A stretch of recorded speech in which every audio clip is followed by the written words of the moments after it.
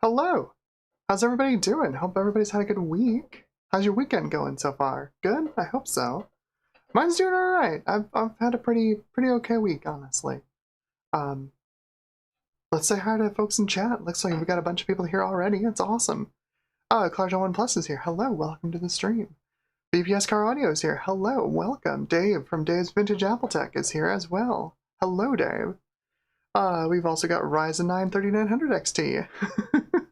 Says, oh boy, it's cursed already. Nvidium is here. Hello. Welcome. Hardened Held is here. Hello, welcome to the stream. Euphreet is back. Euphreet says they're trying to design a replacement Dreamcast case. None of the models available have support for the LAN adapter. Nice. That's a nice one to have too. The LAN adapter was, I always wanted it back when I had my Dreamcast. Just never had the money for it. Now they're super rare. Oh, Retrotech Tom is here. Callan is here. Hello, hello, hello. Awesome. Welcome to the stream, everybody. This is great. We're looking at this thing today. This is my fairly inexpensive, honestly, eBay found PowerMac 8500 that's in kind of rough shape, but works perfectly. The eBay seller said it powers on but has no video. I pulled it apart, reseated all of the RAM in it, the VRAM and the motherboard RAM, the main RAM, put it all back together, and it just turned right on. And that's been its saga so far. We've powered this on stream a couple of times so far, and we've discovered that it doesn't have its stock processor. It should come stock with a PowerPC 604 at 120 megahertz, and instead it has a 604E at 233. Which is, as far as I can tell, I've examined the card, it has no Apple branding on it, which makes me think that it came out of a clone, probably a UMax S900. So somebody picked this up, and then they picked up the UMax, and they upgraded the UMax probably to a G3, and then put the 604E card in this machine. Upgrades roll downhill.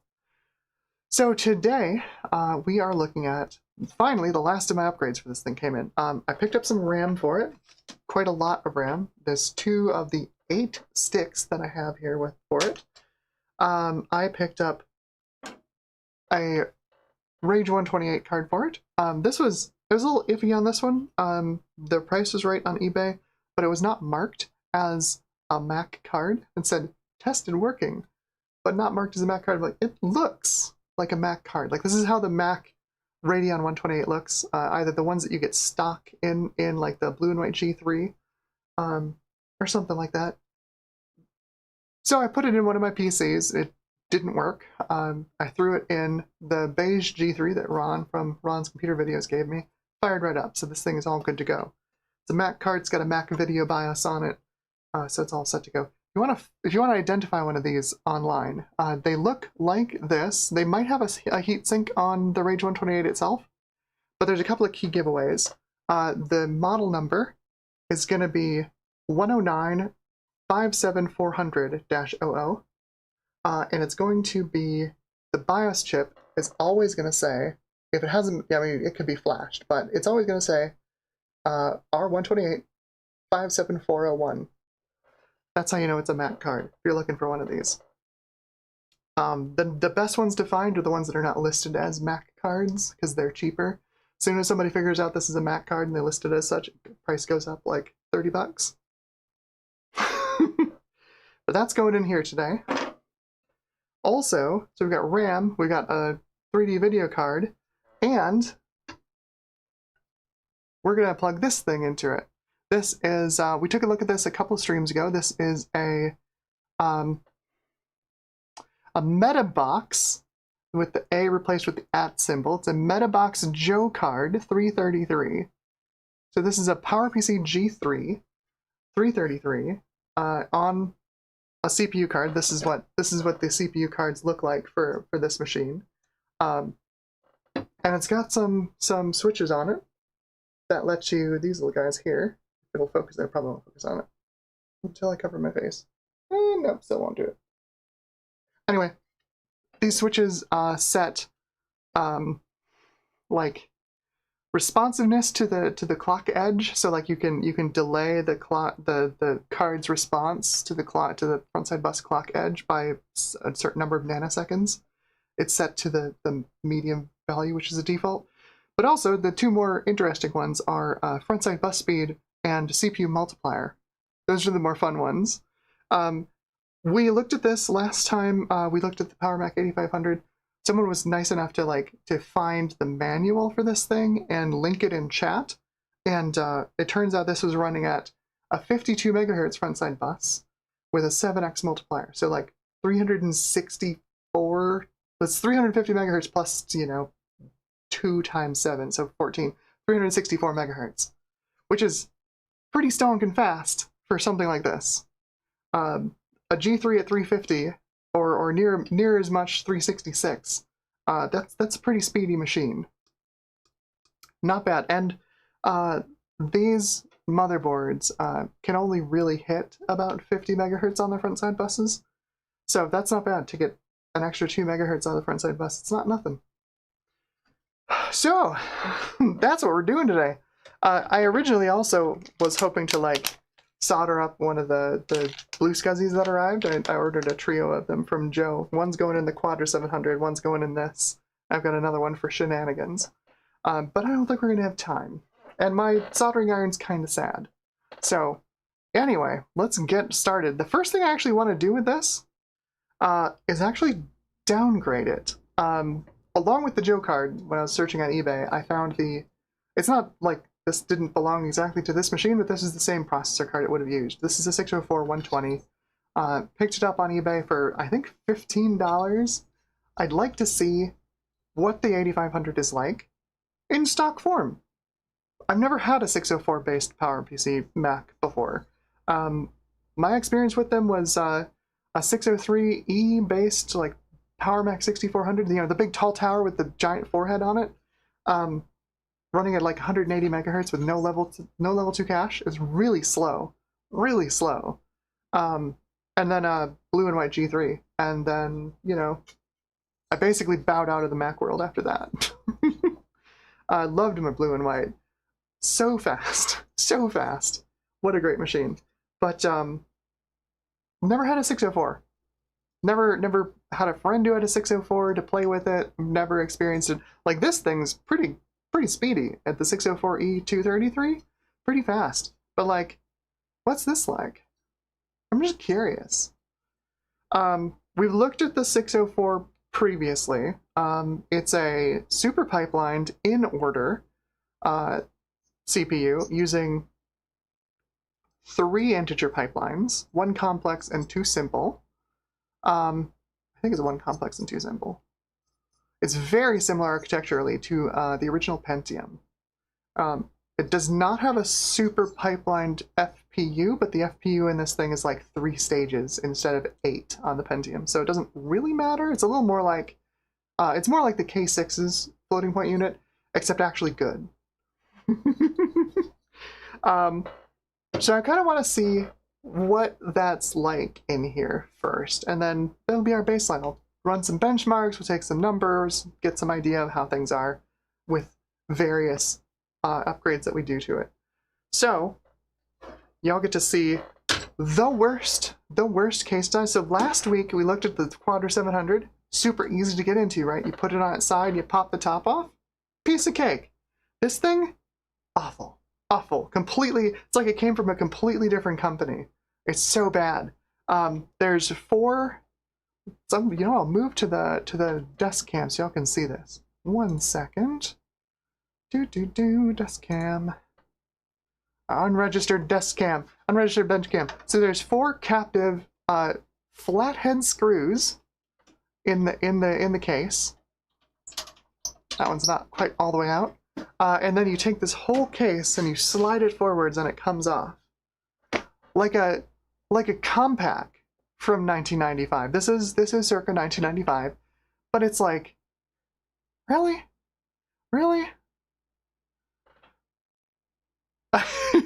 And Medium says, comparing anything to the original K6's floating point unit is a bit unfair. Just a little bit. I mean, I did It's a bit of an older video on the channel now, but I did actually run like Media GX, Pentium 1, K6, Pentium 2, Pentium 3, and an Athlon, all through Quake 3, Quake 1, Quake 2, Quake 3, with a Voodoo 3 powering it to see, you know, how much CPU you can feed to a Voodoo 3 before it actually caps out, because, you know, one of the cool things about a Voodoo was, you know, you just put more CPU in it if you want it to actually go faster. Just, you know, upgrade your processor. They were kind of magical.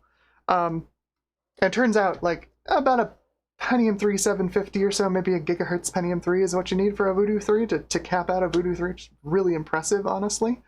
But we did actually see, in Quake 1 and Quake 2, the K6 was pretty slow versus the Pentium. And then in Quake 3, the K6 finally took the lead over the Pentium because there were no longer Pentium optimizations in Quake 3 versus the early Quake games.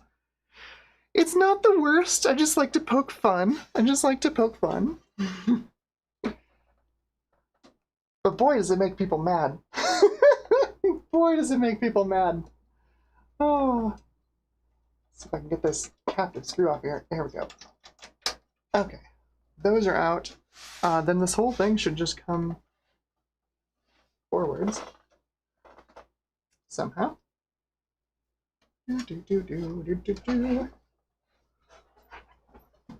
Oh, I hate this case so much. Let's see. This stays in place. The metal part moves forwards. I believe the feet stay in place as well.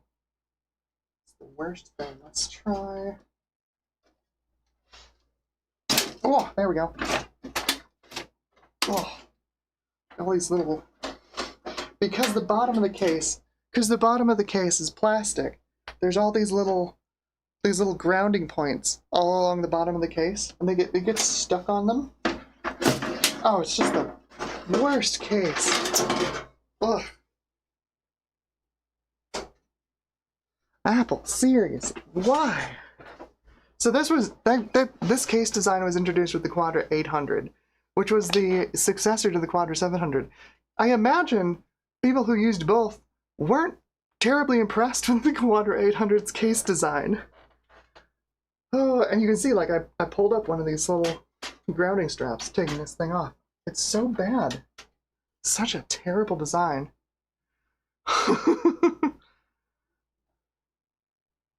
NVIDIA says, K6s, especially the CXT and K6-3s, that would be Chomper XT, are still great CPUs. Yeah, they're not bad. They're not bad. The floating point units are not... The CPUs themselves are roughly, you know, Pentium P6 class. The FPUs are not. They're very not.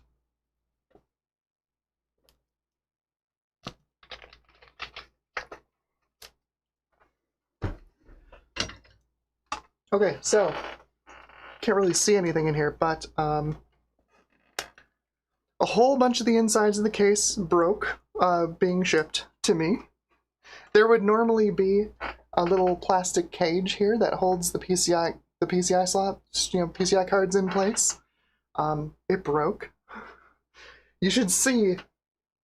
I think maybe I finally threw it away. No, I didn't. Oh god, I have a baggie full of all the things that broke. There's all the broken case bits.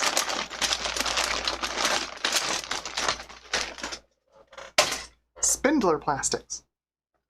Such a terrible, terrible design. Ugh. Just awful. Anyway, there's our CPU card. You can see that in there. That's our buddy. And it should just come out. Oh jeez. I'm gonna just let this stand here and I'm just gonna pull this card out. There we go. There it is. There's our 604E 233. Not bad. And like, yeah, I mean, you can take a look at this, but like there's normally that blacked out spot on the top there. You see that on the top left of the card? That's usually where it would say Apple Computer Inc. Not there. On the back, sometimes over on the left side of the card there, where the FCC label is, that blacked out spot there would also be where it said copyright Apple Computer, and it doesn't, because it's got like black vinyl stuck over the top of it. Very interesting. The clone project, the Mac clone project was weird. Weird. Apple's executive team at the time were idiots. And somehow they managed to convince themselves that letting a bunch of other people sell Apple hardware and Apple just taking a percent off the top would somehow magically make more money for Apple. Of course it didn't.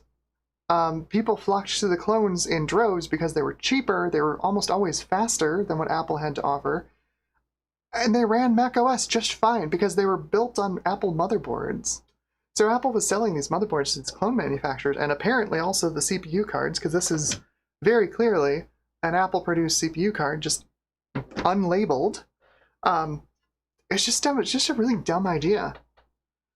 Of course, we all know Steve Jobs came back to the company and promptly halted the clone project, which honestly, it's a good call. It's a good call, Steve.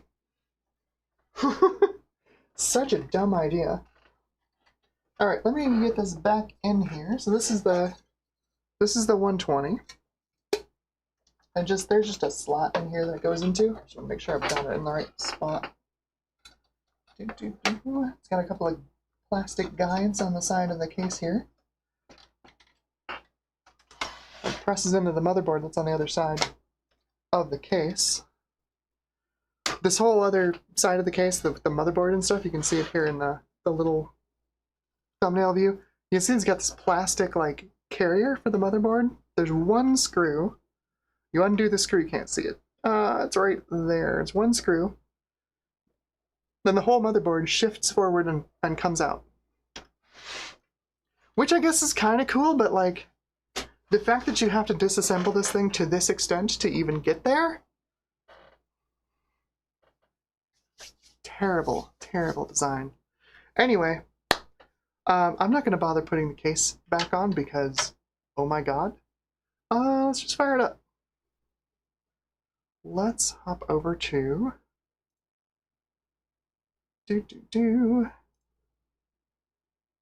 switch over to the capture card.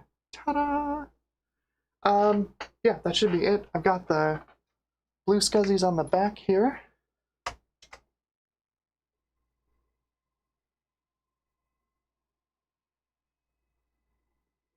Oh, the CPU card's no good. That's a bummer.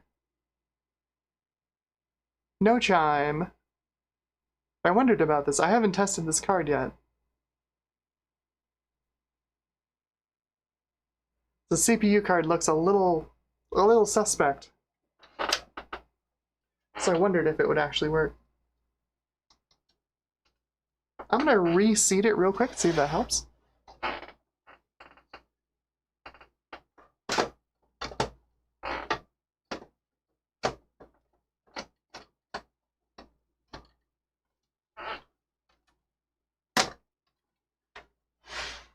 Maybe I just didn't put it in all the way. Let's see.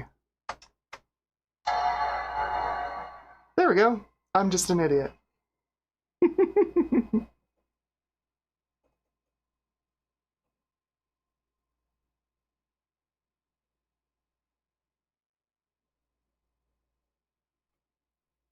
Don't mind the stripes on the display. The VGA capture doesn't really like this screen.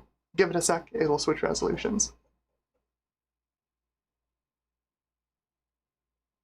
Remember, we installed BOS on this thing, so it does ask you if you want to start BOS first.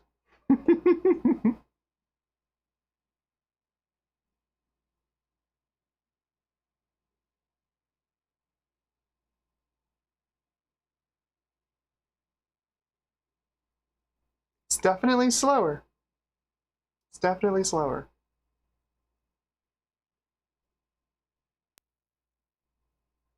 This is booting macOS 8.1.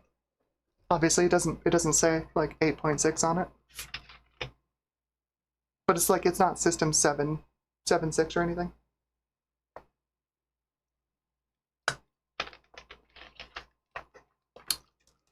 All right.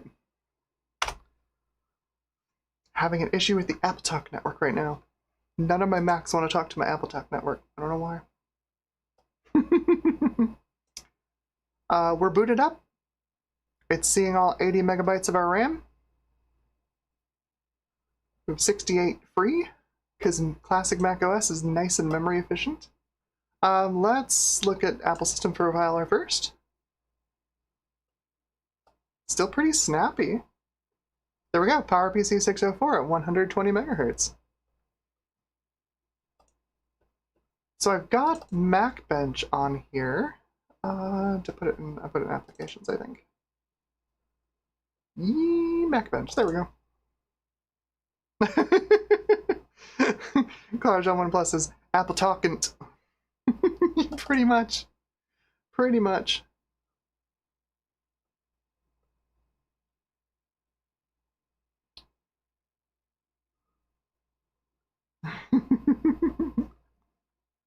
Alright, I'm just going to do some basic stuff. I just want to do processor and floating point.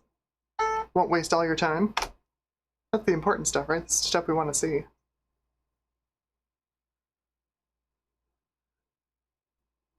Yeah, so Jack 68K says, oh, not even 604E.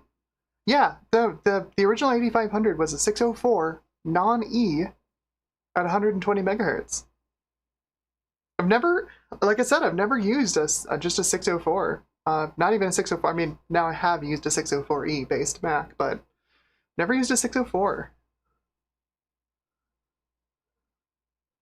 That's not bad. So we're 2.75 times faster than the 60160. So we're double the clock speed. Same bus speed, because the 120... Oh wait, no. The 120 runs at 40 megahertz frontside bus, I think. But 2.75 times faster than the 60160? Not bad. 604 is nice. So let's see about this this legendary floating point unit. Let's see what we get.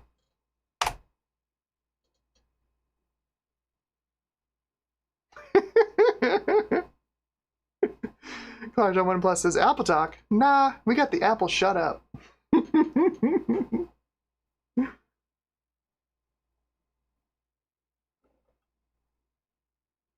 Jack 68K says I can't remember what the minimum speed 604E was. I think it was 180. For some reason 180 sticks in my brain as like the slowest 604E that was ever made. I think the 150s were still regular 604s. I think.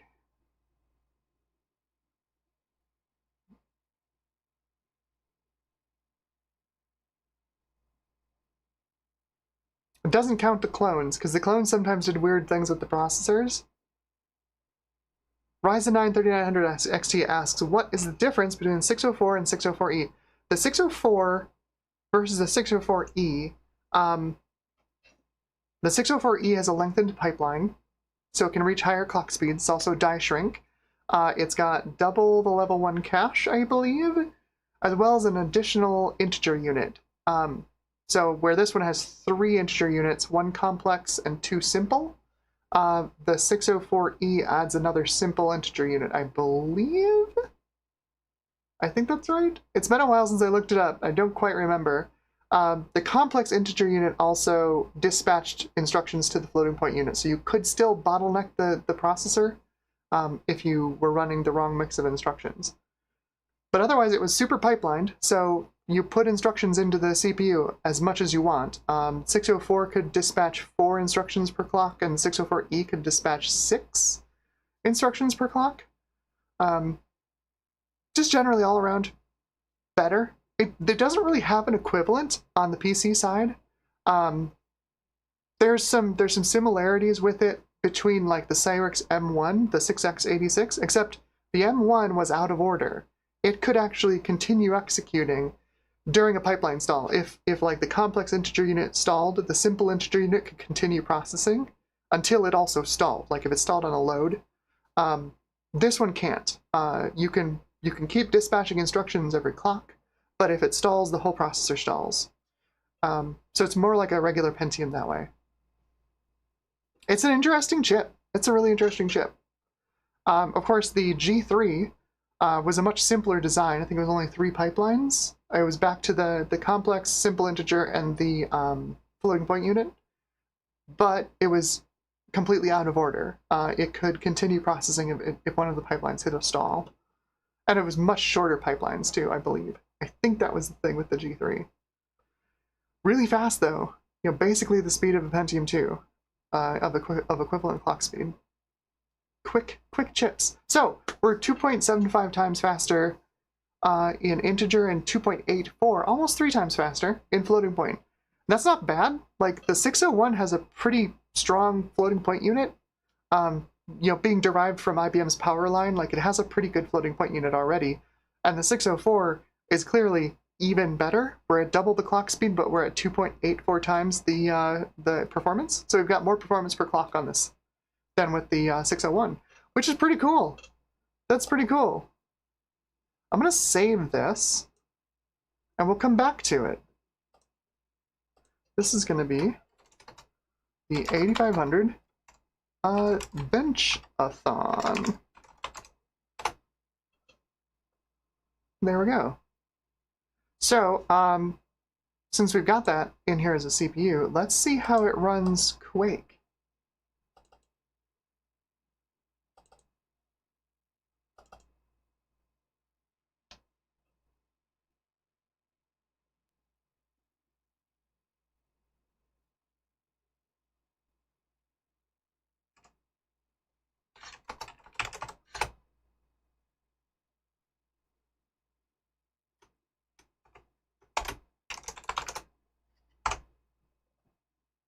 Mouse look, not great.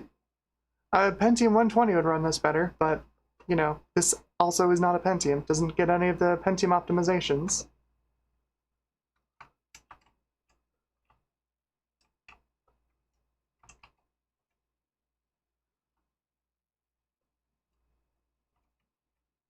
Well, let's do a time demo and see what we get.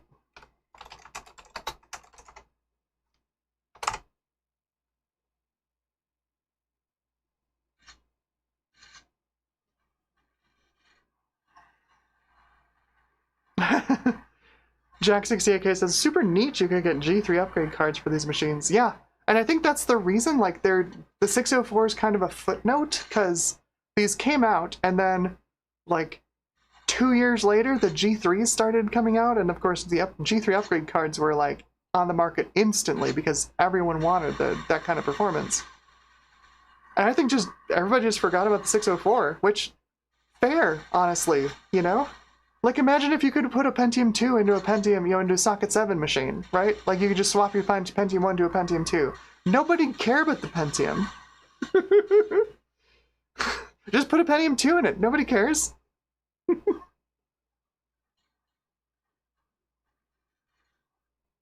So that gets us 17.7 FPS. I'm going to make a note of that. So that's on the original 604. 604 120 gets us 17.7.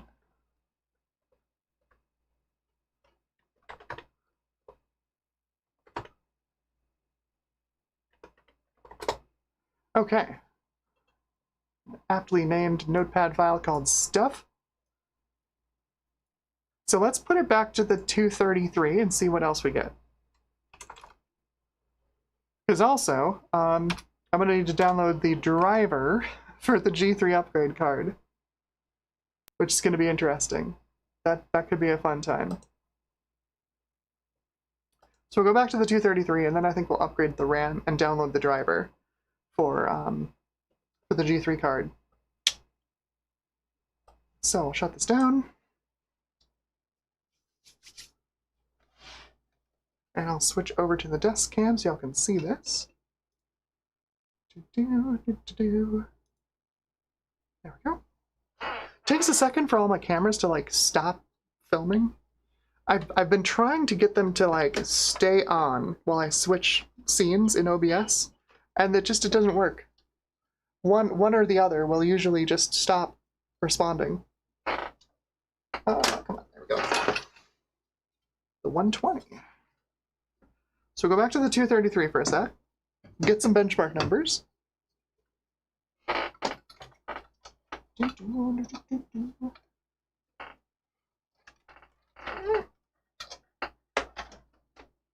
Little plastic slot thingies that slide into. There we go. And it goes into the actual slot on the motherboard. Needs a good whomping push. There we go. Okay, let's boot that up again.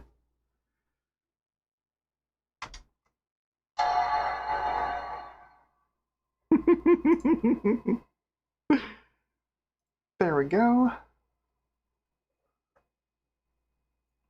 233.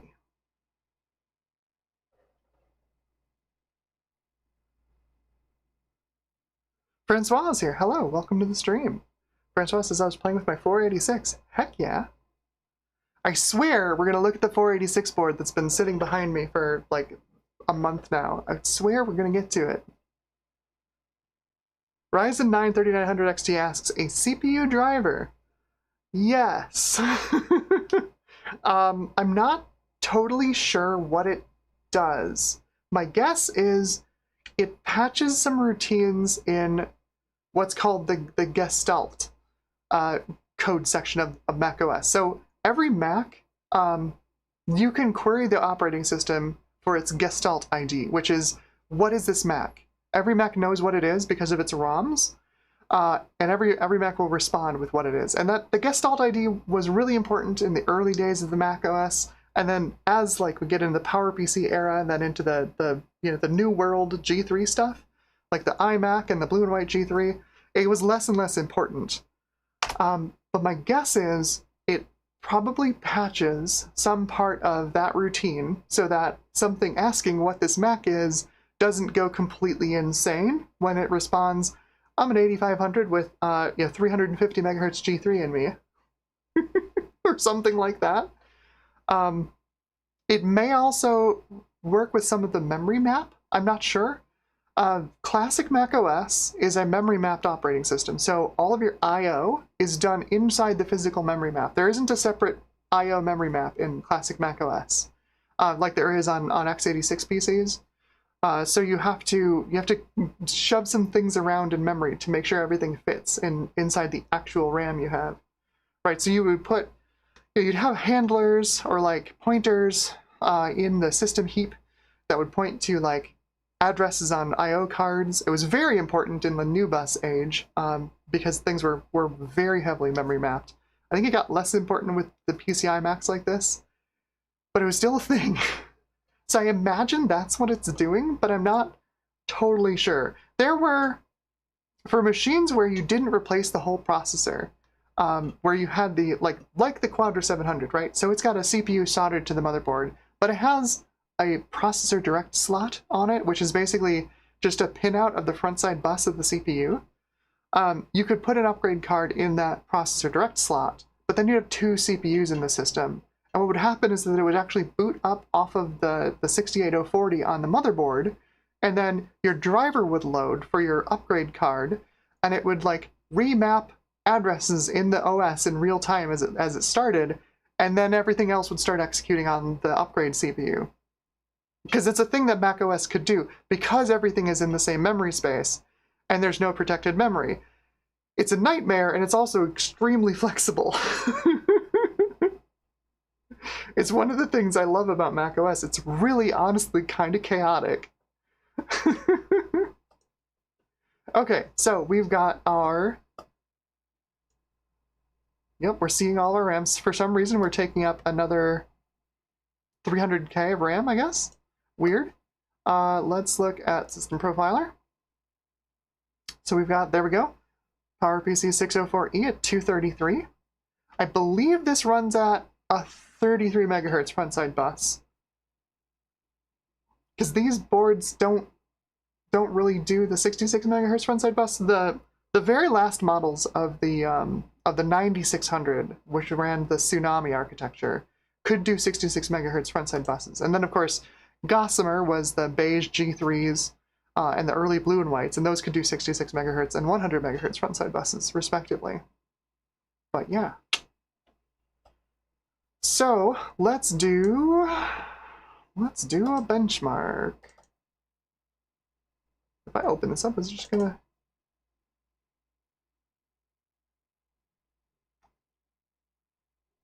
Hey, awesome! That's exactly what I want. Let's benchmark the CPU. So this will run the integer tests again. Okay, YouTube's getting real aggressive with the ads today. Jeez, I've had to tell it to skip twice now.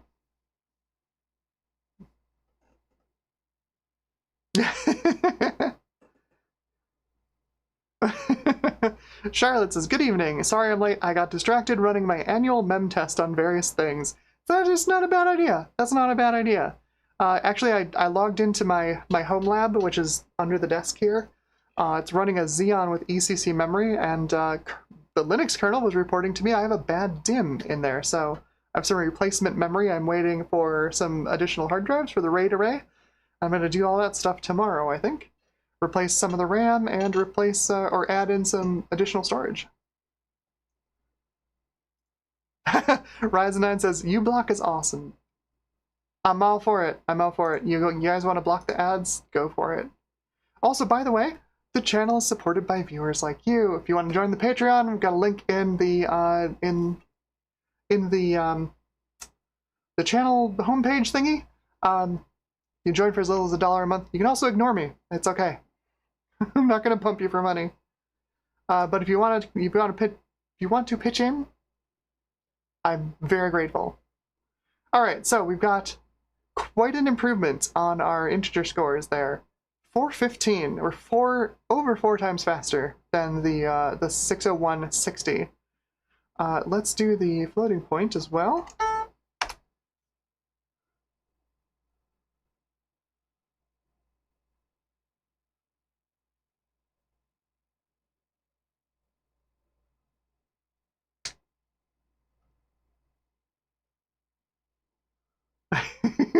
Jack68K says, classic macOS was super cool from an engineering standpoint, but also crashy. For real. You just got used to restarting your computer.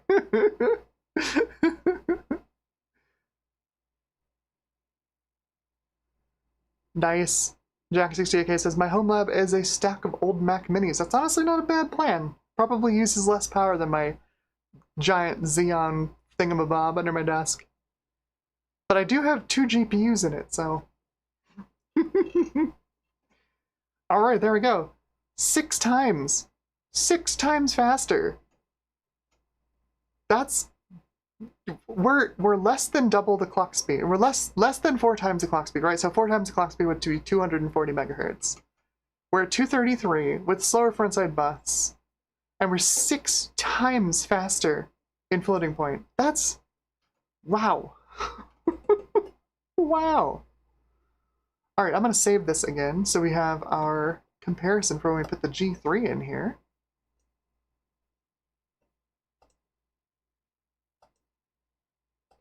Won't let me save it as a same file. It's weird.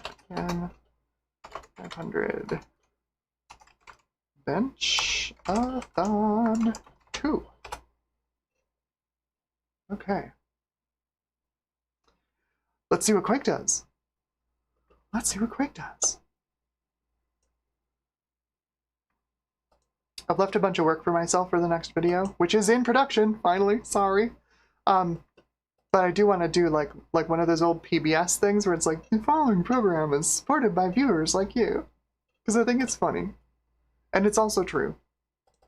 The whole idea is to get this channel off of ads completely and just be viewer supported. Like that'd be the best thing I think for everybody.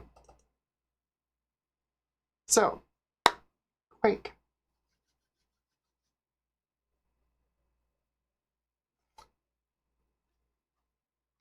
Oh yeah, no, that's already looking better. That's already looking better. Okay, so do a plus M look.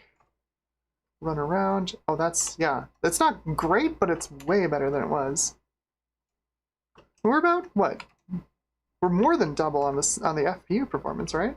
From 287 to 600.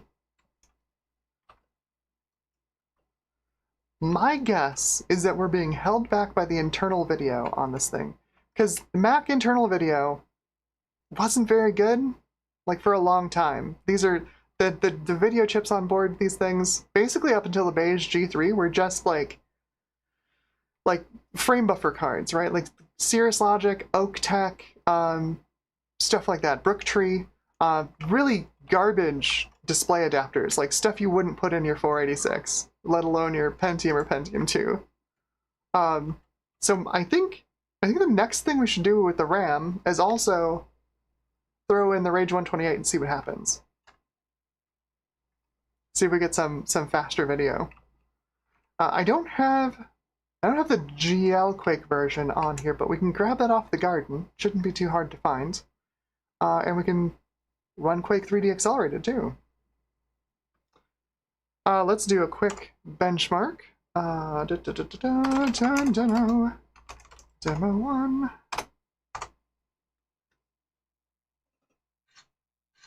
Much better. Immediately, much better. 604E, strong.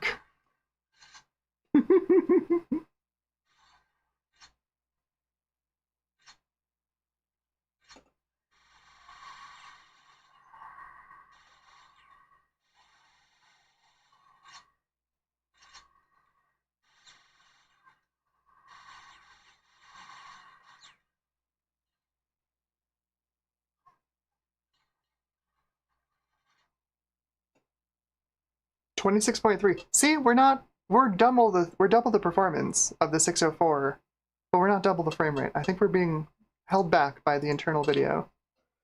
Still, 26.3, it's not bad. It's not great for a 233 megahertz CPU, but overall it's not bad.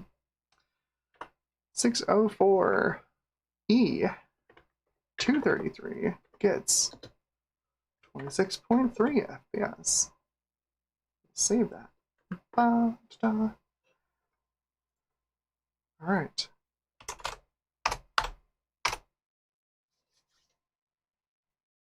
Okay. Double check that I've got the ATI drivers in here.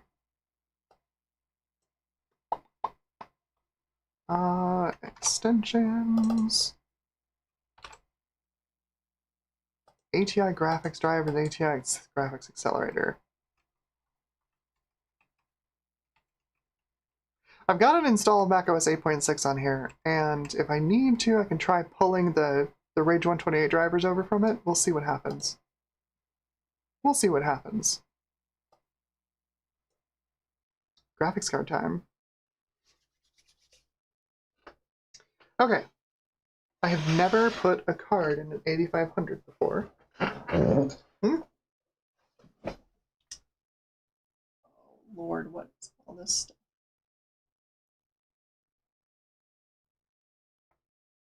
Oh, geez. Touched it and it broke. Spindler plastics. Ugh. Oh, jeez. Alright, so there's the slot cover.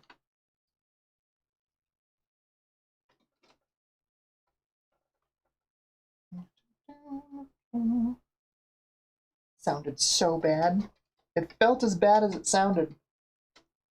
I will tell you, it felt as bad as it sounded. The cable for the... Okay, so if you've never seen one of these things before, let me switch over to the desk cam. You might notice there's a whole bunch of composite video and audio, or analog video and audio stuff on the back. This has analog capture built into it. Seriously. You've got S-video, composite video, and then stereo audio, in and out. Built into the board. There is a ribbon cable back here. And this little blue ribbon cable just under the CPU card here. This guy carries all the signals. So I have to break out the second slot, I think. Crunch oopsies. Yeah. Let's see if I can get this out of here without annihilating it. Ooh, I got the second one out. Yeah! I didn't break anything that time. Can I put this in without destroying it? That's a good question. Good question.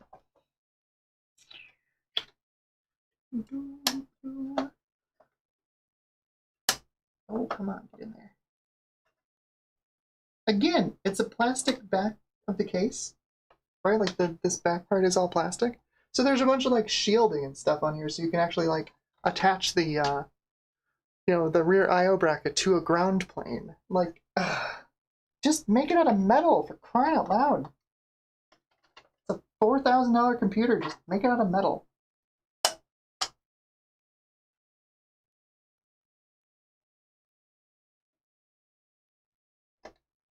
Come on, get in there. Oh, I think we're in the PCI slot. Hey, hey! That is seated.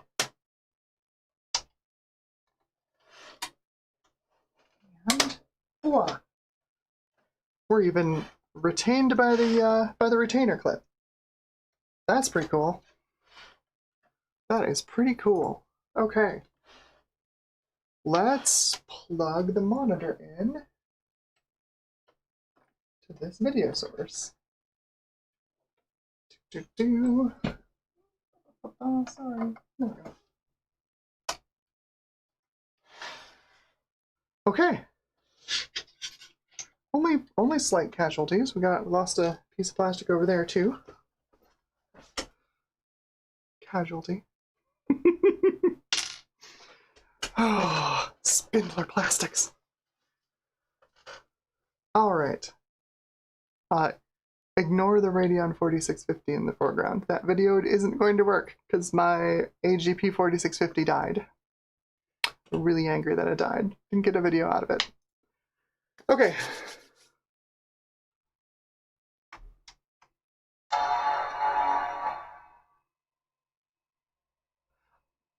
I saw 5 blinks out of the blue scuzzy. I think it might not be happy.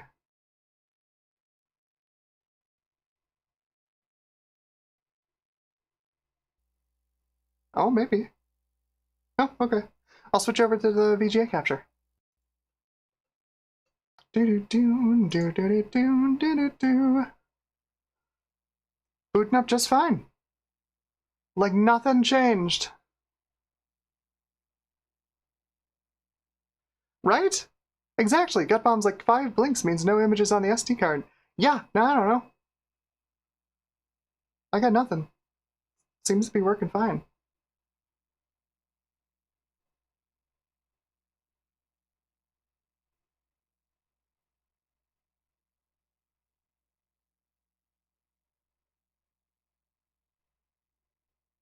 She's booting. She's booting.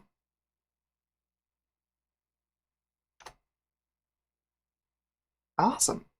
All right. System profiler.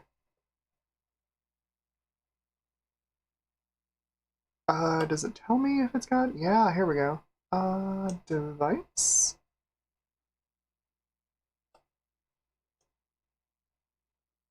That's like drive information.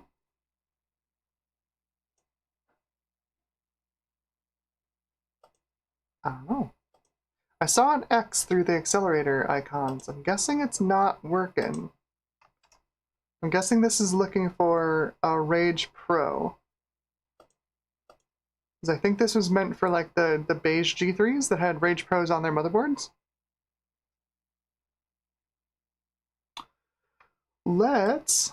We're definitely at a different resolution. We're at 640 by 480.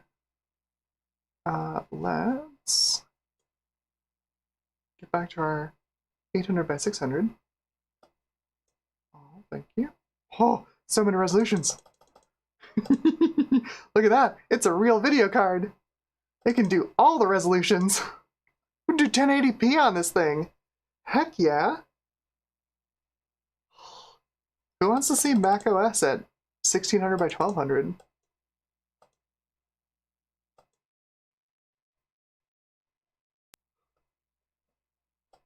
Look at how much space! Look at how much space there is!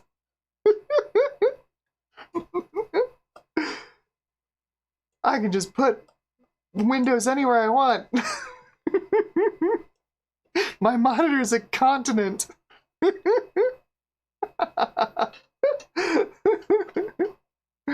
Oh, that's funny. That is so funny.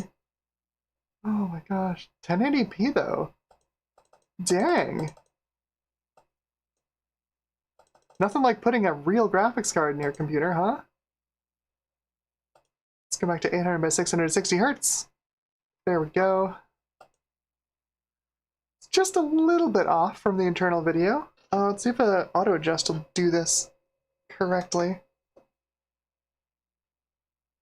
Yeah, nice. Beautiful. I'm gonna try something a little cursed. I'm gonna try dragging over the Range 128 acceleration extensions from 8.6 and see if they'll work in 8.1. I doubt it, but I want to try. We can also just boot off of 8.6 too. It's not a big deal.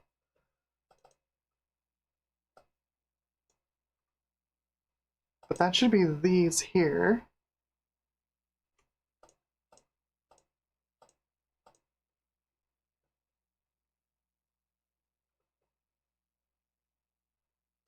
I'm going to put these in the disabled folder.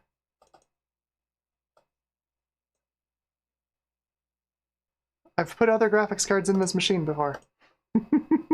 I have an X Micro Twin Turbo over there that's a little bit green when you plug a monitor into it.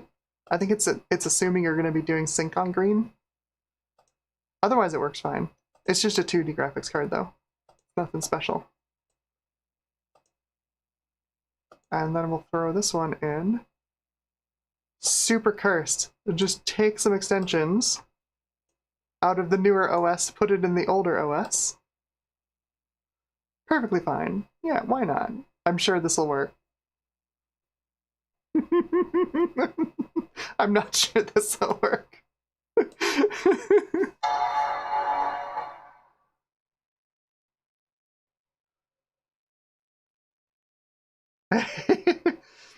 I8386SX is here. Hello, welcome to the stream. They say try a classic version of Winamp on a 4K display. I imagine if you don't have any display scaling set up, it's about like maybe this big. It's like right over there, little tiny in the corner.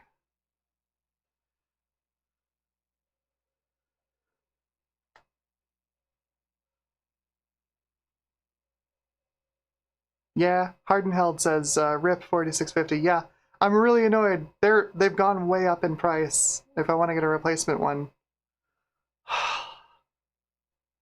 I probably will eventually, but probably not until after the move.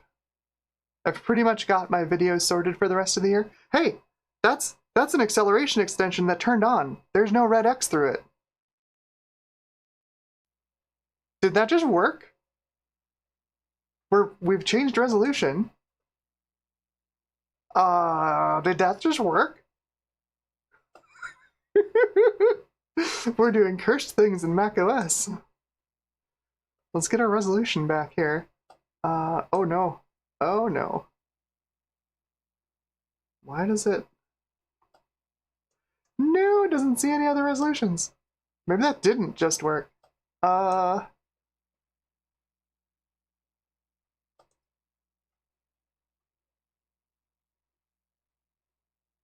Huh. Well, here you go. You can do dual monitor because the onboard graphics are still working.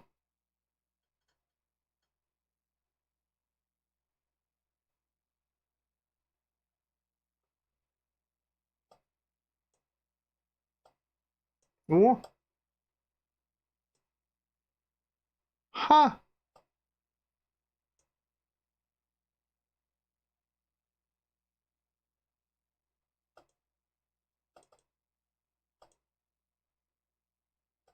Okay.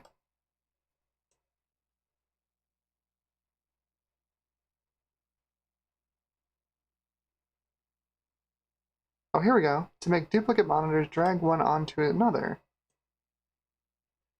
It won't duplicate them. Okay. It refuses. That makes sense. They're two separate displays. Or maybe it does. It definitely changed what it did in the background. Okay, and that's still the boot up display. Can I change my resolution? No. Let's see if Quake will run. Things seem snappier. I think we might have 2D acceleration going. Do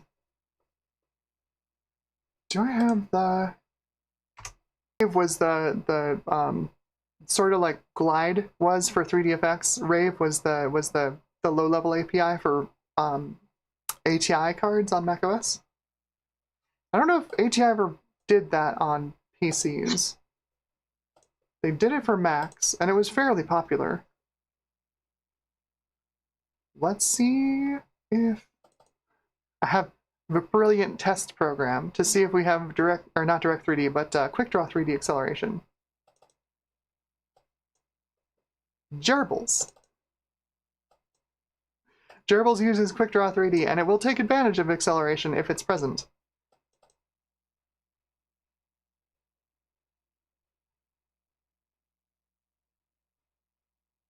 I don't think we're accelerated, but I don't know.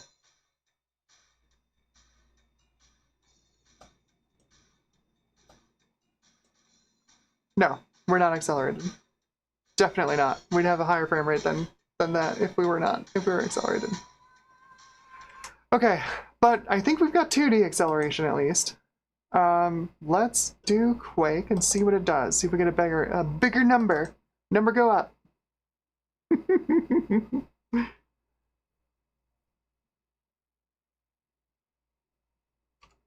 Okay, map start.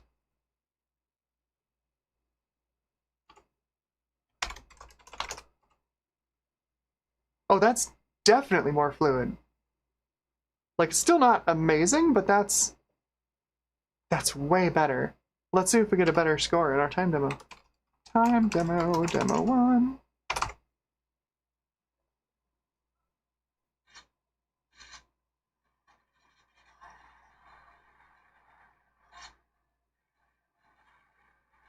There's still no concept of like palette swapping, so the full screen flashes.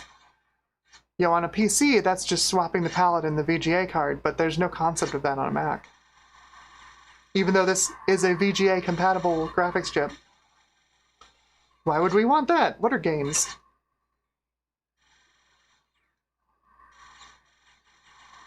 It's running pretty well.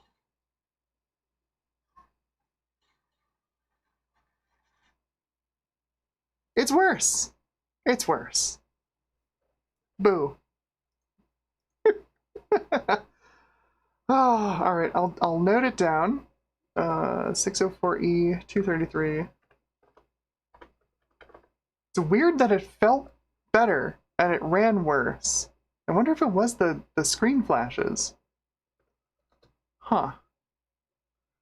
24.4. That is with the Rage 128. Let's boot this thing up in macOS 8.6 and see what happens. Because that's where the drivers are meant to actually work.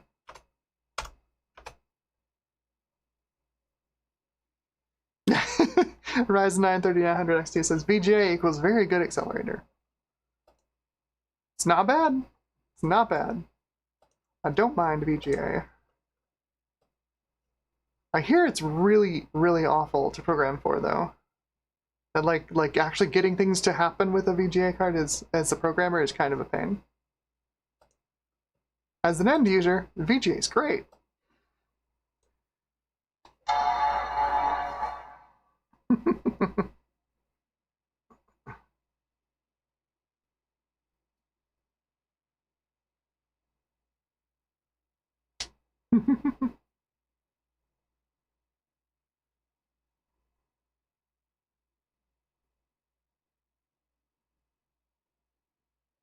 Moving through the years, macOS 8.6 was 1998, I think.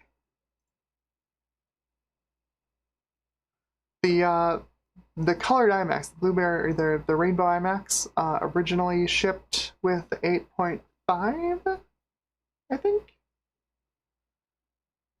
Or started with the Bondi iMac, didn't it? It's been so long. The iMac was so ubiquitous too for a long time. It felt like everybody had an iMac.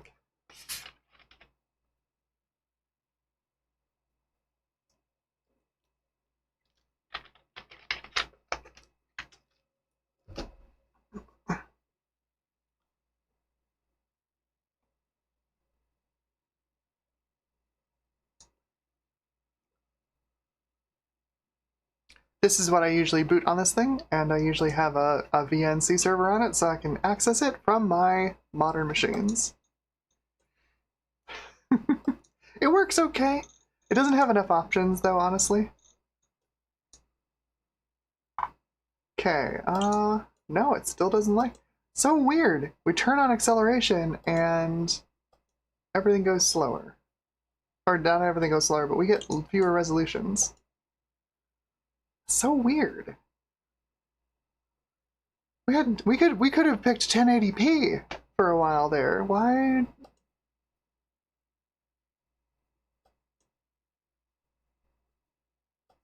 I wonder if it has to do with the mirroring going on.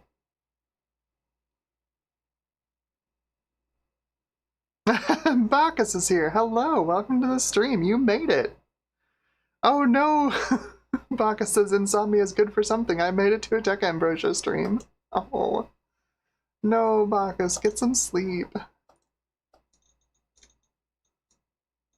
I don't have the old style monitors control panel.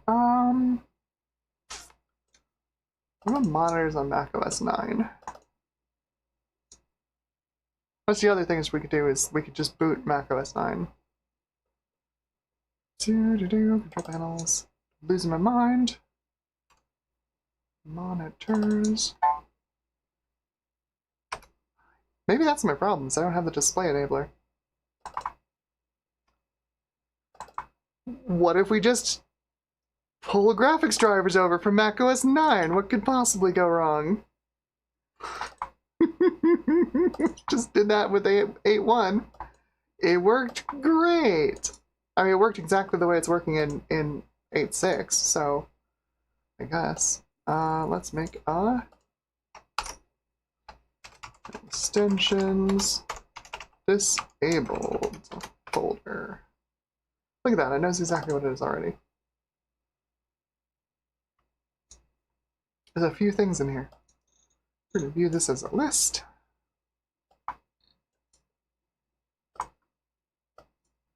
We've got extensions. Oh yeah, I've got drag any window on here. Heck yeah. I love that. I love that control panel. Let's do...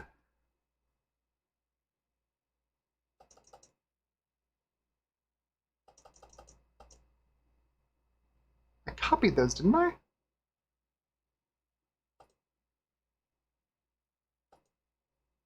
Oh, this is macOS 9. Of course. An idiot. They aren't here.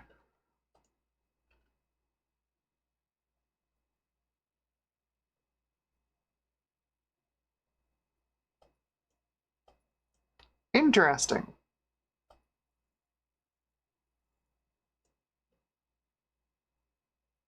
I think it's time to go to the garden. Interesting, interesting.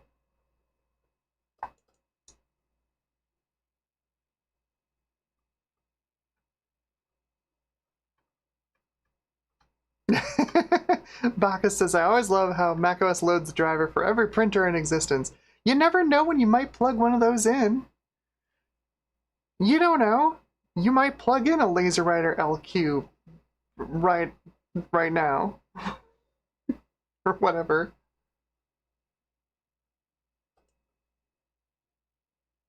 Get your LaserWriter 2 in there. ImageWriter LQ. Let's see. Maybe someone's just thrown Rage 128 drivers on there?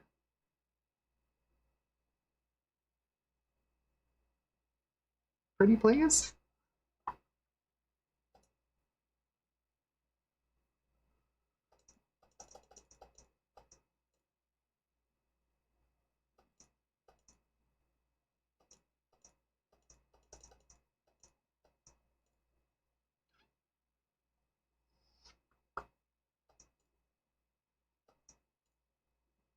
Ooh.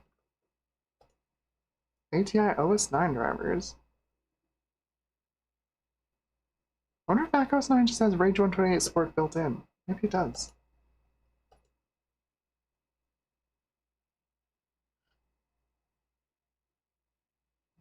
Exclaim VR 128. That was the name of the Rage 128 on the Mac. Okay, I'm gonna grab these.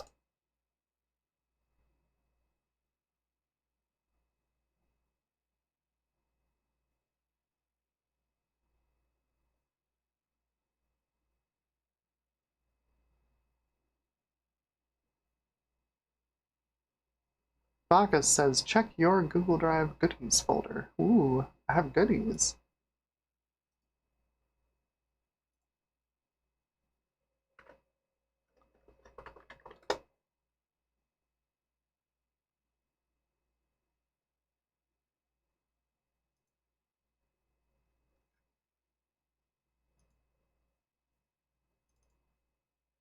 Oh yeah?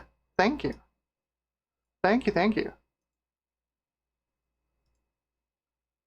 Drivers for the Joe Card 133, or 333. I have no idea what they're gonna do. I did. Gutbomb did also send me those a little bit ago. I had a look at them. They're compressed with the zip utility in macOS 10. I don't know if I have anything that can unzip them and preserve like their resource forks and stuff.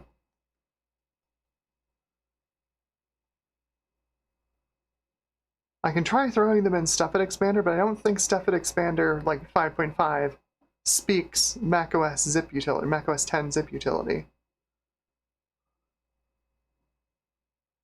I might just have to get out the tie book. Boot up macOS 10.2.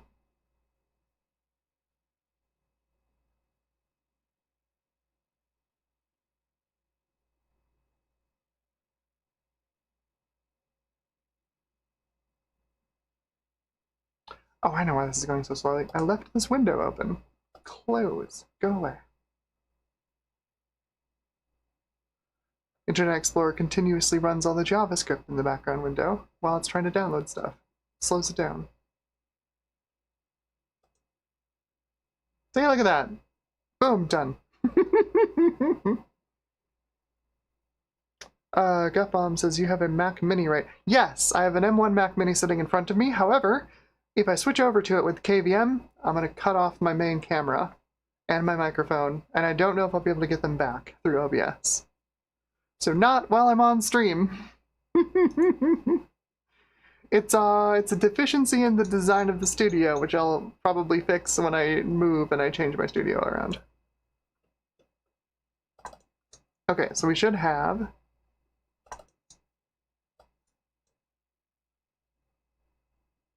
I guess I'm going to have to boot OS 9, huh? That's fine, sure.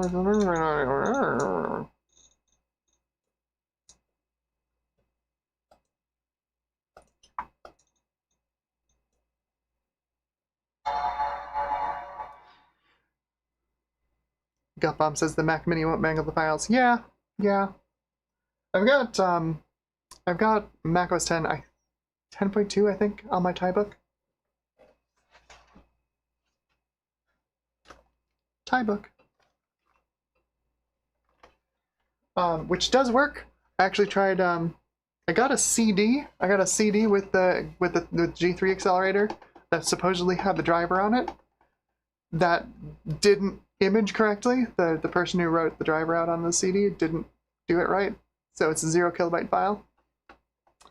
I was just gonna like turn it into a disk image, via the fully operational optical drive in this machine. But there's nothing on it. There's nothing on the CD, basically.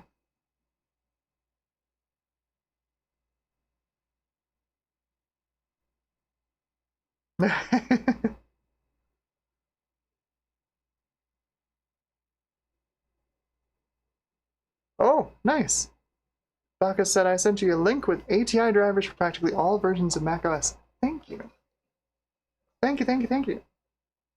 Let's see if just having it in macOS 9 makes a difference. It does. We can finally get back to our good old friend 800 by 600. I don't have drag any window on here.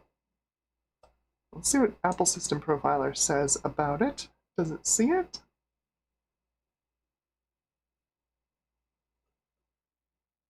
In this case, we go to Devices.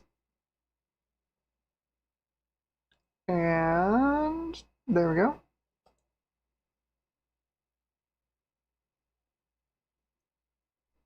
That is the built-in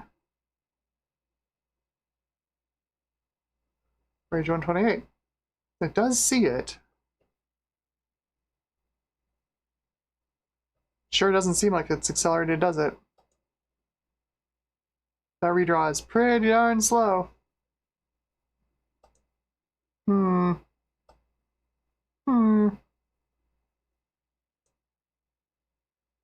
Although window draw is fast. I don't know.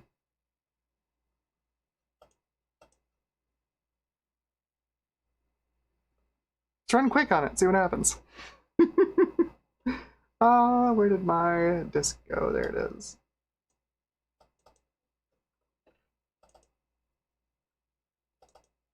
Let's see what it does.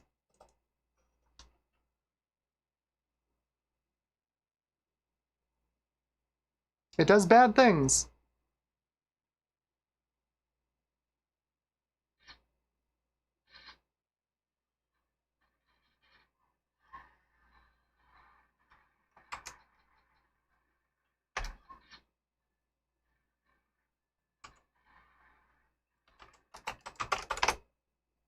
Map start.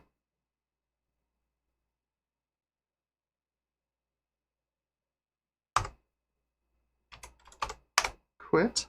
Enter.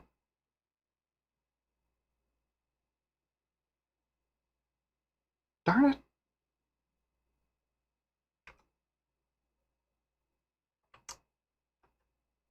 Quit the darn game. There we go. Jeez, what resolution is this stupid thing set?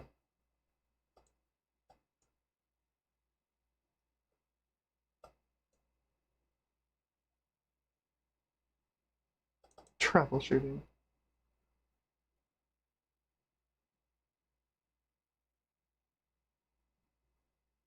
The game seems slow. You might need more RAM. No, that's not why.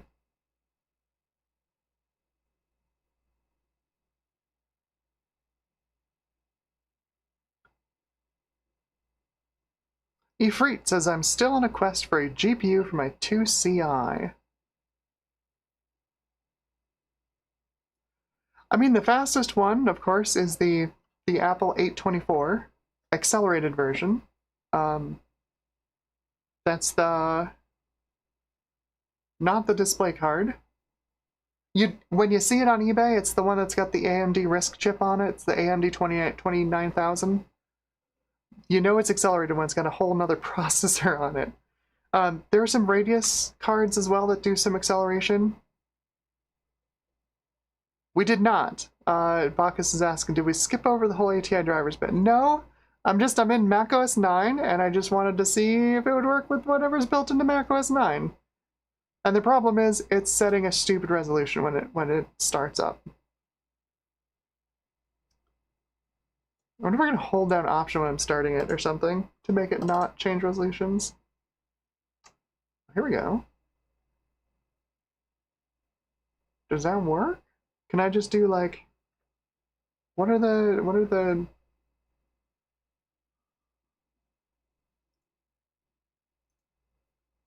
what command line options do I get for Quake for Mac? Because on the PC it's like vid mode. Quake Mac command line options.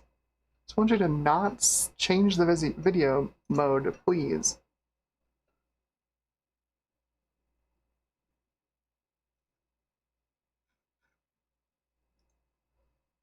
Okay, Google, I need you to find things that have Mac in it. Thank you, not the Steam version of Quake. Pile of garbage.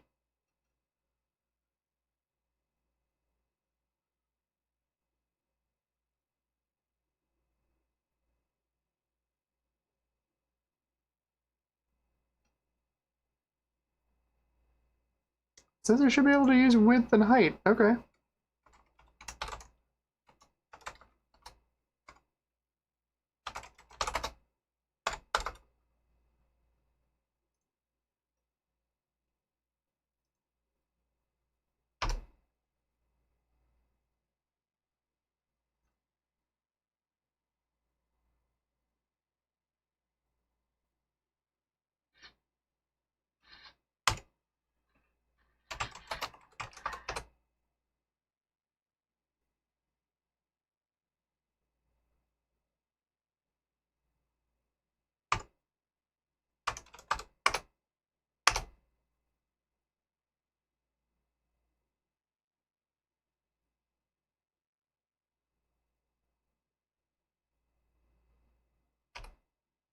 You can quit out of the game?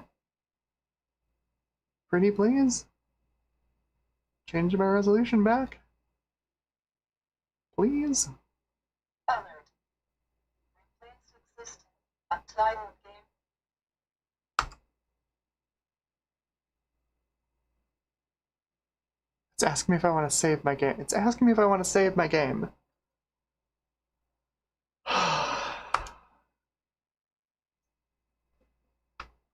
Oh my god. Quit.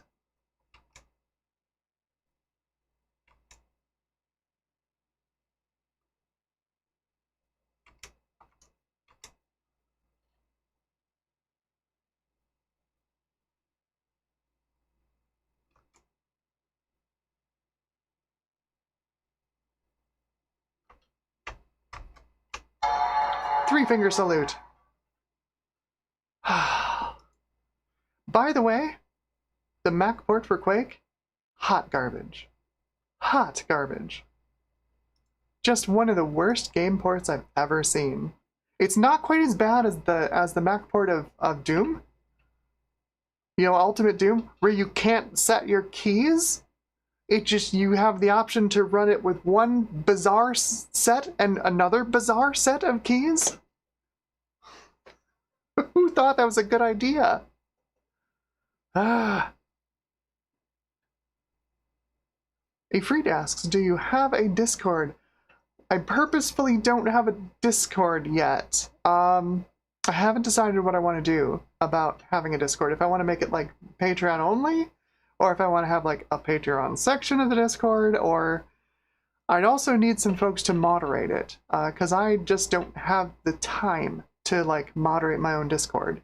And that's a big responsibility that I don't want to like slough onto someone unless they really want to do it. So I've been kind of avoiding setting up a Discord for now. It's probably gonna happen eventually.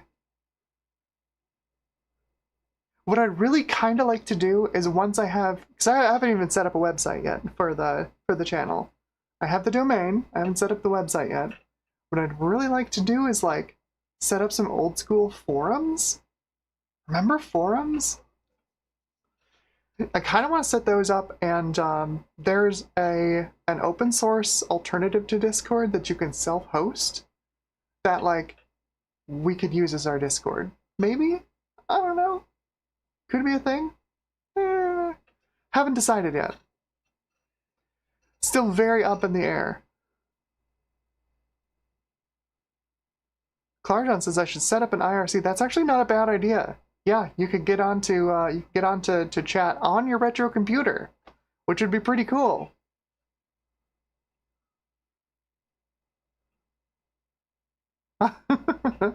If Fritz says I'd be down to moderate part-time, I appreciate it. I appreciate it.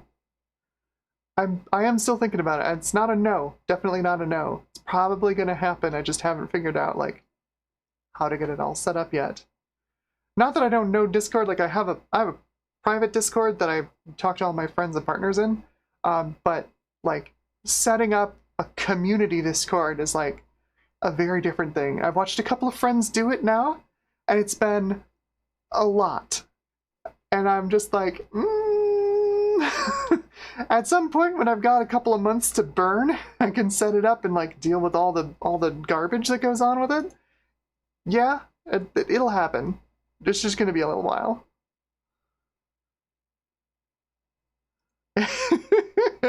Charlotte says, I wonder if I still have my pirate copy of V Bulletin in source control. Ooh.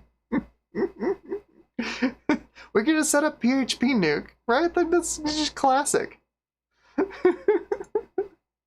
How many times has PHP nuke been breached? I think it's a really bad idea to use PHP nuke. Let me guess, this doesn't save its preferences in a config file, does it? Probably puts them in a, like a Mac style preferences file, doesn't it?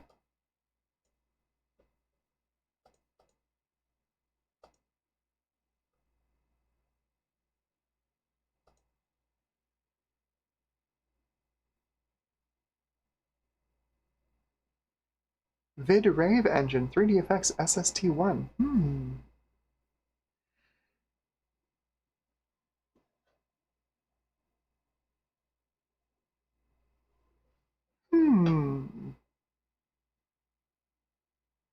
That's a thought. Boy, that's a thought. I wasn't planning on doing anything like that. But, like,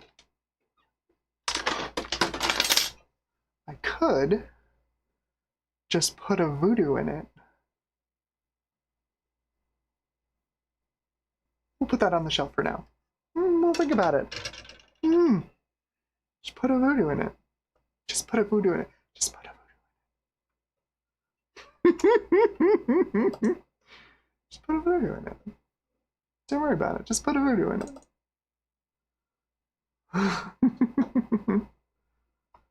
It's autoexec.config.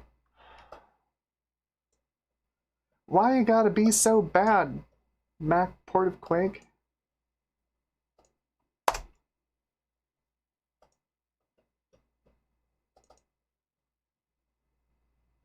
I betcha it's got a stupid preferences file in here. Yep, I was right. Let me get the preferences file off of the OS 8.1 install. I'll bet we can just drop it in there and it won't change the stupid resolution. Please. Pile of garbage.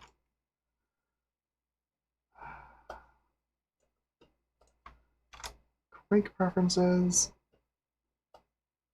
Get in there. Yes. Alright, close all windows.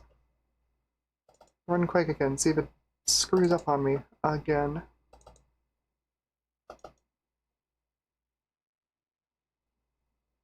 Ah! Blast it.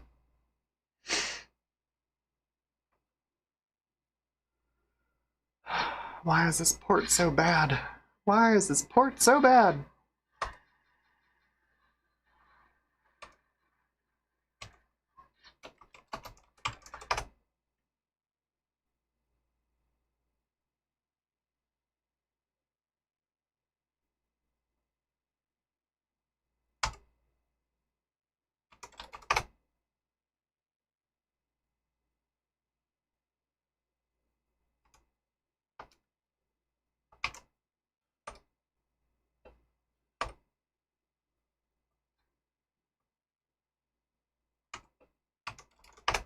Okay, quit. It's probably asking me if I want to save the game. No. Hey! There we go. Garbage. Garbage game. I gotta see if we have acceleration though. Let's see what gerbils does.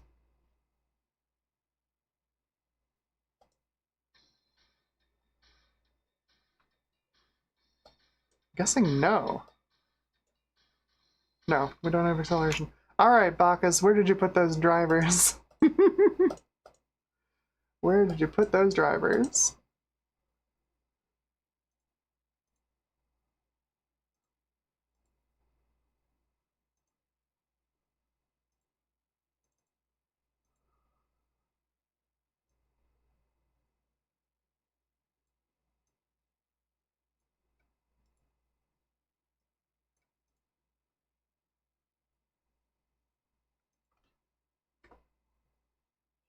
Did you put those in that goodies folder? Because I don't see them.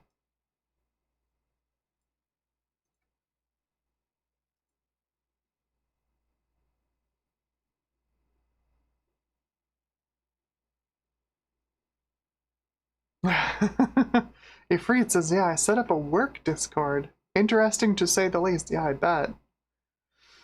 It's like the last thing I want to do. Oh, jeez. Work stays at work. I don't want to work Discord. No, thank you. Oh, I sent you a link. Oh, I bet that is in my Tech Ambrosia Discord. I am on Discord as Tech Ambrosia.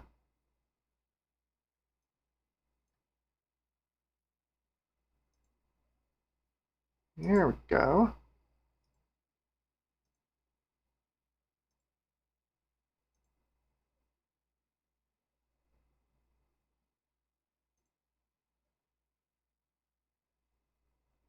Wow. Okay. Yeah, that's a lot. You were not kidding. That is every Mac ATI driver ever. Dang.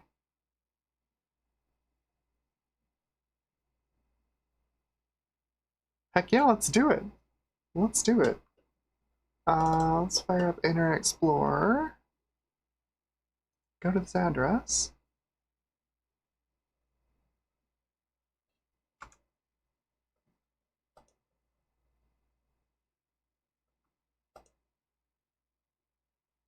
Oh boy.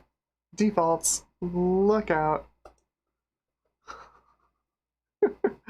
Oh, is this oh, it's HTTPS. Okay. We're not gonna be able to get there. Let's see.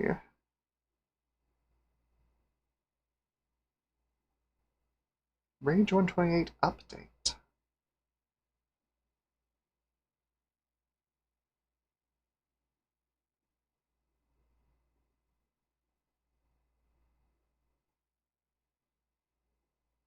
ATI Universal Installer 4.01 for retail products. I don't know if this is a retail product though. I guess we'll try it.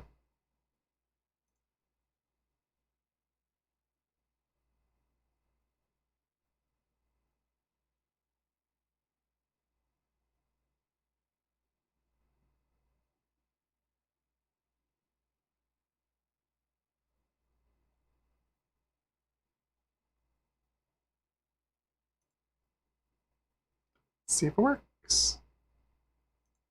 Throw this in my local web server. Retro. Paste. I know this is gripping TV. I'm sorry, everybody. Hang on one sec. This should be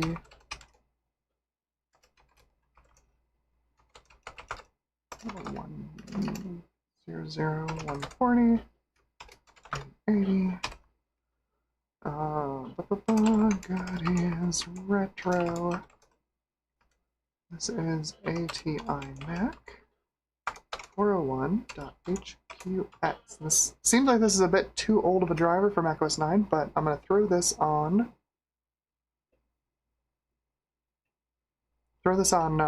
Should work on 8.1. Give it a try there. It's what we were testing in before, so if possible, it's what I would prefer to run on this thing.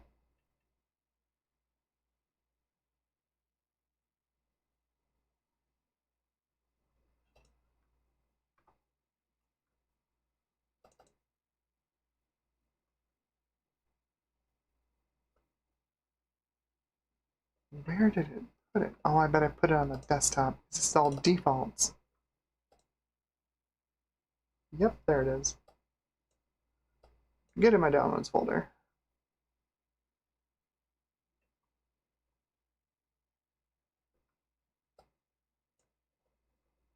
Okay. And shut down macOS 9 and never think about it again.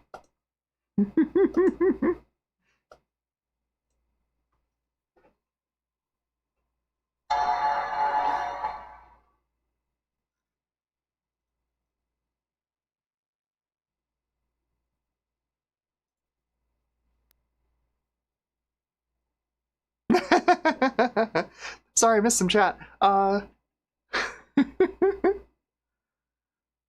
no! A freak killed a Voodoo 3000, a Voodoo 3000. Flashing at BIOS. No! What you can do... Oh, don't remember where I put it. Yeah, the thing you can do with those is you can always pop the BIOS chip off and put it in a programmer and just write a fresh BIOS to it. You know, if the computer doesn't see it anymore because the BIOS is corrupt, it doesn't, you know, doesn't load into the PCI tables, you can always just pull the BIOS chip off and put it in an actual EEPROM programmer. Worth it for those things, man. Anything Voodoo, I don't think you can get anything Voodoo for under $100 these days. Even like Voodoo Rush cards are getting expensive. Voodoo Rush! Terrible card. That's right, we have our Apple Talkant. Okay, I'm gonna take out the ATI extensions in here. Arrange by name. Get my extensions visible. ATI. So close. So close.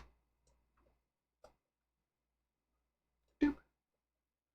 Let's run that installer and see what it does. Hopefully good things. I have lots more OSs to boot if it creams this one, so I guess we'll see.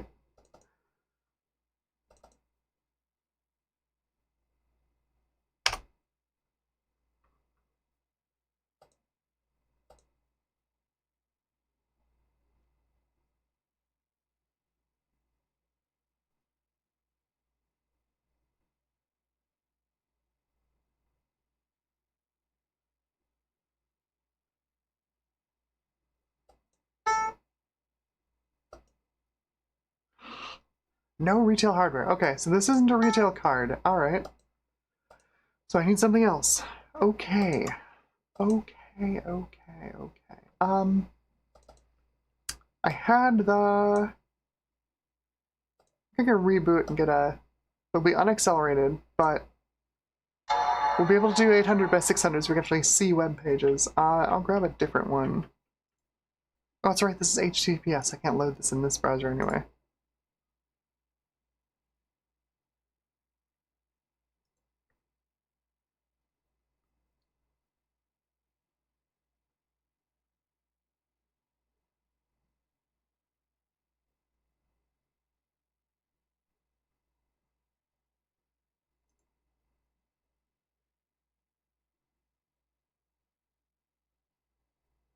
I wonder if this is the one.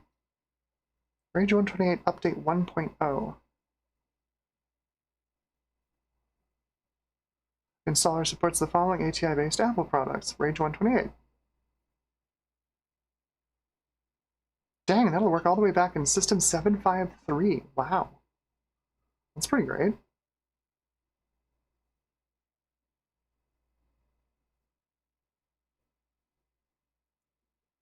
OpenGL for Macintosh Installer 1.0. That looks like the one to get. That's got a lot of stuff in it. Looks like it'll work on macOS 8.1. Yeah, I'll grab that one. Okay. And yes, sorry, I was reading chat and I got distracted. Ifrit asks, is the main screen turn on a reference to zeroing? It absolutely is. 100%. You got it in one. See if we can get this up to... Yeah, there we go. Give me my resolutions back. Dork. Okay. That's better. Oh, geez, look at that overscan. Oh, it's totally because I have the... Oh.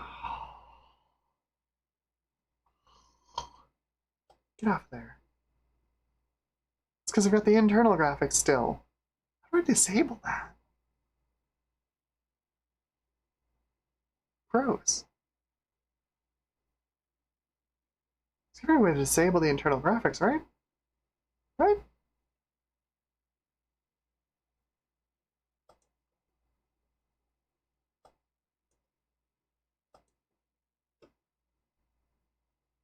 I lose my desktop background. It's annoying.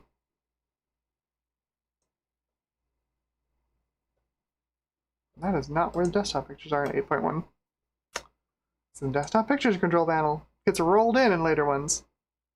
Oh, I see. Remove picture. Do select picture.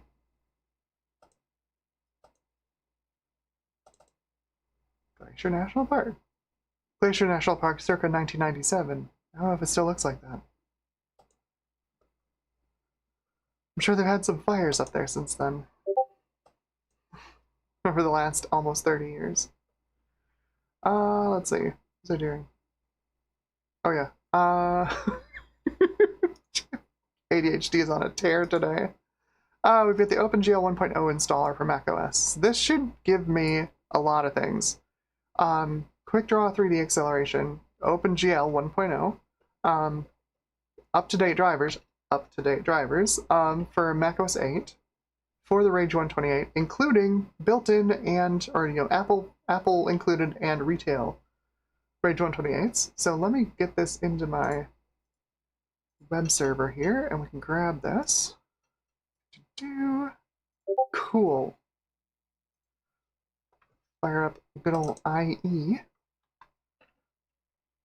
The one thing I would like to run on like macOS 9 is Classilla. Classilla should work on 8.6, but I've had zero luck getting it to work. Bug find.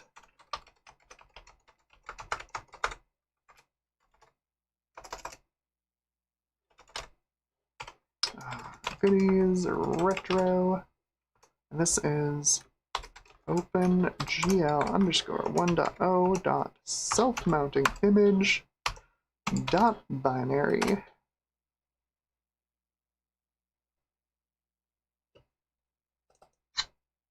Hey. What do you mean waiting for data? It's on the same LAN you're on. What do you mean waiting for data?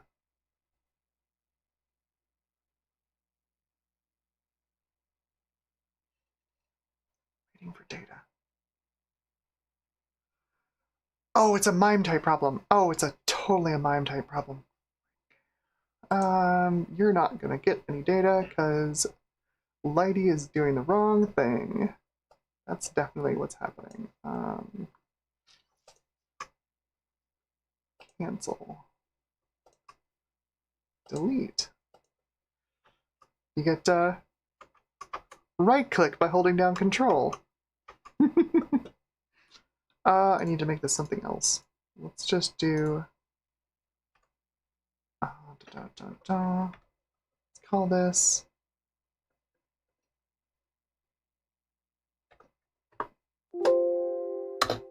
sure. Maybe that'll work. Waiting for data. Oh, jeez. Just rename it when I get it downloaded. Still waiting for data. What is going on?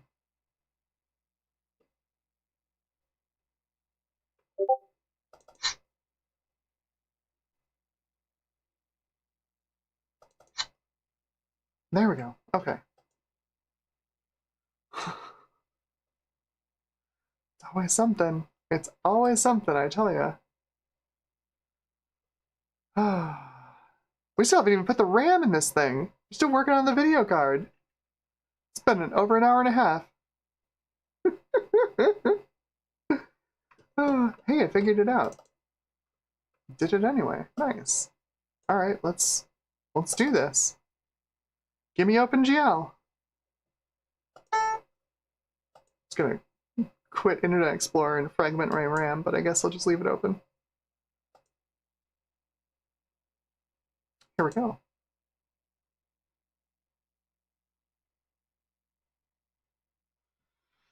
Woo!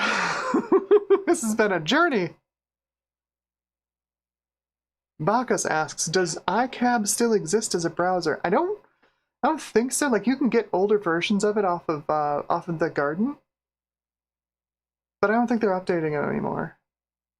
That is another good alternative for, like, you know, classic browsing. Like, if you want to browse the web as it was in 1997, but like Classilla is pretty close to, like, it's like Firefox 40 something, isn't it? Or 70 something?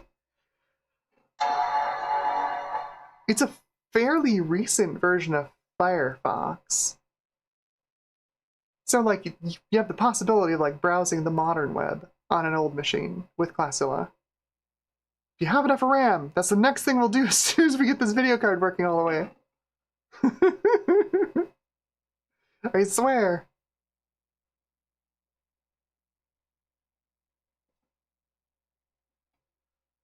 Oh, that sounds awesome. Baka says there exists a hacked driver for the Radeon 7000 PCI for System 761. That would be wild.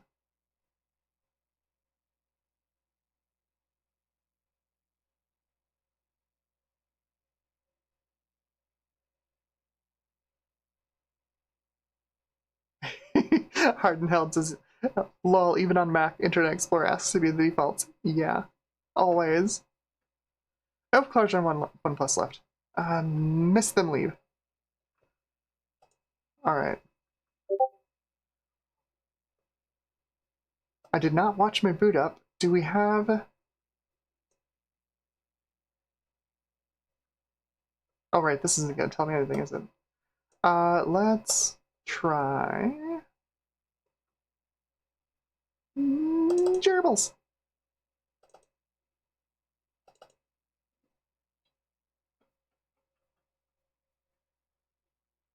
Oh, that's accelerated. Look at how smooth that is. Oh, that's totally accelerated.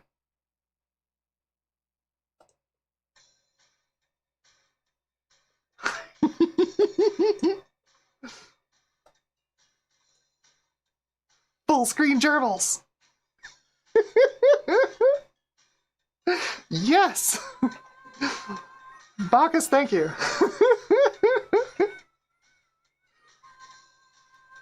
The real goal of the stream is we're running gerbils accelerated.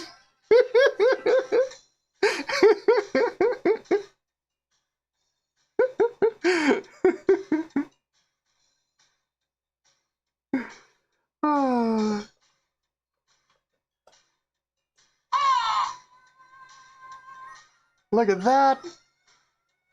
Running silky smooth. Oh my gosh. This program is so silly. I love it so much.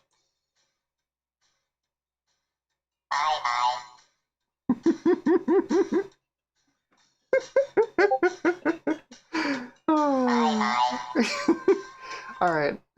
I won't torture you with gerbils any longer. Let's run Quake, and hopefully it doesn't set a stupid resolution on us. Ah, oh, for crying out loud. Ah!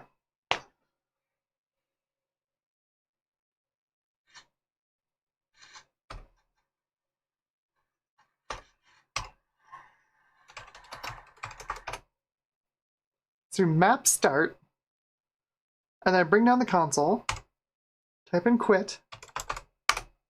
I think it asks to save my game. I hit Command D to say don't save it, and then enter to close the about box. Yes! Okay, that actually quits the program. Ah, God.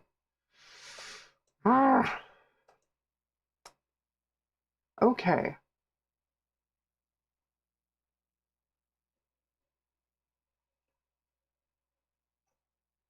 We have got accelerated graphics now. We have got accelerated graphics. We can play Bugdom. We can play Nanosaur now.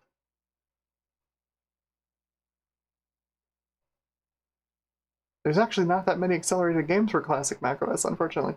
I think there's an old version of Quake 3 that runs in classic macOS, I think.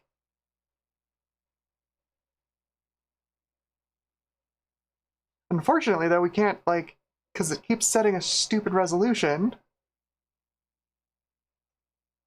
Well, okay, Gutbomb says, oh, just use the command line flag. Oh, wait. You can. Do you happen to know any of the command line flags for Mac Quake? On DOS, it's like vid mode 0 or whatever to get like 320 by 240 or 320 by 200 mode X. Do you happen to know any of the command line options?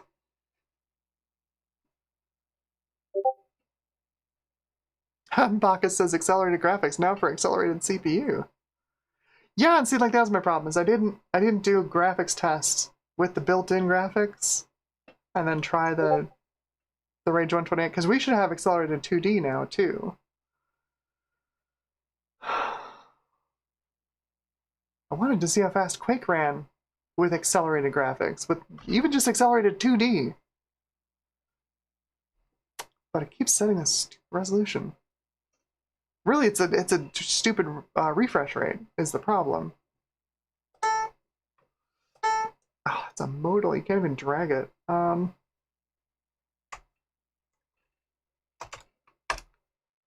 guess that's not going to do anything.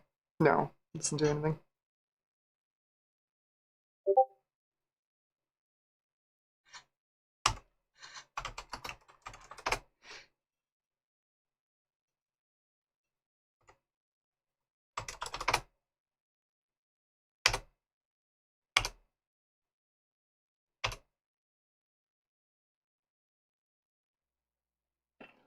NVIDIA asks, can't you change the resolution and refresh rate in the config? Yes, normally. Mac Quake is trying to be special, and while it does have a config.cfg and an autoexec.cfg, the autoexec has nothing in it, and the config.cfg is just basically controls. We've got all of the bindings. Keybinds, player name, sound mix ahead. Yeah. We've got vid, monitor width, and height.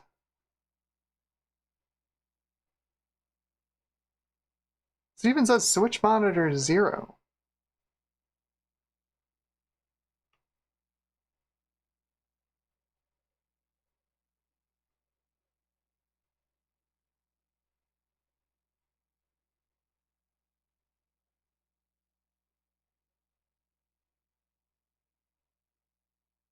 You think? Vid underscore refresh rate? We can try it. Willing to give it a shot.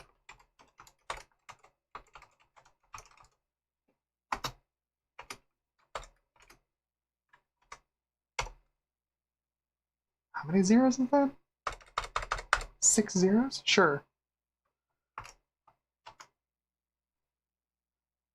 Gutbomb says change switch monitor to 1. Alright, we'll give it a shot. Hang on one sec.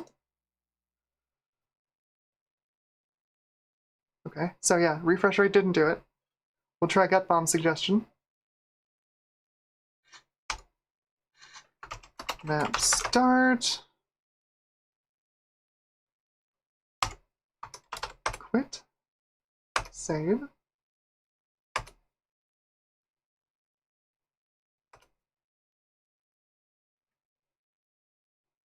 No. Oh, I bet it's asking if I want to replace the untitled game. Oh, god damn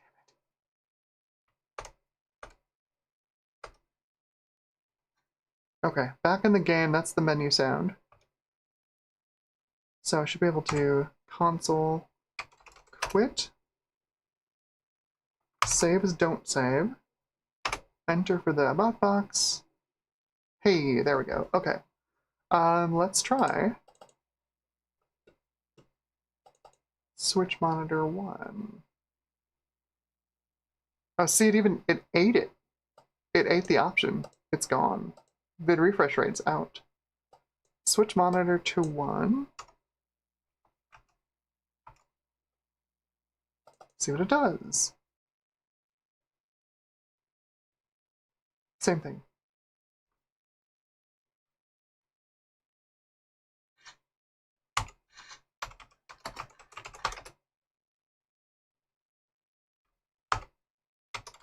Quit.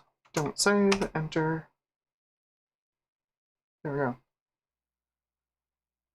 Baka says should be able to launch with width, height, BPP. Okay, let's try it.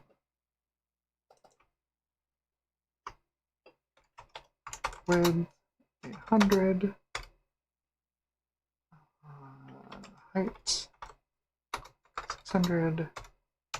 BPP 16. Setting a stupid refresh rate. I can. Harden asks if I can. Hang on. Map start. Shush. Harden asks, can you delete the config and have it make a new one? Yes. It seems to overwrite it every time. Because, like, we put in that vid refresh rate and it wiped it out. Quit. Don't save. Enter. There we go.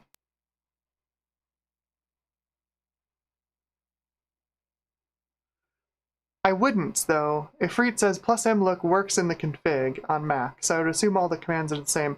They're not, though. Like, the video subsystem commands are totally different. And they're different between, like, DOS Quake and GL Quake. And, like, you look in the id1 folder, there's a GL Quake folder in here. Like, this thing could be accelerated if it has acceleration. Which doesn't make any sense. It is just the demo, but let me see if, yeah, it thinks you'll be perfectly fine. You can totally use the stupid settings GUI inside the game to change your options. Lock the file so it won't overwrite. Yeah, it's worth a try. Here's the other thing, though, right? So this is a Mac game. And on the Mac, applications make preferences files. If you've never seen this before, this is a very, very Mac thing. You get to store basically configuration stuff in whatever format you want. There's no standard format here. And it'll get stuck into this preferences folder. This is as of like System 7 and later. So we've got Quake preferences. Now we can try opening this up in the text editor. I was just going to open up Quake. Ah, blast it. Hang on.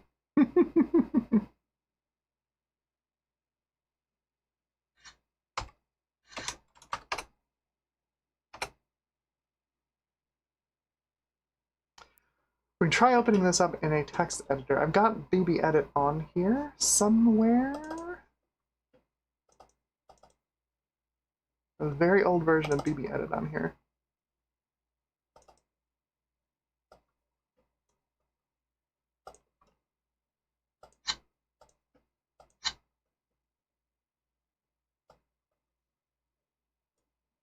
Let's see if it's a text file.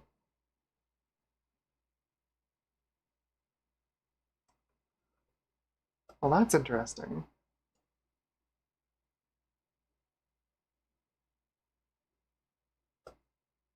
BBEdit says it's empty. Maybe there isn't anything in it. Maybe this is actually just vestigial. That's 574 bytes. There's not nothing in it. Just BBEdit can't read it.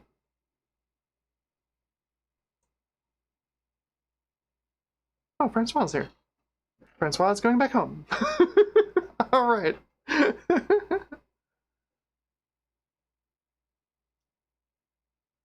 Getting the preferences. Yeah, yeah. Yep. So it's, I don't know where it puts the resolution config. The root problem is if you go into into the monitor, it has no idea. But if it sets 800 by 600 120 hertz, that's not going to work. So they're unsupported.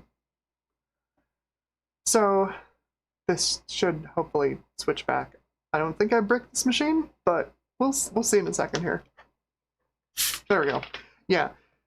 If it sets that, because it's a recommended mode, we got nothing.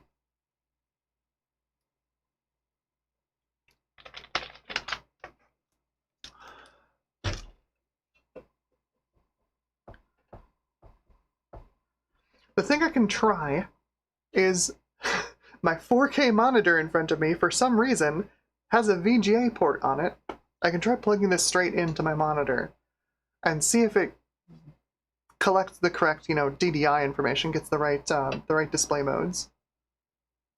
Because my guess is it's getting confused between the VGA to HDMI and the monitor, because I have it plugged into a VGA splitter.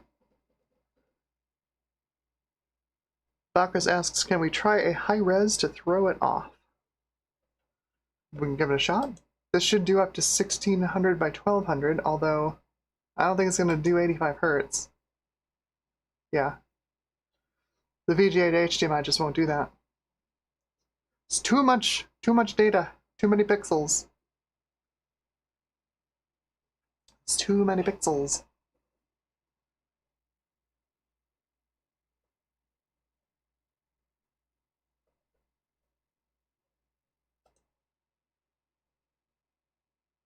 Yeah, it won't do that either. Rise 9 says 1080. I'm pretty sure it's also too high of a 72 hertz? We can give it a shot. Oh my god, it works. Okay. Ryzen 9 3900 XT says 1080p. 1080p works. Sorta. Woof. Ouch.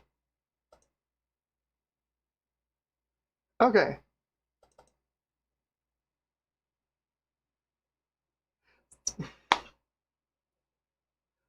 I think I need to change that in the file. Make it do 1080 in the file. That's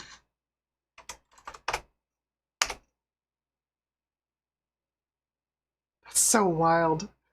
It so should not work. It so should not work. Okay, config.cfg. This text looks awful. I bet it looks worse for you guys. I'm so sorry. Hang on. Let's do... Oh boy, I can't even see the whole screen. Where? There it is. Okay. Monitor height. I guess we'll do 1080. Width 1920.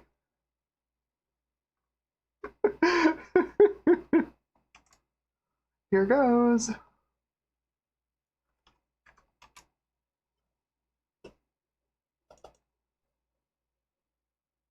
No way! No way! What? That looks awful. That looks absolutely awful. Oh, that's so bad. Little postage stamp.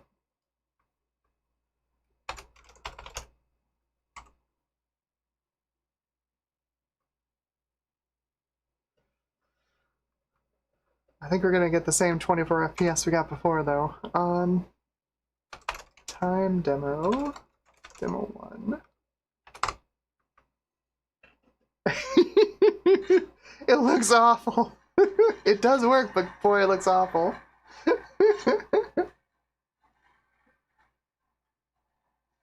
You're right. We can access menus now. If there's a setting in there to change the refresh rate, we might be able to actually get this thing to work at like a reasonable resolution.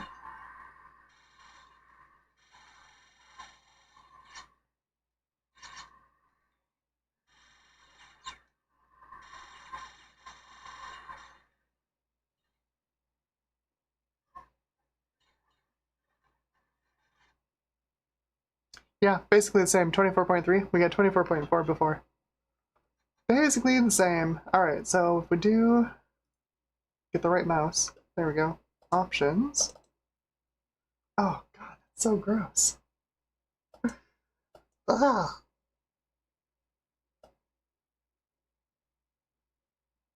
Here we go. So switch to don't switch.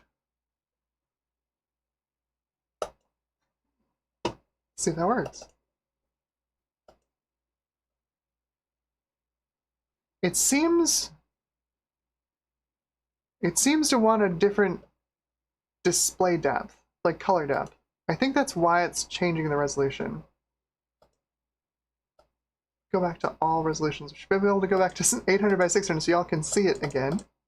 Ah, oh, so gross. There we go. Alright, much better. Visible pixels. I think it's setting... I don't know if it's setting thousands or if it's setting 256. I bet with switch turned off, I bet we can get this to actually behave. If we set the right color depth first, before we run the game. See, I think maybe it needs 256 colors. Maybe that's what it is.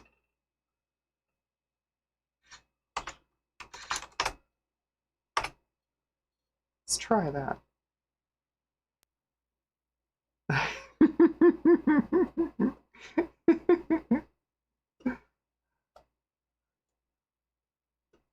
I set it to 256. Hey, look at that! It doesn't change it. That was it. It was trying to change the color depth, and for whatever reason, it changes the refresh rate at the same time. Stupid, stupid program. Mac port of Quake is the worst. Just the worst. Okay. I don't think we're gonna get, a better result than we were getting before. Let's see. But we can at least see it while it's doing it's actually doing the benchmark. I think honestly, I think it's the full screen flashes that are slowing it down versus the built-in video. I don't know why. Like, there's no reason that a palette swap should be that intensive, Like, it's a palette swap. It's not like the Rage 128 doesn't have a VGA core in it, that can do palette swapping.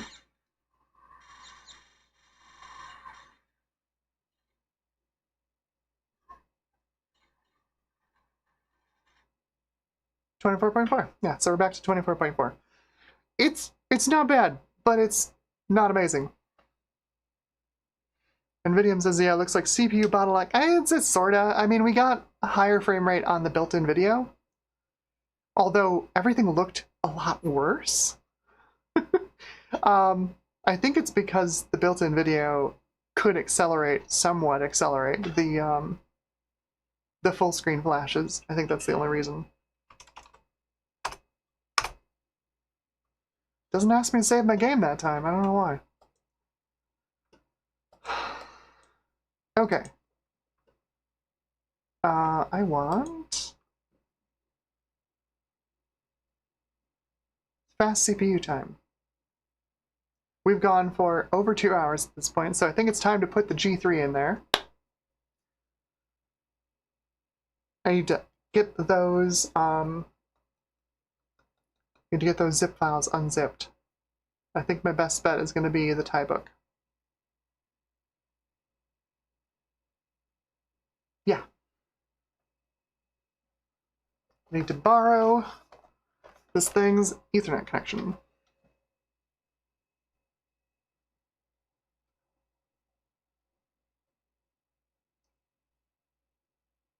Gimme.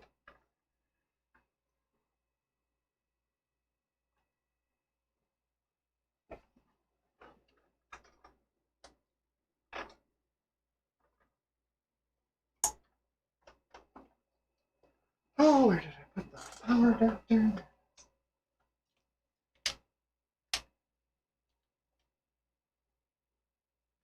Who remembers the yo-yo power adapters.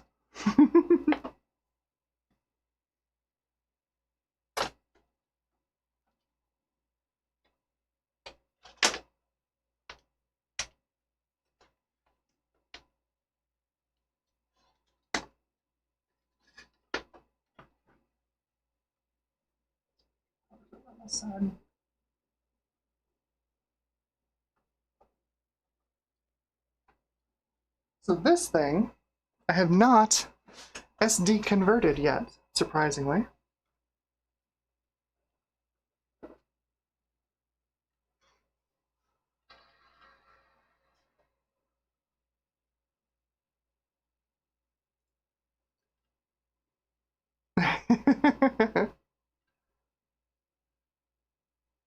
This one's in pretty good shape. There's no paint chips on it yet, and I use it lightly enough that there's never going to be paint chips on it. And the hinge is actually okay. It's not even very stiff, so.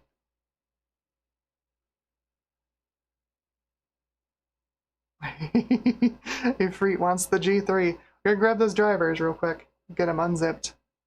This thing by default boots in macOS 9, of course, because I'm a classic macOS girl. But I should have a 10.2 install on here.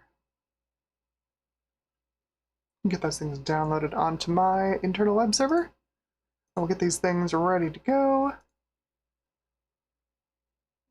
I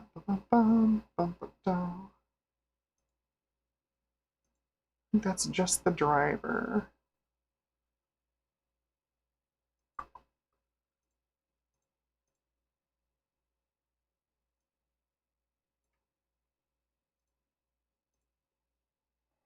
Let's call that the Joe card installer. .zip. Okay.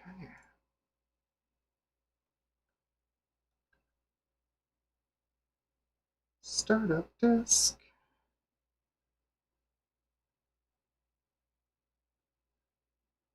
There we go. 10.2.8.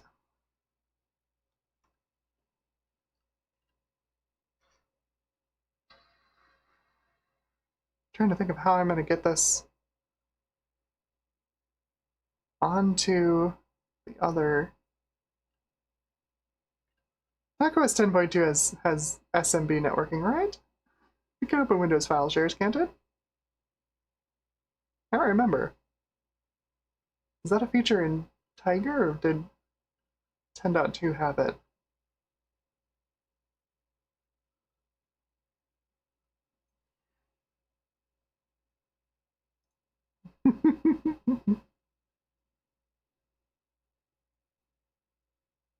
Oh yeah. Yeah, to clarify it. So NVIDIA said it looks like CPU bottleneck. It was not running. When I say accelerated, I mean 2D acceleration. It was software rendered Quake. Gutbomb was like the textures didn't look filtered at all, so assuming it was just going through the GPU for anything. But display, yes, it was just 2D software, but not the same unaccelerated frame buffers that that's built into the old beige Macs. Alrighty.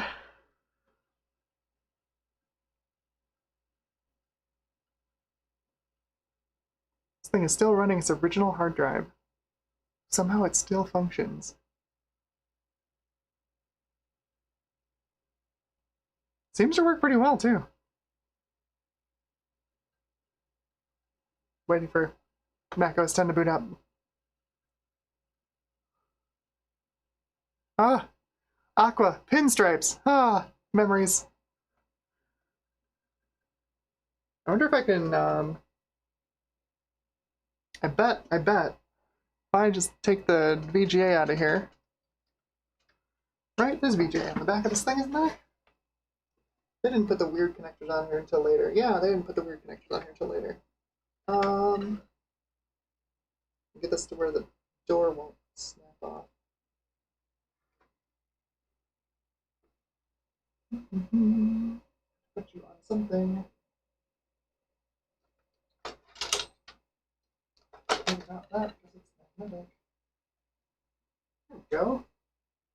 It's a graphics card that arrived dead in the mail.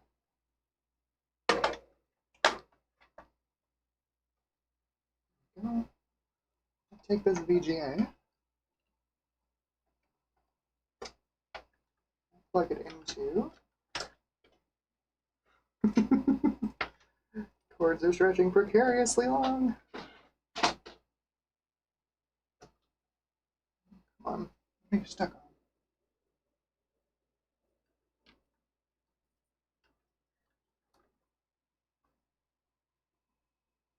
Plug you into here.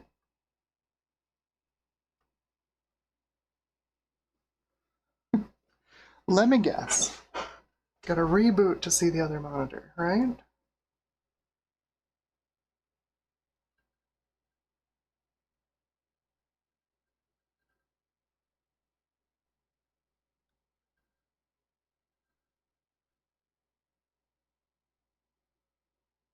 Detect displays. Hey, hey, look at that. Well, well. Ta-da! How's that, huh? Oh, classic macros done. All right. Great, wonderful. Let's get. Oh, geez. Ugh.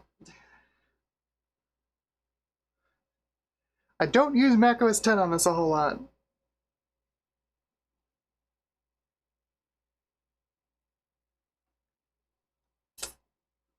I bet you didn't find it. Did you get an address from my network?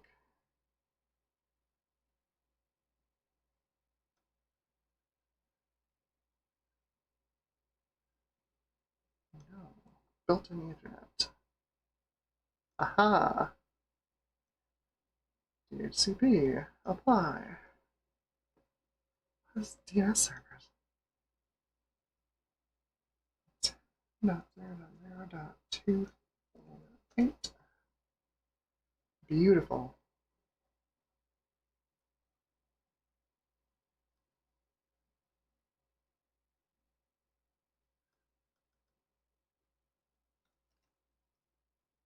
Slightly precarious. 40. Oh, good smearing. Goodies. Retro. This was called Joe Card. Installer.zip. Zip. That's on. Zip. No! Oh, duh. 8080. Use the right port. Helps if I use the right port.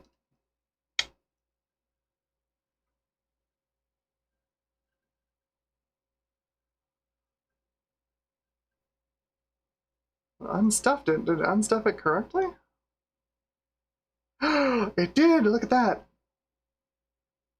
Okay, now I need to get it somewhere. I need to get it onto my classic Mac somehow. Let's see, can we... I need to stuff this thing first. Do I have stuff it on here? I bet I don't have stuff it on here. Oh my god, there's AOL on this thing! Like I said, still has the original hard drive.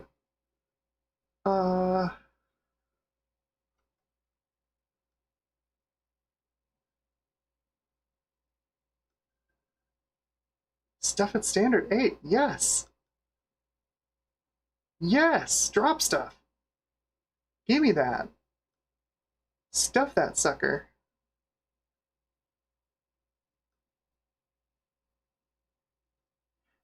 Oh, it's a sit-X. Darn it! Crud. Okay. Okay, chat. Can Stuff at Expander 5.5 open a sit-X file, or am I screwed?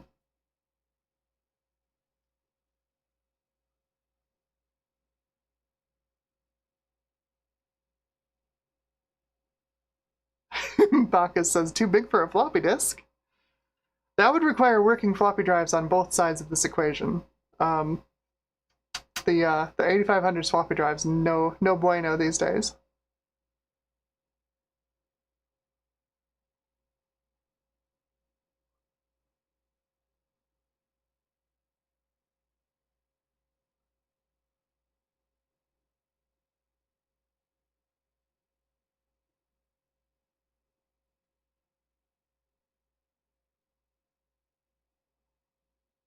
What do we think? Can we open a SIT-X or no? Do I need to get a different version of stuff it on here?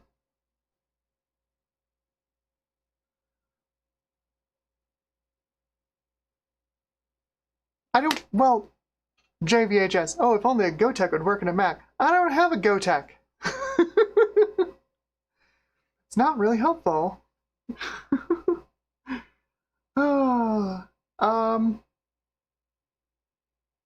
no working AppleTalk, I presume. That's a good question. I don't know if AppleTalk is not working on here. Let's do connect.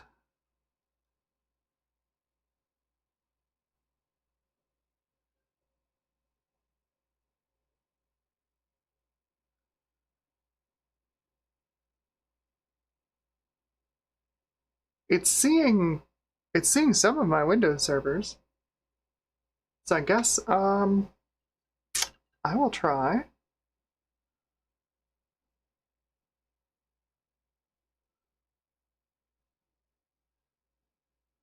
Yeah, right, exactly. Gutbomb's like, yes, SIT-X is the new SIT. It's SIT Extreme. But does it can I expand it with Stuff at Expander 5.5 in classic Mac OS? I don't think I can I? SIT-X is Mac OS 10 only, isn't it?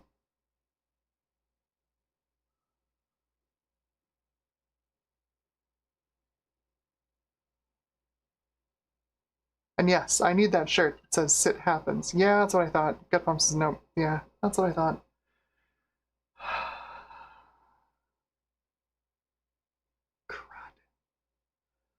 Crud. Okay, we've got access to the garden. So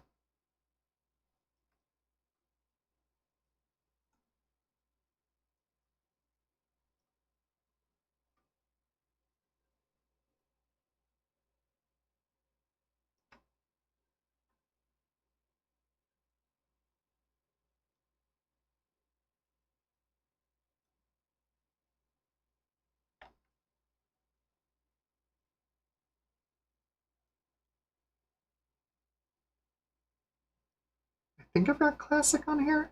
Oh, I need to turn this off. It's so bad.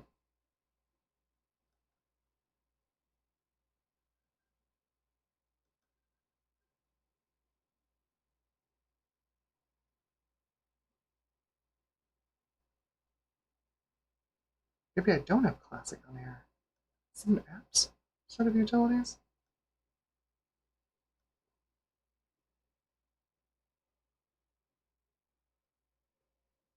Gutbombs have still got to get it on the SD card though. Well, the thing is, OS 10 will talk SMB, right? It'll talk Windows files, Windows file server, so I can get it onto my internal web server. So then I can get onto my 8500. I just need to get it into a format the 8500 can understand.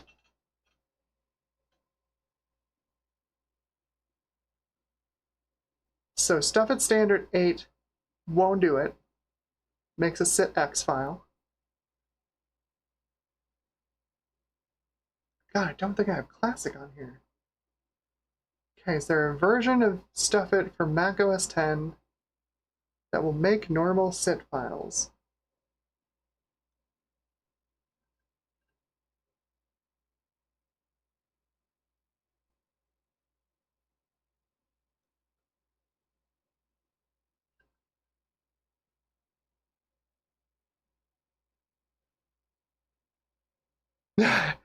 JVHS asks, does the 8500 have IDE? No, it has Ultra SCSI. But I guess not Ultra SCSI, it's Fast SCSI?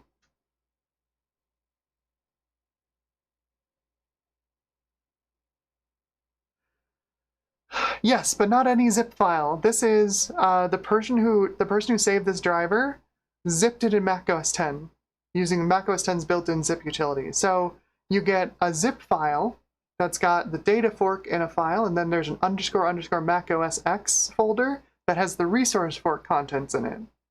Because on classic Mac OS, files are made up of two different forks. You've got the data fork and the resource fork.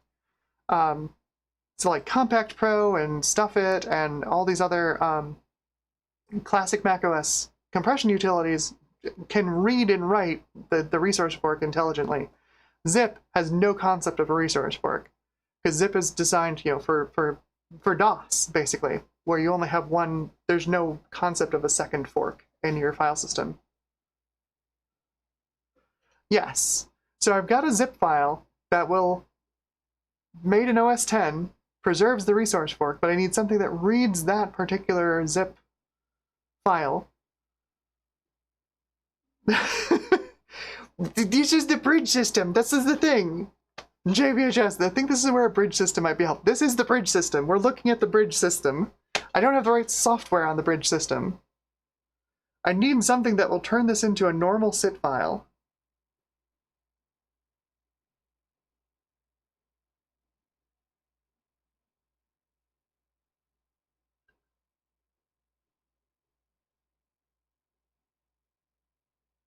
Gutbomb says he thinks you might be able to make a normal sit.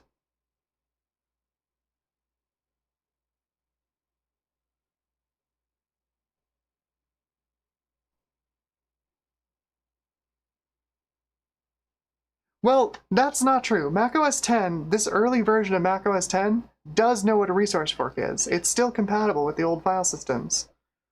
It's fine with it. In fact, this whole install of macOS X is sitting on a normal HFS Plus partition on this hard drive. It's the same partition that macOS 9 boots off of, so it has resource fork capabilities. So we're fine there. Like, the resource fork isn't going anywhere.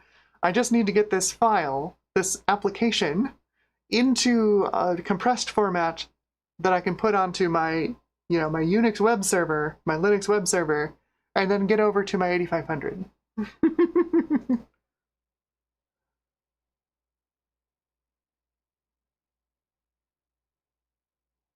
Baka says, which we can't do with AppleTalk over TCP. If I'd been smart and turned on file sharing on this and grabbed a second Ethernet cable, yes, we could absolutely do that. I have a GlobalTalk compatible pair of virtual machines running in my home lab, but they don't run AppleShare IP. They're just running plain old AppleTalk.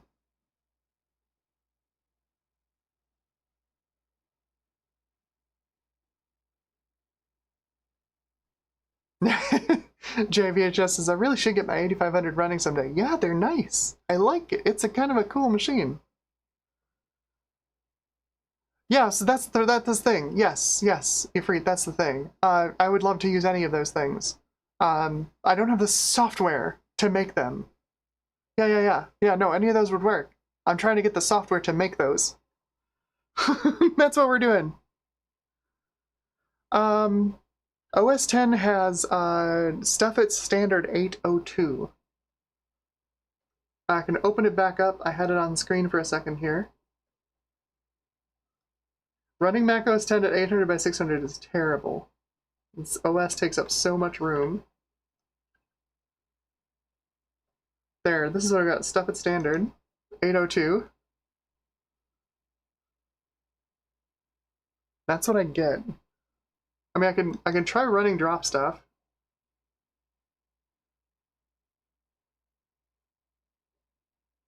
I'll say not yet. Can we? Oh, hey, there we go. You're right. You remembered correctly. You can make it not a SINT-X file. Okay. We're good. We're golden. We're golden. Oh, good lord. Okay. We're good. We're good. So see, we've got the Joe card installer. It's right here. And that's intact. It has unzipped successfully. It is the correct thing. You can see it's identified as a classic application. It would actually fit on a floppy disk if I had working floppy drives on any of these machines. So this means I can take this and drop stuff it. And it makes a normal sit file! Yay! And that I can put on my web server.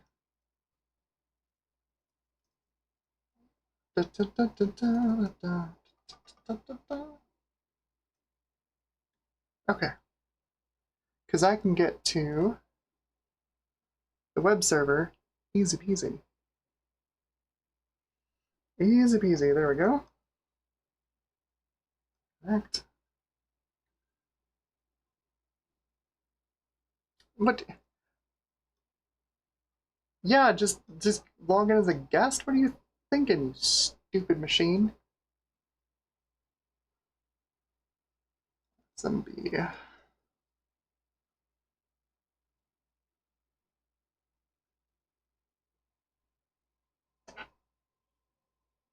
Oh, it's not even gonna ask for a password.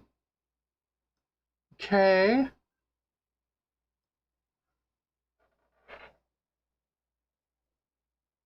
How do I get it to this machine now?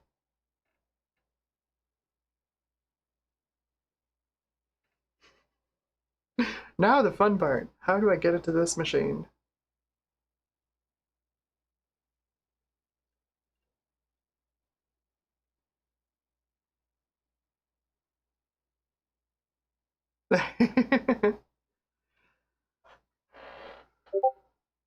Well, that's just it. That's what I did, Bacchus. I did a Command K. This is macOS 10 10.2.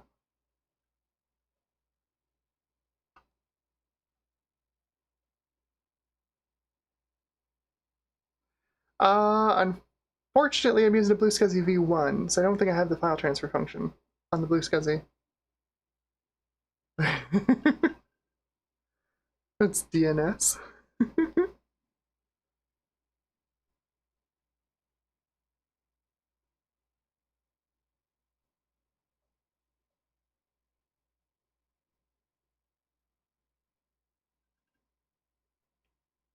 Trying to think of a way I can get this over there.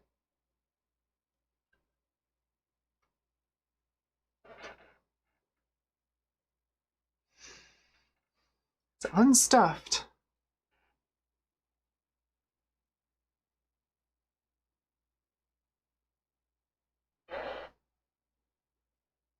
Yeah, for real. Yeah, I need to set up an FTP. Burn a CD! That's... If the CD-ROM drive in this thing actually worked, that would be a good idea. But, it's toast, unfortunately.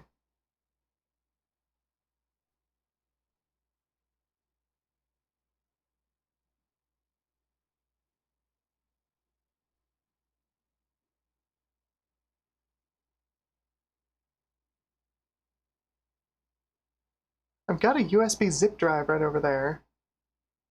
But I don't have a SCSI zip drive to plug into this thing. If I had a SCSI zip drive, I have an IDE zip drive in the beige G3, but this doesn't have IDE.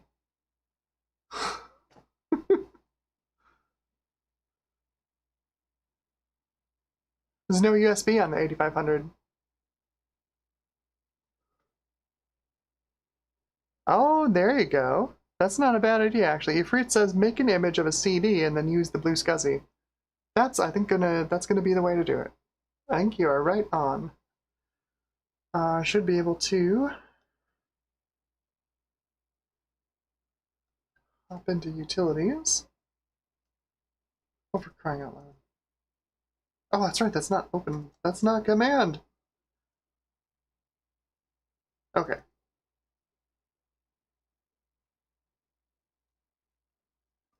This copy.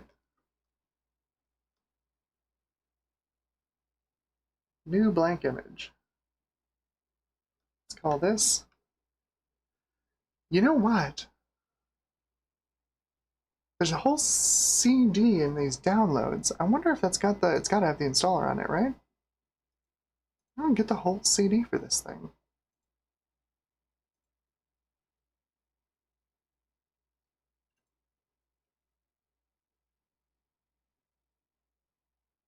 I am an idiot.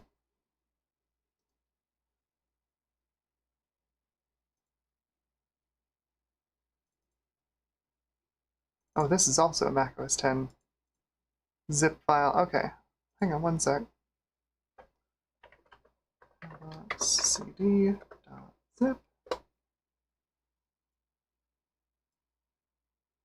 That in there. Ah, we'll probably use you in a second here, Disk Copy. Let's see. I need Safari again. Yeah, you're gonna have a hard time getting to the Apple servers these days. Sorry, it's been a while. 40, 80, goodies, retro. I called that metabox underscore cd.zip.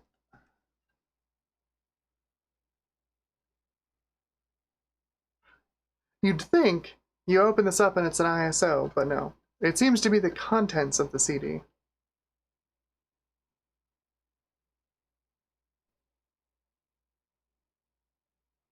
But we can take that and make it an image, and then throw that on the Blue Scuzzy. That's a good idea. That is a good idea.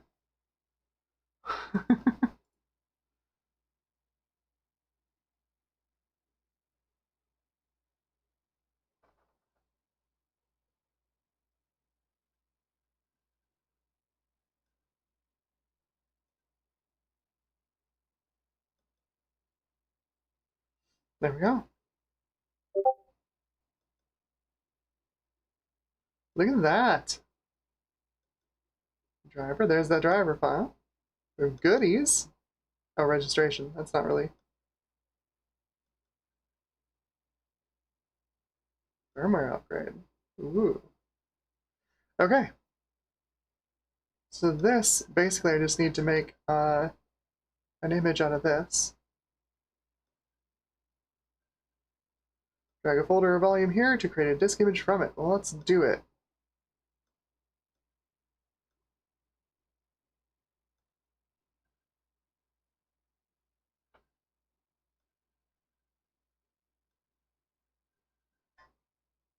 Let's make it read.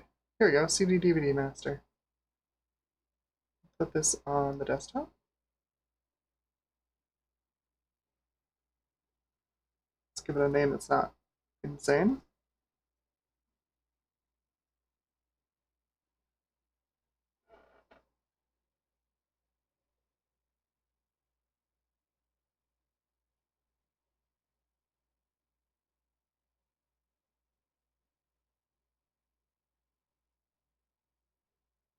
Makes it a .cdr.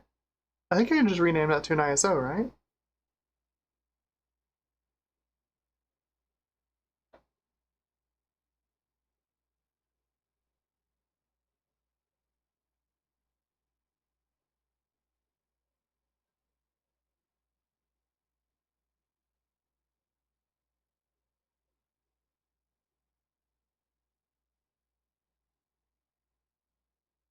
Okay.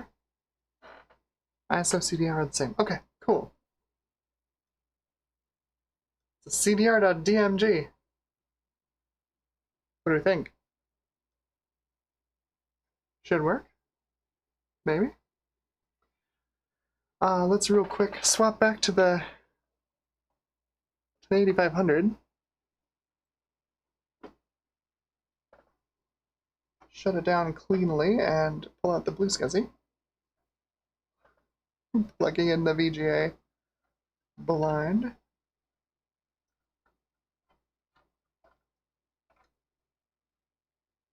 Oh, come on.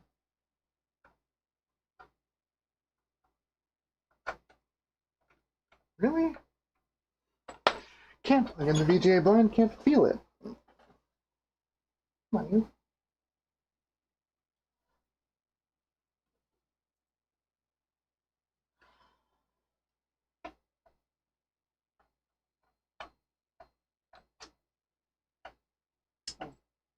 Upside down, that's why. That's my issue. Plugging it in upside down, there we go. Okay, shut this down. Cool. And actually, I should be able to just take my...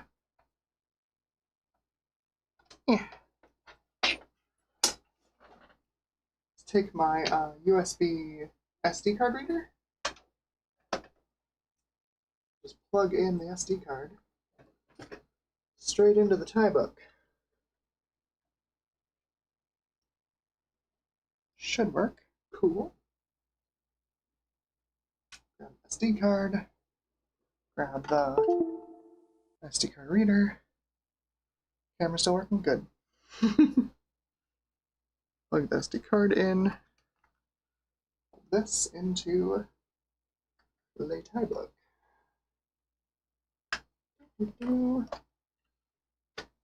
Okay. Yes, yes, maybe?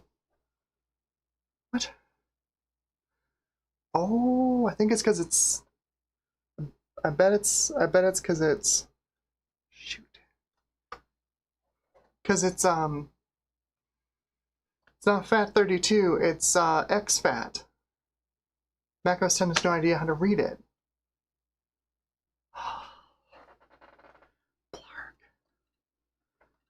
Blarg, blarg, blarg. Okay.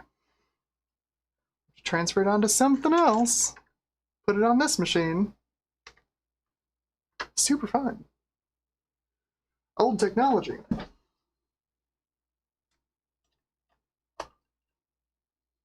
This is why when people get super excited for like some new image format or something, I'm like, JPEG and PNG are fine.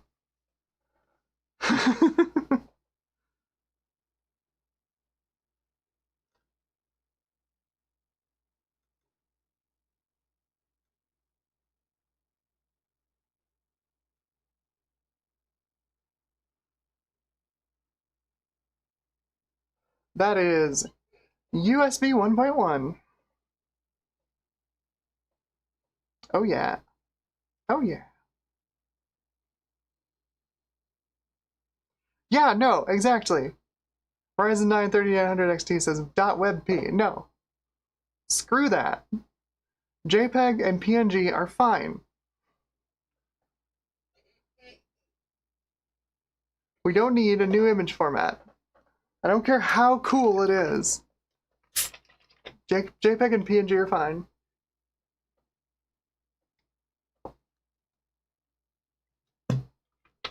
Right? Exactly. Ryzen 9 asks, USB, why not FireWire? I don't have any FireWire devices. I have some computers with FireWire connections now, and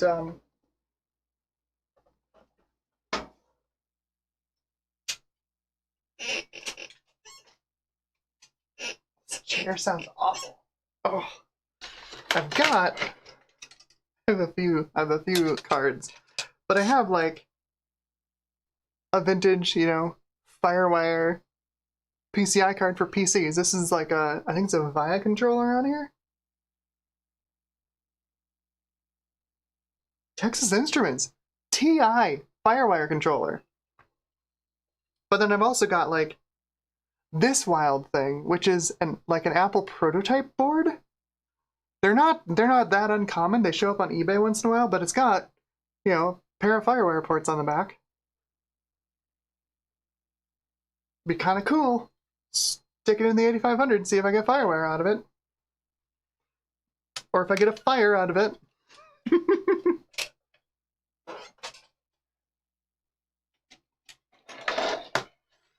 So many other things.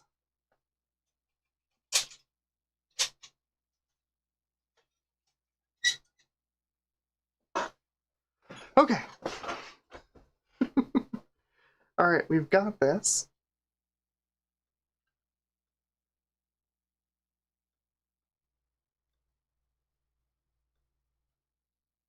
Nice. All right.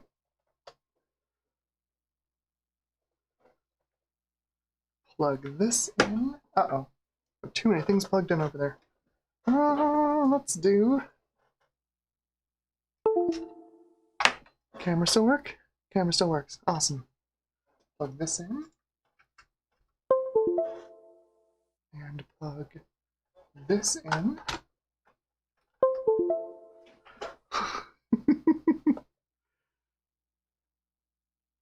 Okay. There's my Metabox cd.cdr.dmg file. Where's the other thing? Windows. There it is.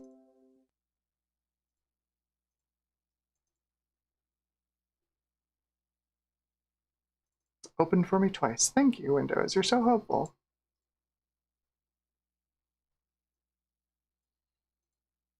Add in there. Copy this on here. We'll call this CD2.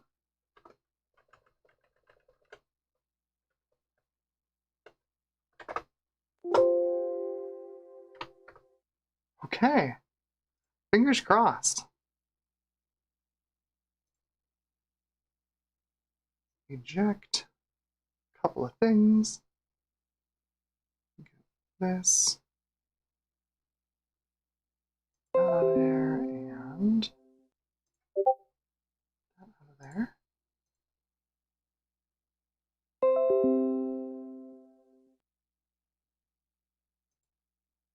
Okay.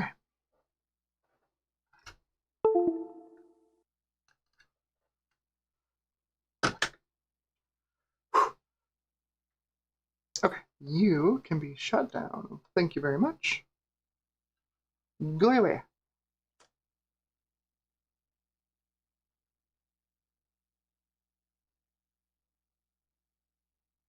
Mac OS 10, 10.2.8, everybody. Give her a big hand.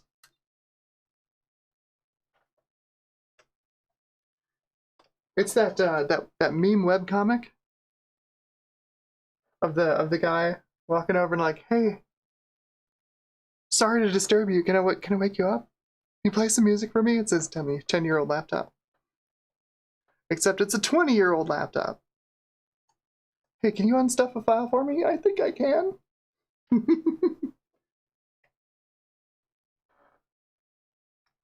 All right. Well done, little Tybook. What a killer machine.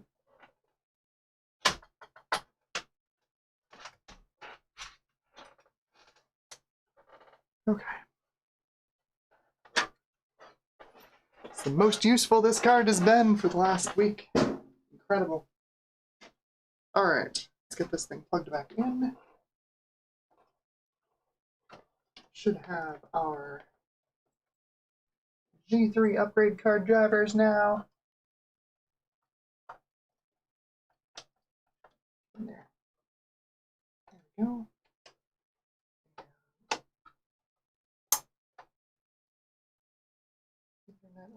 Unscrew this. So I'm wondering if this is making it detect a monitor when there isn't a monitor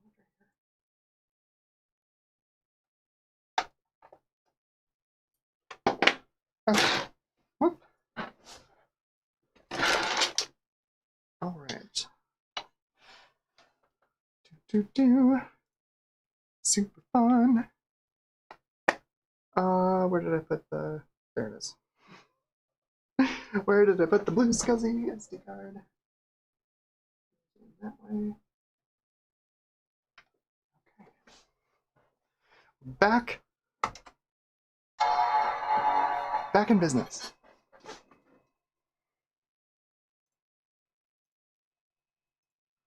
Okay. Sorry about that diversion.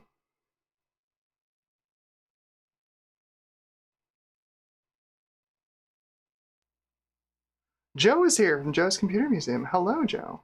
You haven't missed all the fun. We do have the Rage 128 installed now, and the drivers are working. So we've got hardware accelerated gerbils, man. It's crazy. I gotta put Nanosar on this thing because we can play Nanosar.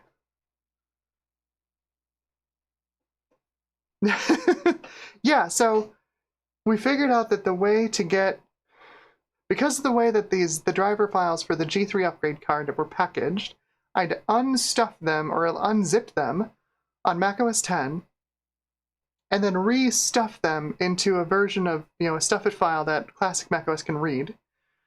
And then we have to figure out how to get it onto this 8500, because the macOS 10 machine I was using, can't talk to my global talk enabled virtual machines. It's been a journey. We've made it a CD image, and I stuck it on the blue SCSI, and there it is. There it is. It worked. Look at that. There's the driver. Beautiful.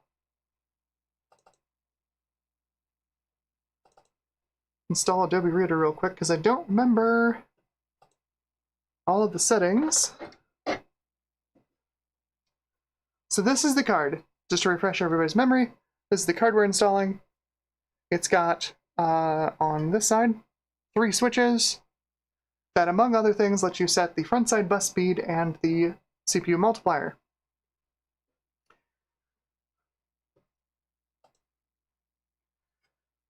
So in this CD, there are instructions on how to set this. I want to set this to its defaults first.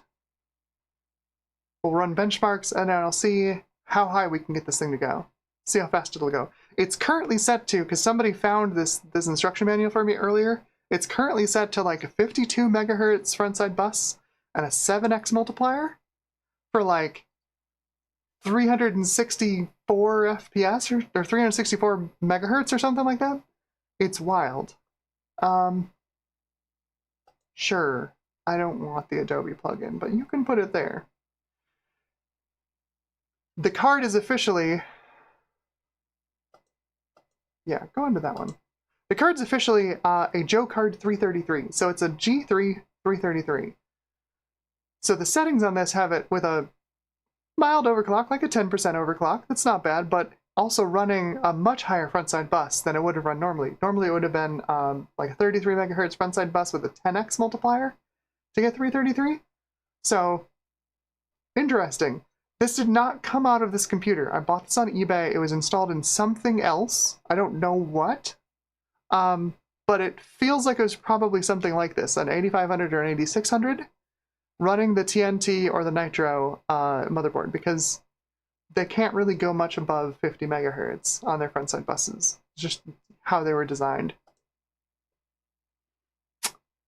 Should be interesting. So, the manual. Did this reset itself to... This reset itself to 640 by 480, didn't it? We've been playing a lot of resolution games with this to try and get, like, Quake to work and stuff. Let me reset this. Yeah, there we go. Back to 640 by 480.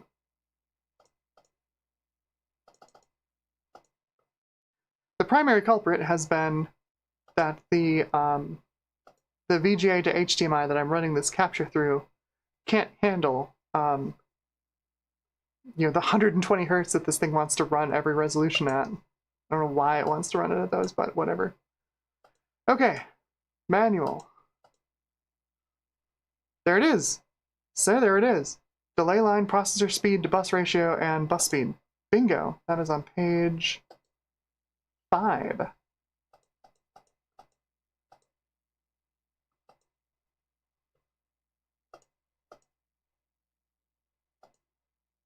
That's the wrong page 5. Where is it?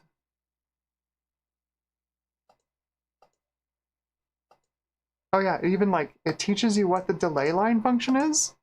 Like that's the like the number 1 switch on this changes where in the clock rise and fall it triggers the card. Delay line calibration. This is a wild accelerator card. I love this thing. This is totally nuts.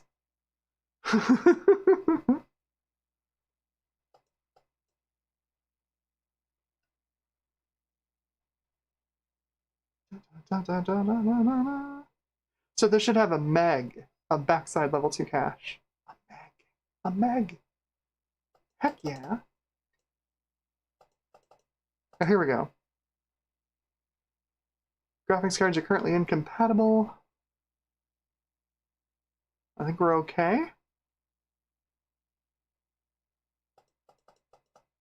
We're on macOS 8. We're not using the internal video. We're not using any of those old style. It's weird that the Millennium and the Mystique. Did anybody run Matrox cards on their Macs back in the day? I didn't even know you could. It'd be kind of fun to try. Like, I have a whole stash of Matrox cards now.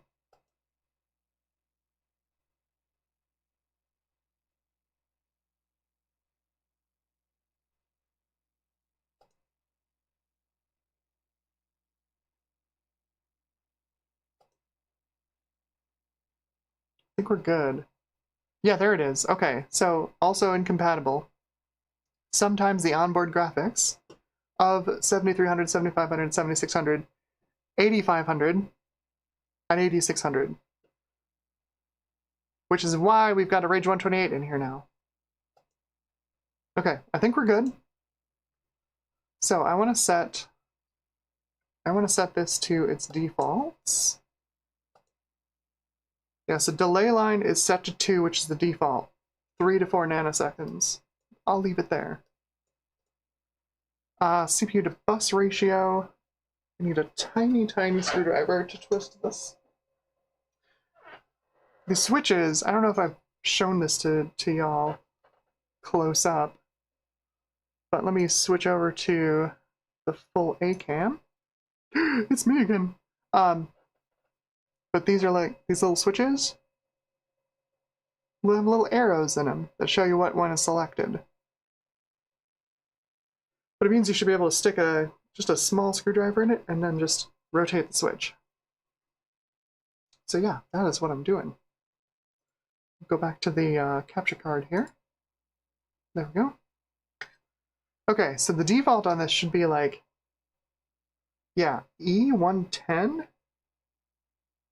and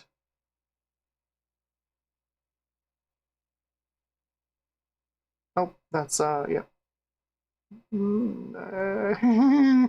Which one is it? The second one, isn't it? The second one down? If I use the right mouse.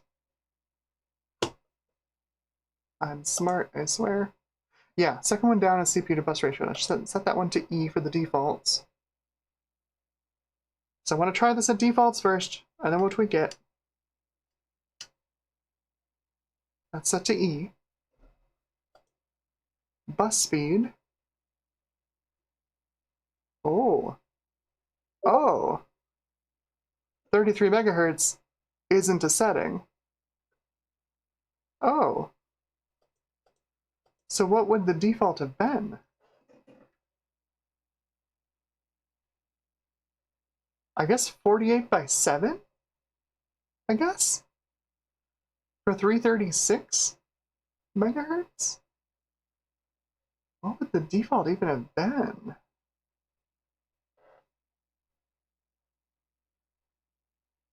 Huh. Oh, I guess I'll do that. 48 megahertz. I guess I'd do 40 megahertz by 8 for 320. We'll try that for starters. 40 megahertz by 8. So 40 megahertz is setting this to 2.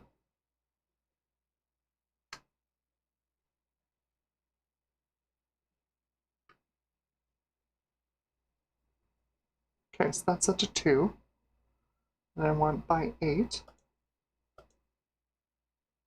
which is setting that to A.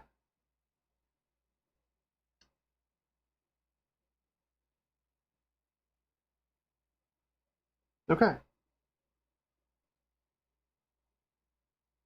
48 by 8. Let's get the driver installed, and then we'll install the G3 and see what happens. Exciting. Will the computer blow up? Who knows? We've got the benchmark saved from both this stock card and the... This one the stock card? No, this one the 233. Yeah, no. We've got the results from the stock 120 and then this 233. we'll see what 320 on a G3 will do. Okay, so let's get that driver installed.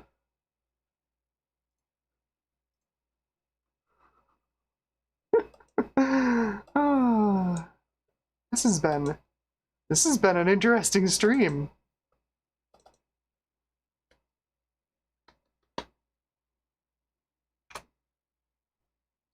That's a choice for a font color.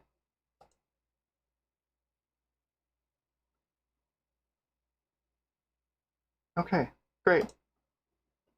We've got macOS 9 compatibility. That's pretty cool. So we can use this up to macOS 9. It's Joe Card G3. So these are the models are the Joe Card is what we've got. This is a Joe Card, and then the Joe Card Z is the ZIF socket version. So like for the Gossamer machines, like the beige G3s, they just put the G3 on a ZIF socket.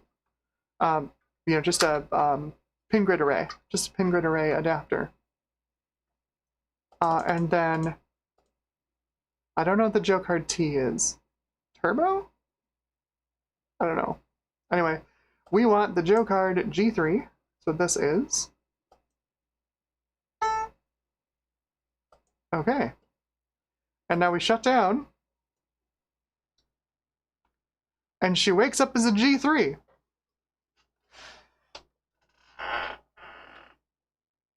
I'll switch over to the desk cam so y'all can see this. Here we go. So remove the 604E233. Which sucks. Ah, there we go. So there's the 604E.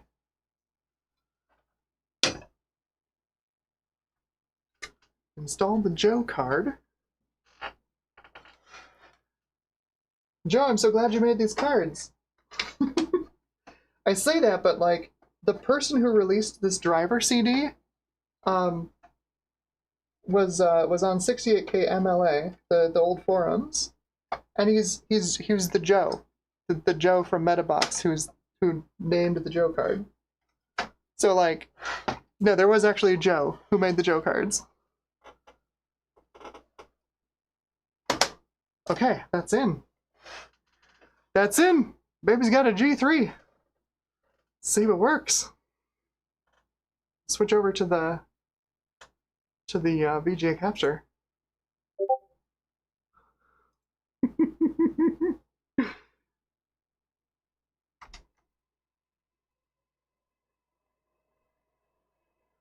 That's not a chime.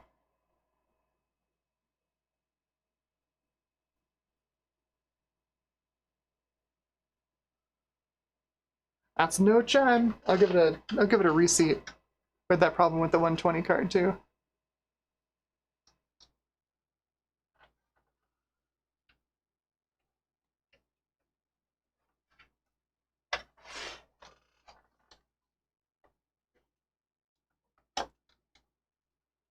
Come on.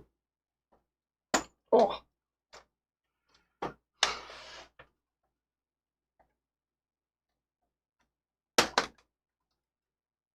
Okay. I mean, maybe it won't take 48 megahertz bus. I mean, the Nitro boards weren't supposed to be very good at frontside bus speed, so we'll give it another try.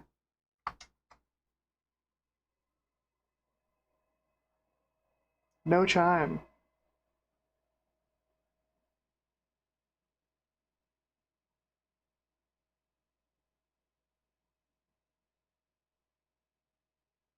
Okay.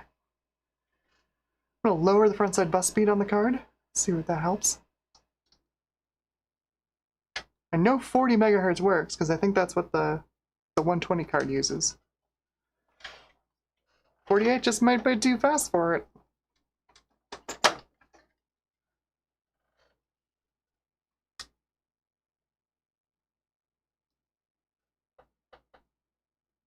Let's see.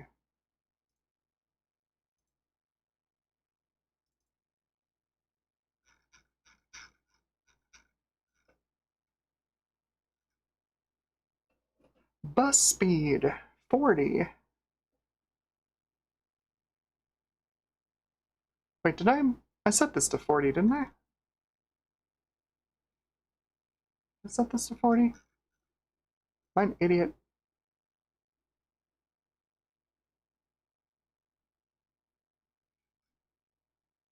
I'm an idiot. This is set to 40.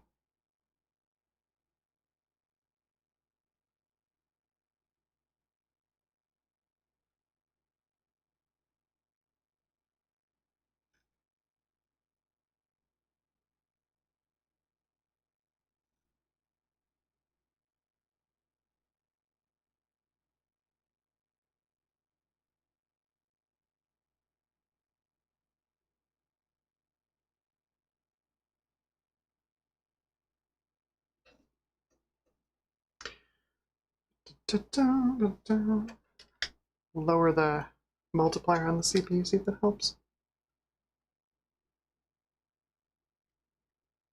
Can also be. And these are corroded. A is what? That's 1.8, and 9 is 1.75.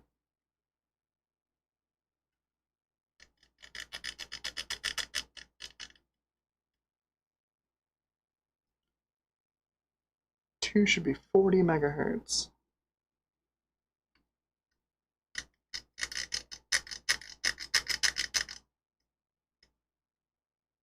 See if that works. Just lowered the multiplier. Front side bus speed is the same.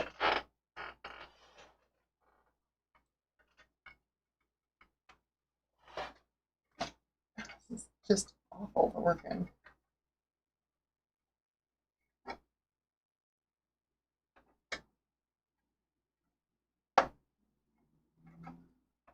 Come on, get in there.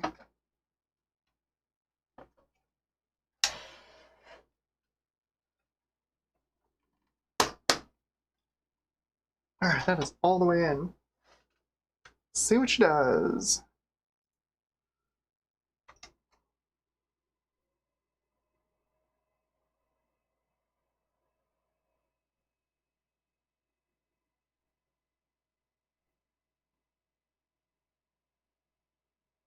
It's a no-go.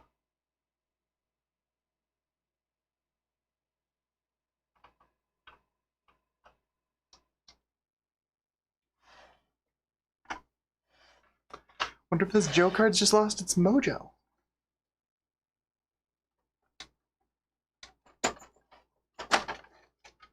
There are jumpers on the card, but I'm looking at the manual here, and the pictures in the manual show the jumpers in the same spot as they are on this card, so I think that's probably fine. Just reseat them, make sure they're making good contact.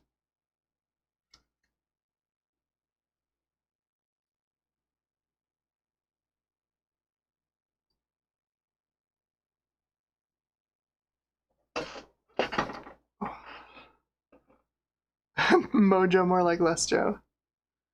If Freed says it's gotta be the FSB, I mean, it's at 40. Which, I mean, the 120 card boots, that I think runs 40.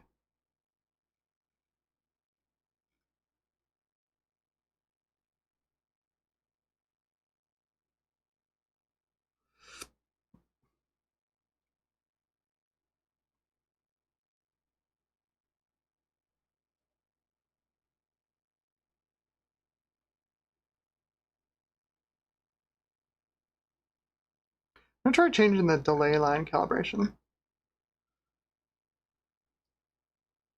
See if that does it.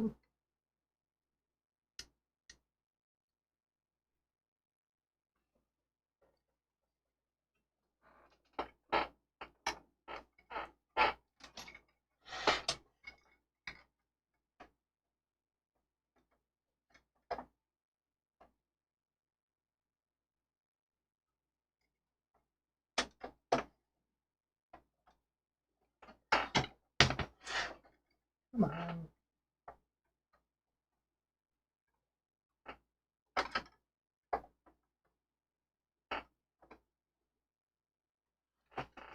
The worst design. There we go. That is in there.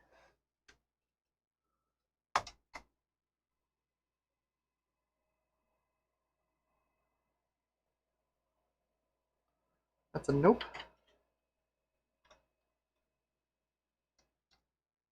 Okay.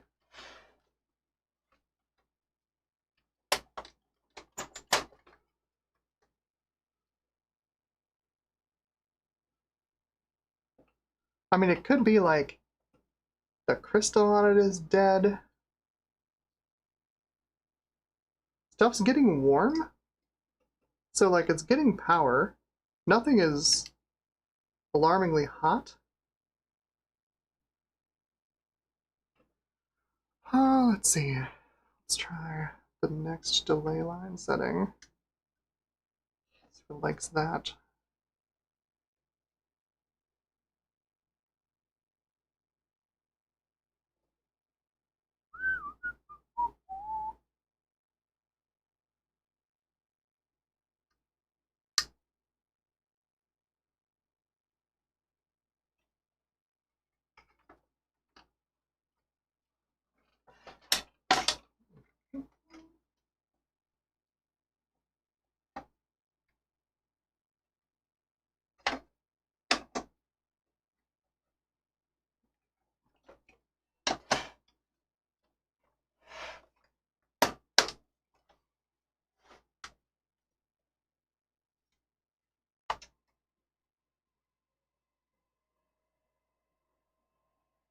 Boo. No chime.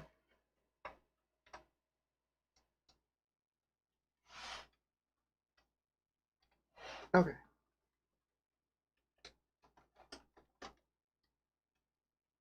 Come on, get out of there. That's the wrong card. Come on. Get the right card out of there. Jeez. It's so bad. Every single time. It's awful. Set the delay line back to default. Let's do the slowest it'll do. That is 0 on the multiplier. And then bus speed of 0 is 36 megahertz. It doesn't even do 33 megahertz. See that, boots? I'm kind of sad if it did, because it's like, I don't know, 200 megahertz G3 or something? It's not great.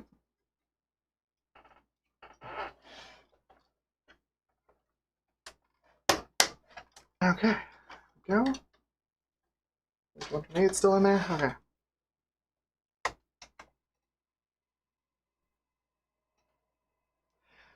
This Joe card might be busted.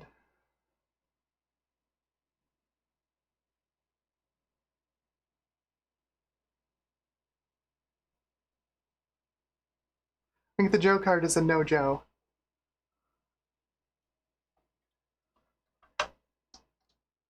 Okay, we'll go back to the 233.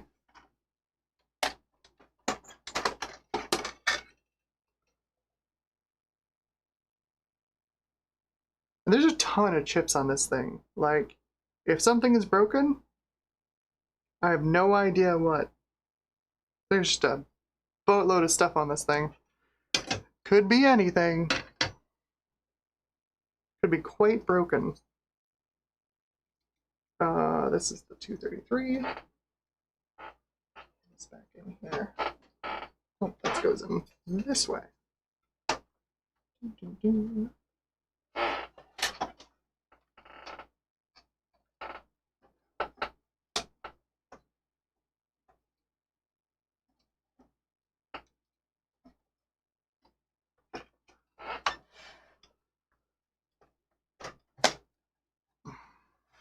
Alright. Do we still have a working 8500?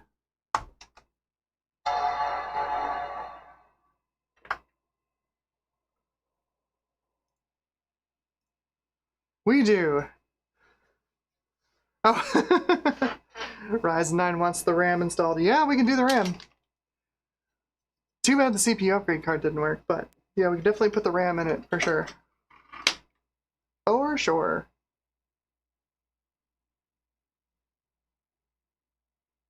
I'll let this boot up, then I'll shut it back down. If Reed says that card insert noise sounds terrible, it feels as bad as it sounds.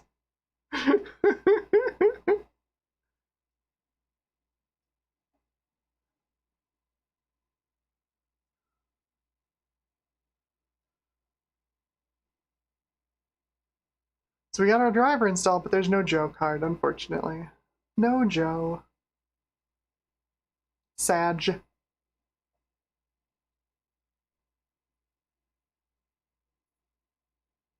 How wild would a G4 upgrade card be in this thing?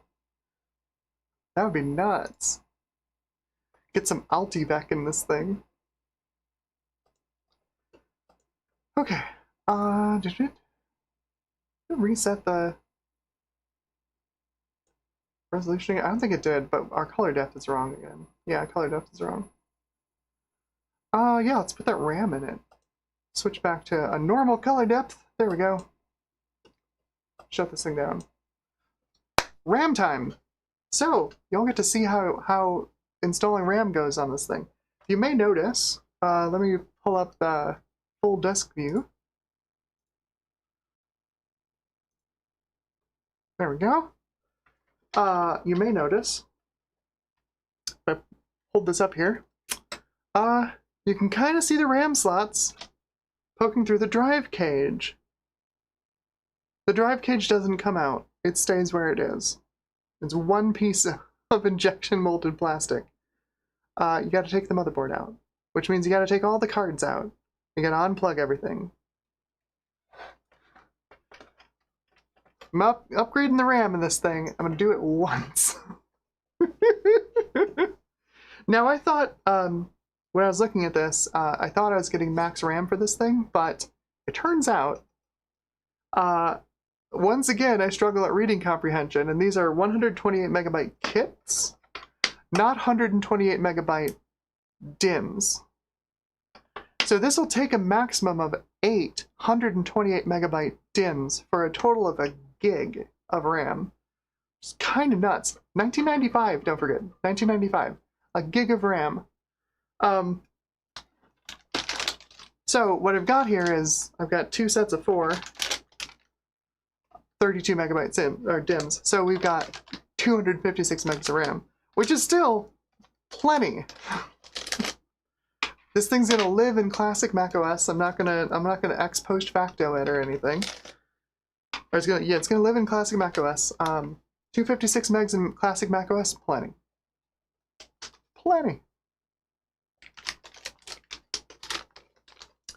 But anyway, we gotta get this thing open and get the motherboard out of there so we can change the RAM.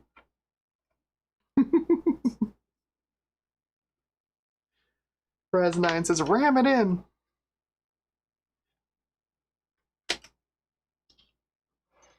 Well, like, yeah, right, 256 megs of RAM when your operating system, your entire OS, takes like 17 megabytes, you know? Like, it's plenty of RAM.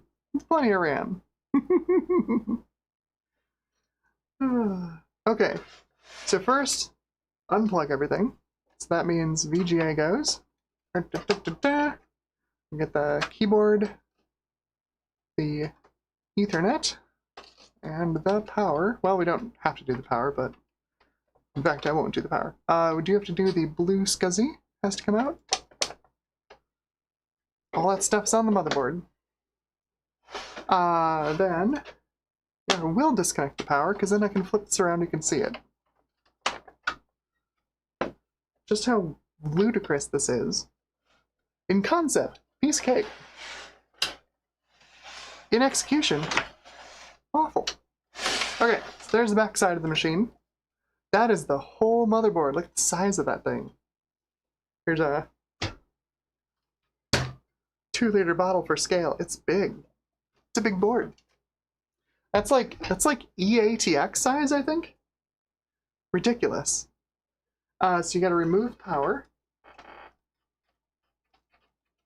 This is basically an ATX connector. It's not exactly ATX, but it's the same kind of connector. And we've got supplementary power here. Oh, get off of there. It's wedged in against the CD-ROM drive. Oh, Ow, ow, ow. Ow. Get out of there. Crying out loud. Let's see if I can get the CD-ROM drive off of here without breaking everything. CD-ROM should be a lever on the front, and then it should slide forwards. Not so bad. Makes it much easier to get at this power connector. That's floppy drive connector. And that is speaker. There we go. And then this is the internal SCSI. See that? Yeah. Internal SCSI. Now we're ready to remove the board. We'll need a screwdriver for the one screw.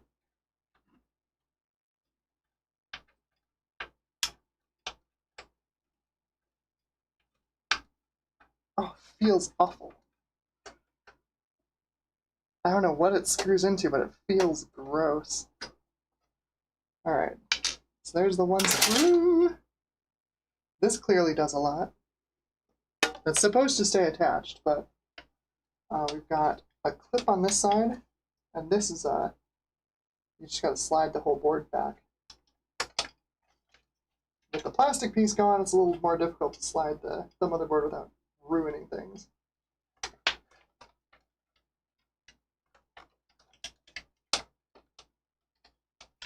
Unclip this first, we'll let it go.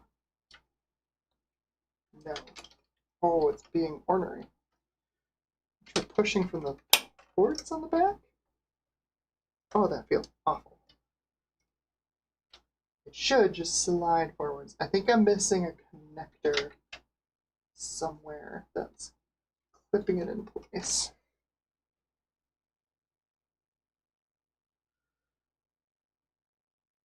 Most of this is just broken.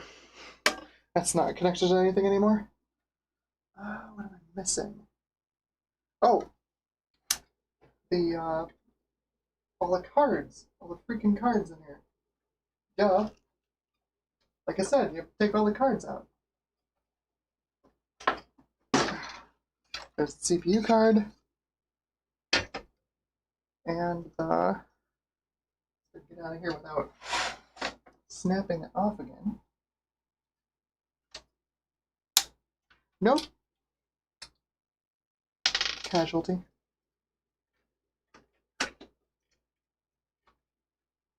Come on, get out of there. There we go. Rage 128. Okay, now the board should slide out. Reminder, this is all just to upgrade the RAM. All of this stuff. Just to upgrade the freaking RAM. Come on, get out of there.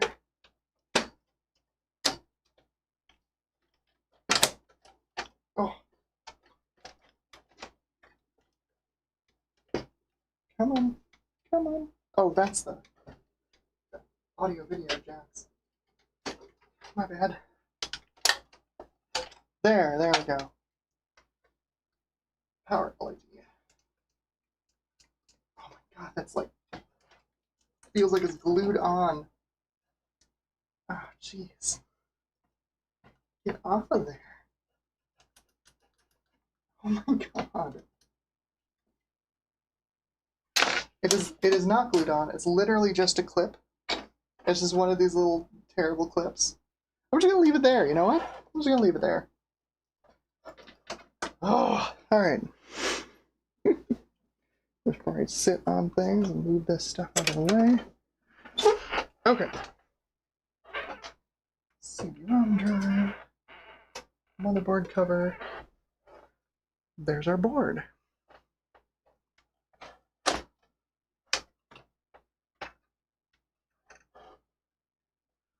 There's our board. We've got RAM here, VRAM for the onboard video. This is level 2 cache. This would be a ROM sim if you want to install a ROM sim. That's basically it. It's this giant connector on the back that I'm not totally sure what it's for. It's labeled DAV, so maybe digital audio video? I don't know. There's our onboard Ultra SCSI.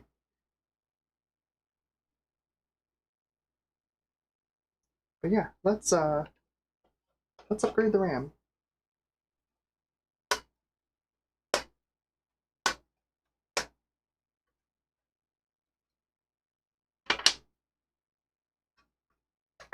So it takes RAM in matched pairs.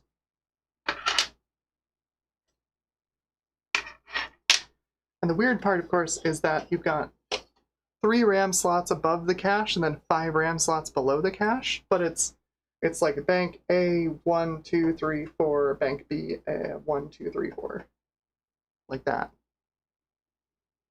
There's something else at the bottom. I don't know what that is. Another big old slot for who knows what.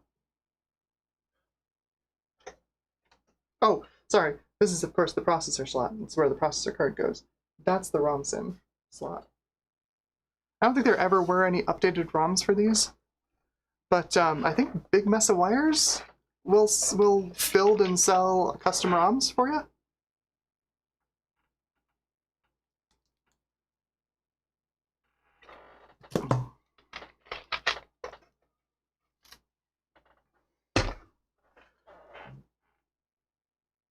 Yeah, actually, you know what? That might have been it. Crypto CS guy says L2 cache that's not on the CPU die. Wow. Yeah, this is we're going back to 1995 here. This is like solid Pentium 1 technology. I wonder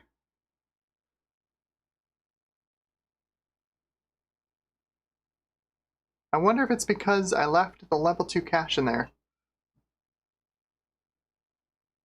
There's a couple of things I could have done wrong, actually. We're going to try that G3 card again, because I did not press the CUDA reset on the main board. And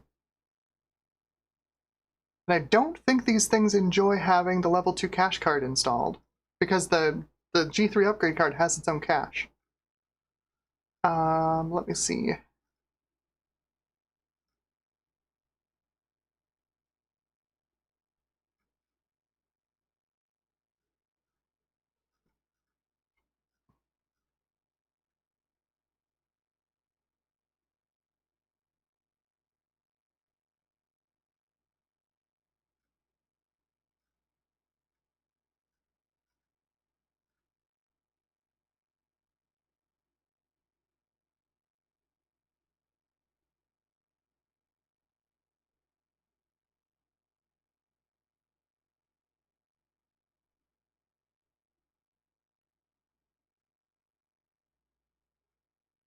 Oh, Joe Card T is specifically for the Tanzania boards. Those are the clone boards. For like the UMax, the Motorola Star Max, the 4400, PowerMac 4400. That's what the Joe Card T is for.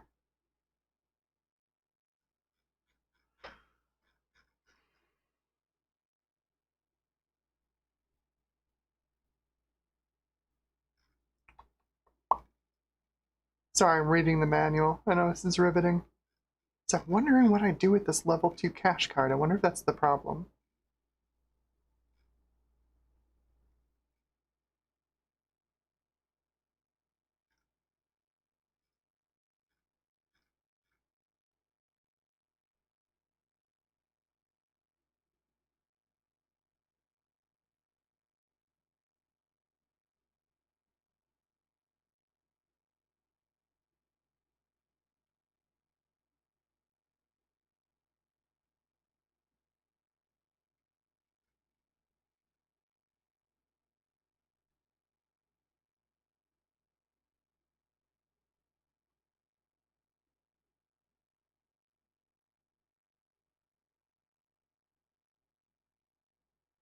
Yeah, no, it says remove the cache DIMM from your system. Okay. We're going to try this thing again. Maybe it'll work. Let's get this cache card out of here. try not to destroy this motherboard while I do it. Can I get the LED disconnected? Oh, crying out loud. Get out of there. Who makes an LED this hard to disconnect? Seriously. Who thought this was a good idea? Stuck in there. Get it out of there. Out of the little carrier. Yes, I can. Okay. You'll just come along for the ride. Alright. Get this cache dim out of here. Make sure I hit the CUDA reset button. I think it needs to be pressed while power is supplied to the board. And that's the one. CUDA reset. That little guy.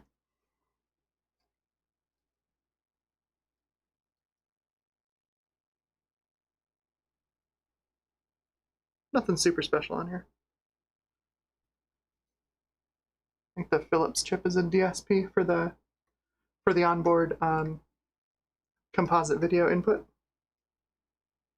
All right, put some RAM in here.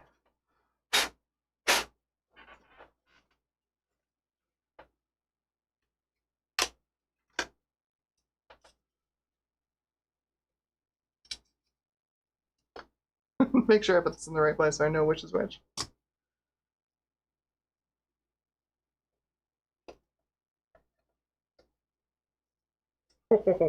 Don't like how much that board bends.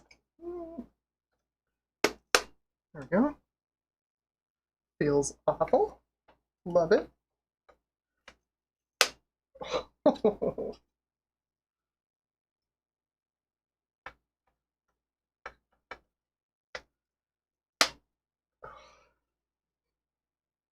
Now it's in there.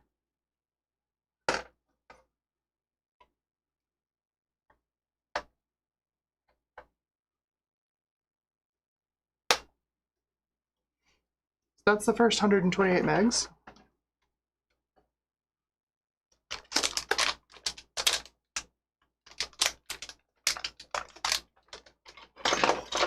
Scissors.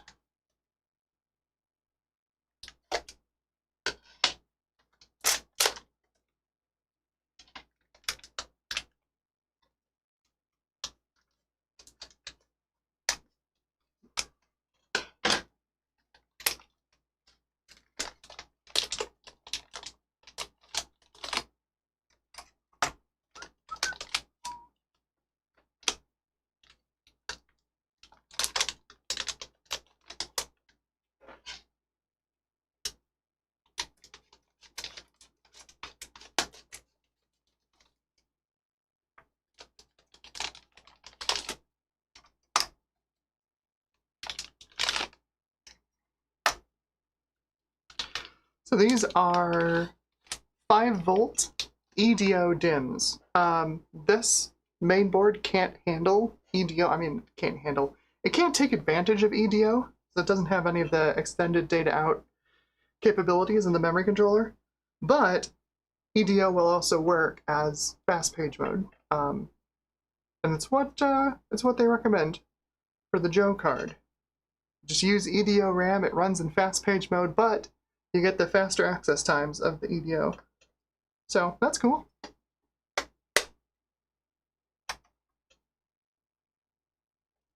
They're actually surprisingly common.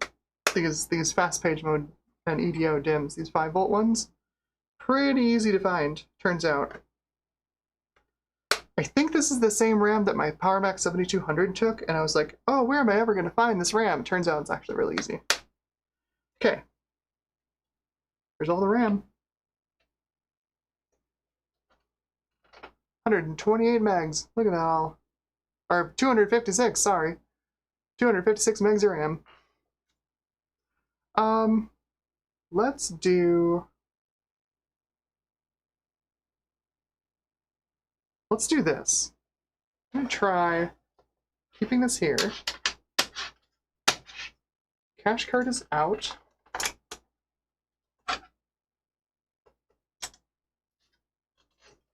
So we're gonna run this outside of the case.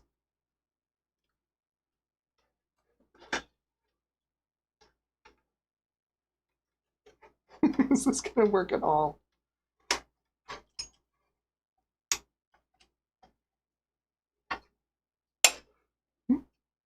Yeah, okay, that's fine.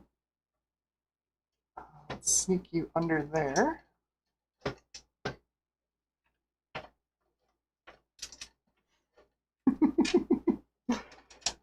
Don't recommend this. Oh, there's plenty of cable for it, though. Alright, so I put you in here. Cool. Then, of course, we'll need the all-important speaker to see if it chimes.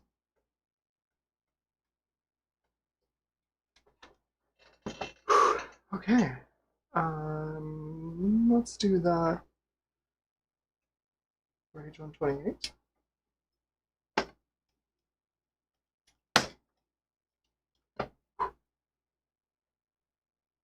Need a touch of power.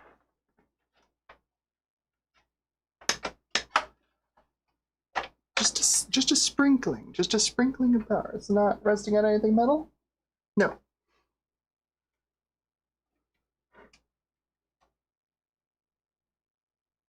CUDA reset. There's a click from the speaker.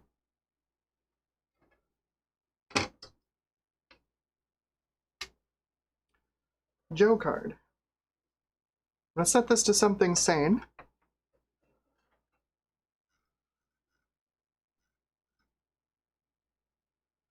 So let's see. 40 megahertz, 50 megahertz, let's say 40 megahertz by 7. It's 294, 280 megahertz. 40 megahertz by 7, 280. Okay, so 40 megahertz is a 2, and 7 is 8.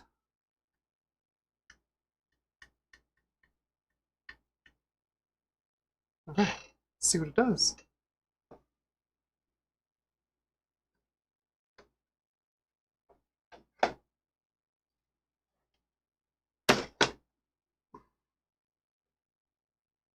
Just for funsies, CUDA reset. I need to plug in keyboard. Or do I? No, I just hit the power button. Let's see what happens.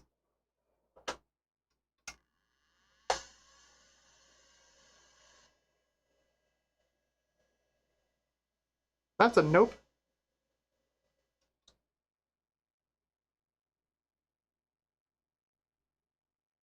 That was interesting. Yeah, CUDA reset's right down here.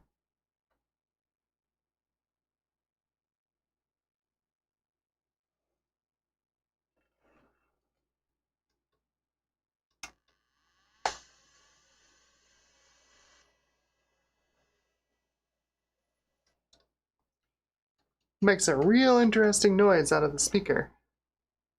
Let's plug video in and see what it's doing.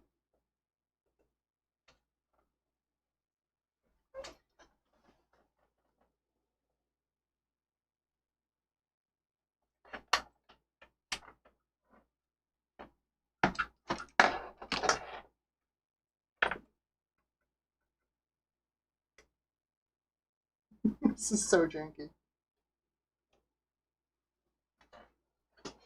Okay.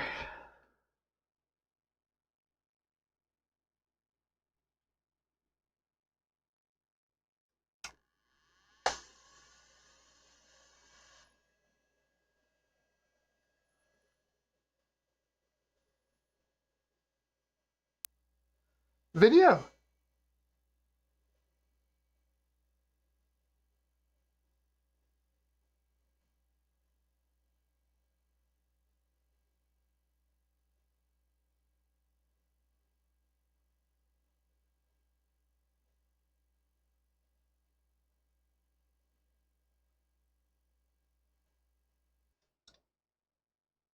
Oh yeah, this battery is pretty toast. Let me pop that out. It's alright, it has not leaked, but it is very dead.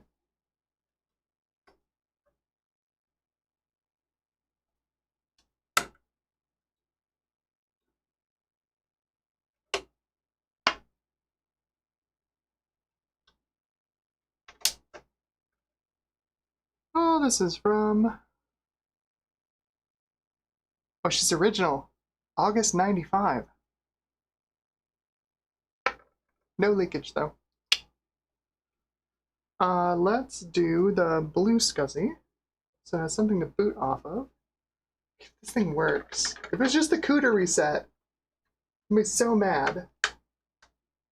I'm not gonna be so mad because I'm gonna be a G3 accelerated PowerMac 8500. But I will laugh.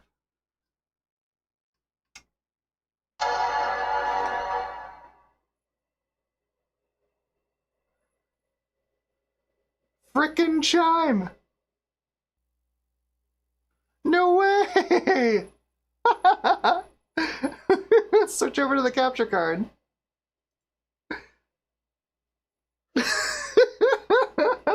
Look at it go!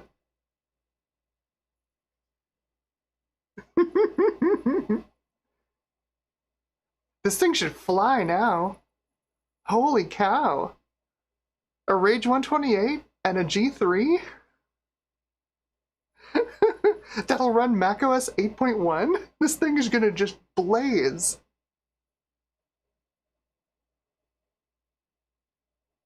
No way! CUDA reset and removing the level 2 cache dim.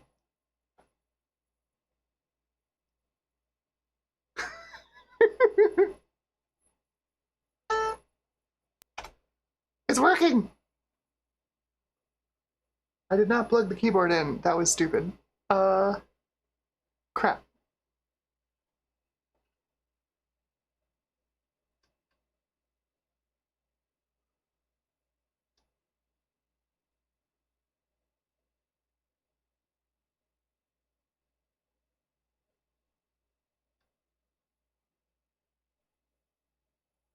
Crap.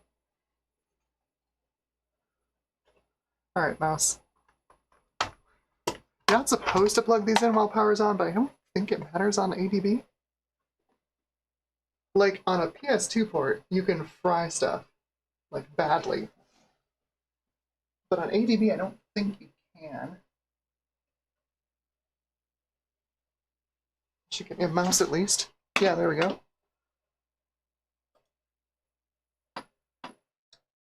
There we go. I did hit the power button. It did turn itself off. I'm gonna plug into the keyboard, and we're gonna take a look at some stuff.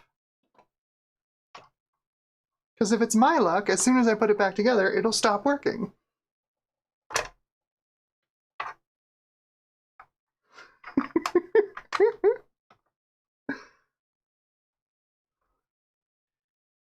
I don't remember what I did to make it chime. I just plugged in the blue SCSI. I don't think that would have done it.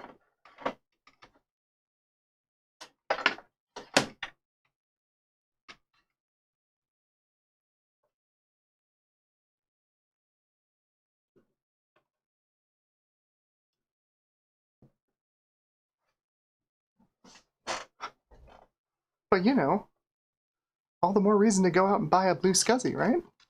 It'll make your Mac chime.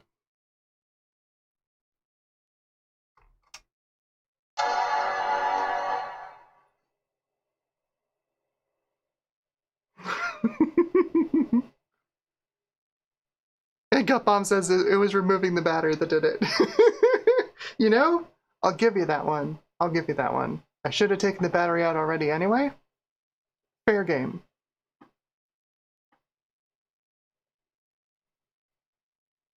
Ian Scott is here. Hello, Ian. Welcome to the stream. Well, we had video, now we don't have video. Wait, it's doing so. I can hear it doing things. Like there's coil whine. It's the RAM. It's checking all the RAM. It takes that long because it's checking all the RAM. That makes complete sense. Okay, I understand.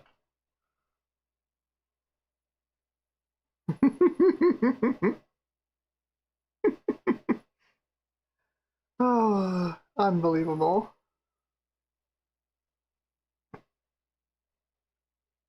I want to see Apple System Profiler. I want to see if it knows what this is.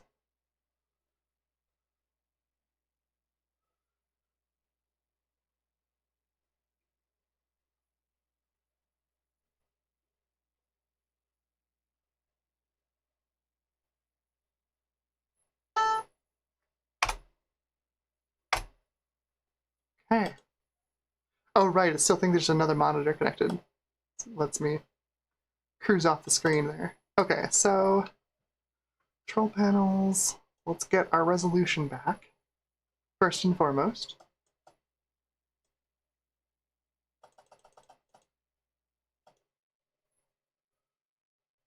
There we go. Okay. Beautiful. About this computer. 256 megs! It sees all of it. Look at all that RAM. Look at all that RAM. Okay, Apple System Profiler. Oh, right. This one doesn't know... oh, no, it sees it. PowerPC G3 at 208. 208 megahertz. Huh. I didn't think I set it for that, but... okay.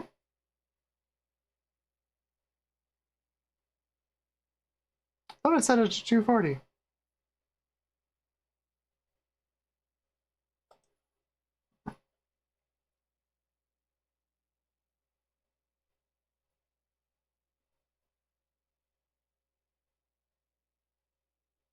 Oh no! Ifrit just screwed up my... says I just screwed up my measurements on my print. Back to the drawing board. Oh. That's the nature of 3D printing though, right? Like, print, test, repeat. You'll get there eventually. So let's open up this benchmark result in MacBench. She certainly seems spry. So this was with the 604E. Oh, I can add that to it. Okay, so now we've got the results for the 604-120 and the 604E-233. Supposedly this is running at 208. I don't know if I believe it, but let's run the benchmarks, see what it does.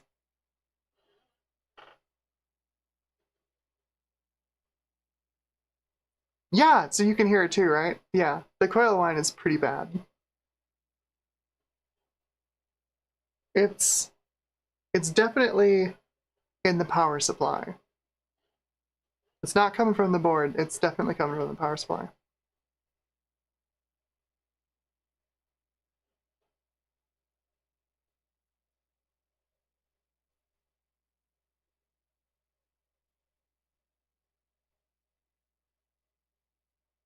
I mean, if that's running at 208 megahertz, that's incredible. You seeing that? You seeing that? 727. So we're almost, again, twice as fast as the 604E. Let's check the floating point result.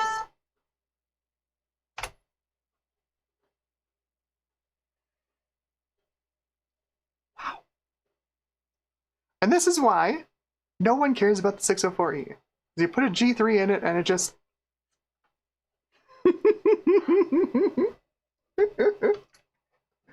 ridiculous. Absolutely ridiculous.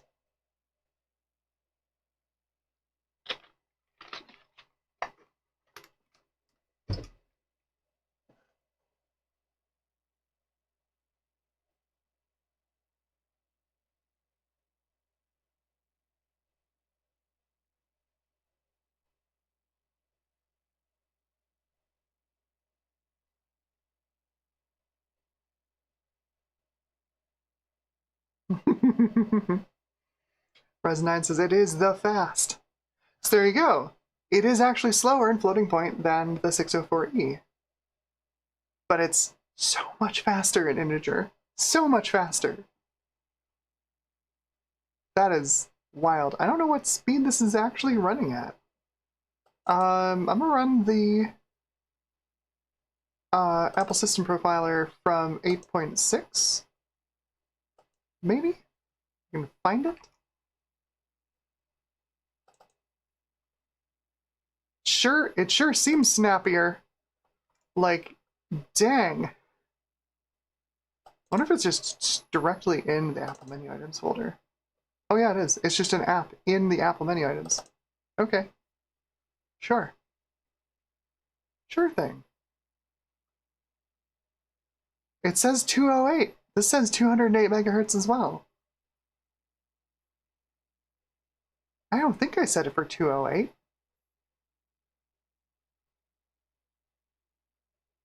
Can we go faster? Let's go faster.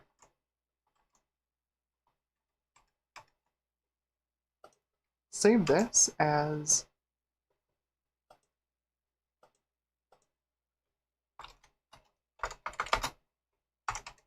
bench of Dawn 3.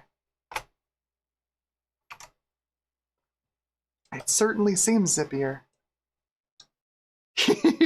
Yes, must go faster.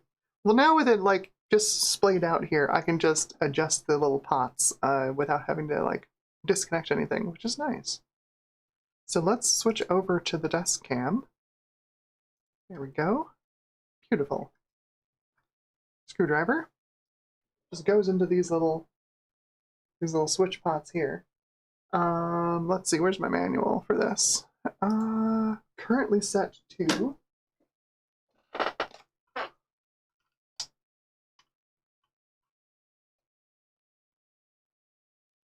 2 and 8. What is that? 2 is 40 megahertz and 8 is 7x. It should be 280 megahertz, not 208.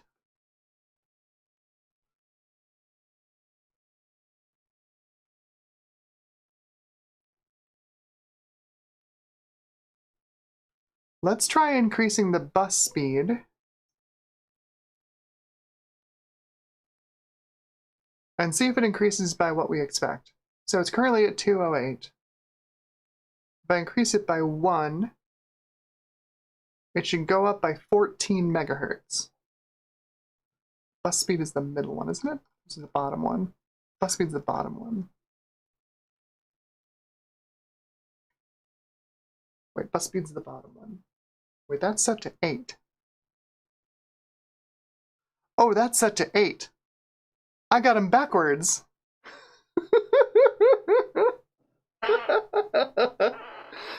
Oh, I'm an idiot. Oh my god, I'm an idiot. So we're already running the frontside bus at 52 megahertz. And the multiplier set to 2, which is 4x, which is 208 megahertz. Okay, I'm an idiot. I'm an idiot. So we're running at 52. There's our 208, right where it should be on the chart. 208. So we should theoretically be able to take this up to 7x. Since it's booting at 52 megahertz frontside bus.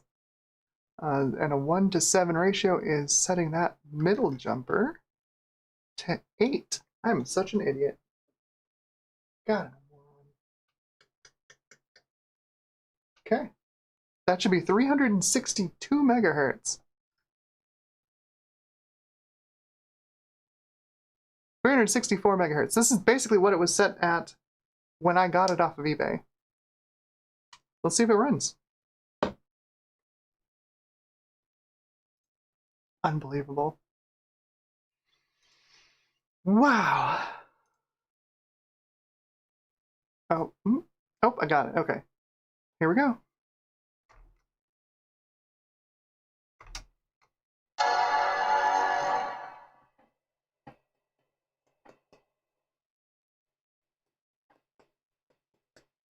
You're welcome. Yeah, Ifrit said, thank you again for recommending the Ender 3. V3 SE.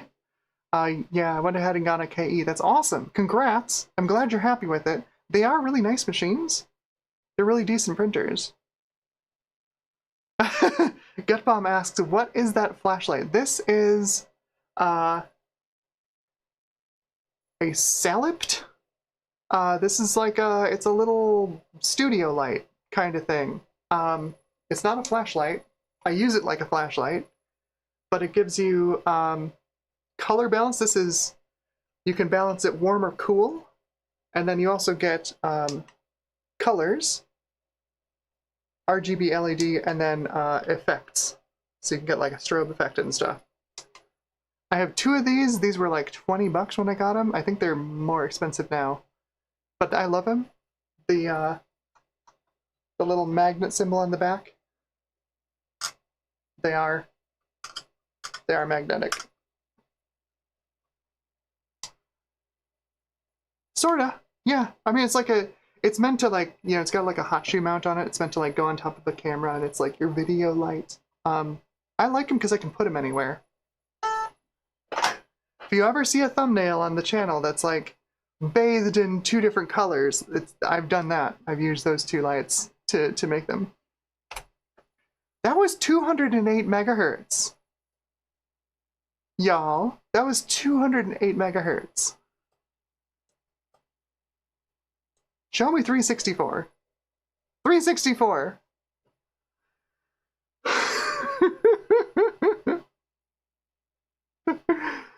Oh, alright. Let's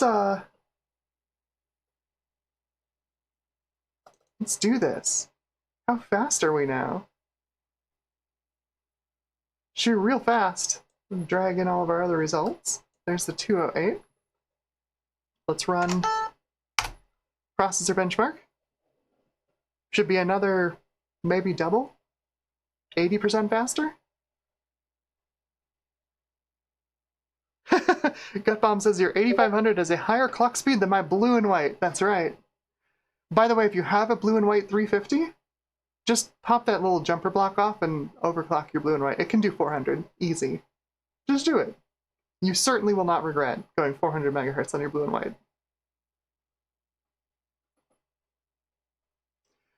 $1232! Look at that! It is almost twice as, it's like another 80% faster.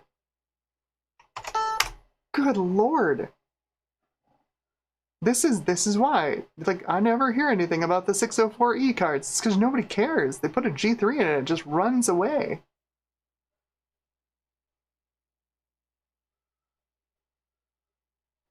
Blake DMC is here. Hello, welcome to the stream. Yeah, we are looking at the 8500. We've basically upgraded it to almost its limit. Almost. Currently testing a G3 upgrade card, which is doing just gangbusters.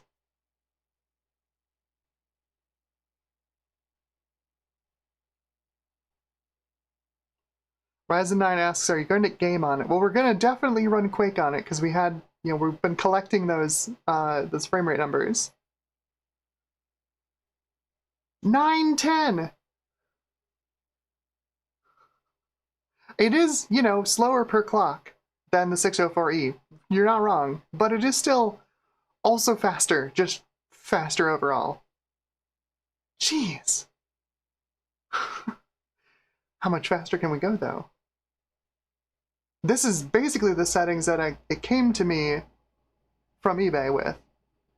And it seems to have booted up fairly effortlessly at 52 megahertz front side bus and 7x multiplier, 8x multiplier, whatever. Let's go for more.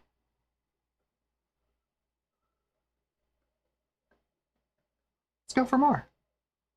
Save this. Benchthon 4. PowerMac 8500. Bench thon. I can't really touch type. 4. Quit. Shut down. How fast can we make it?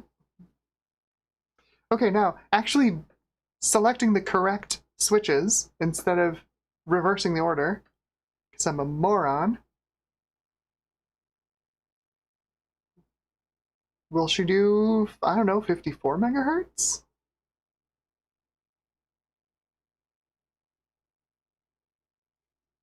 That is 9 on the bus speed selector, which is the bottom one? It's the bottom one.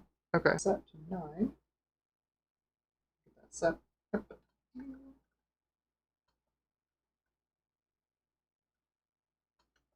go. See if it boots. 54 megahertz.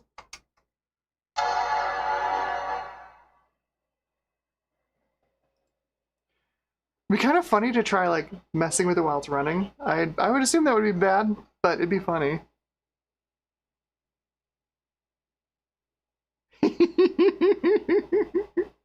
Exactly.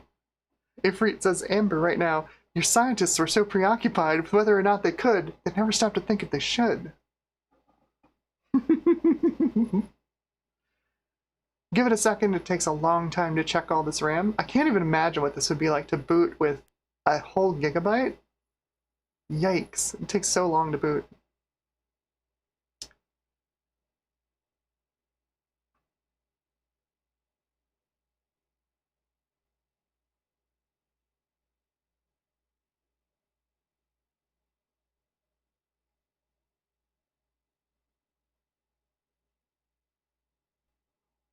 That looks like an unsuccessful boot. Looks like 52 is the limit.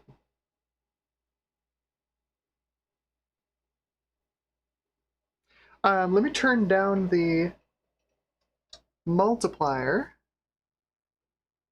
which is the middle one, right? And we're going to do the wrong one again.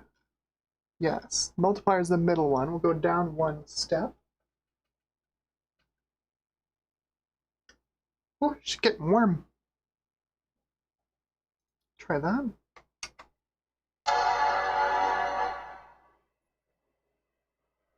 Oh, it's not dead. It's not odd. I'm overclocking the frontside bus. This platform can't really handle super high frontside bus speeds. Okay, so that was the CPU clock being too high.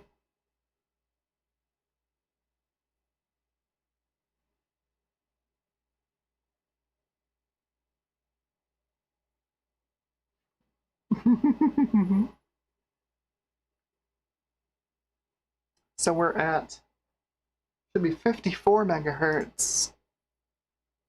I went one step down, should be 6.5. Yeah, 6.5 on a 54 megahertz bus. So that's 351. I did not like it. Okay. This thing may have been set optimally already. I'm going to set it back to that, and we'll do Quake.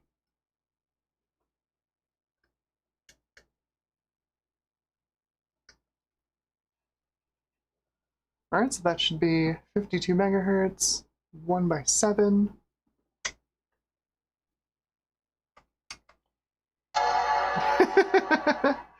Francois really wants me to run BOS. I don't know if it'll work with the G3 upgrade card in there. I mean, maybe. One step at a time.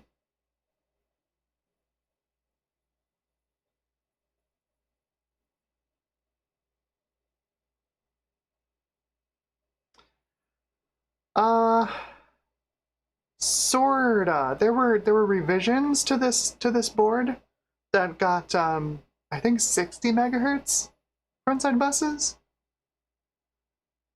8600, 9600 got revisions to the board that went with faster frontside buses. The 8500 was 40 to 50 megahertz was the official range.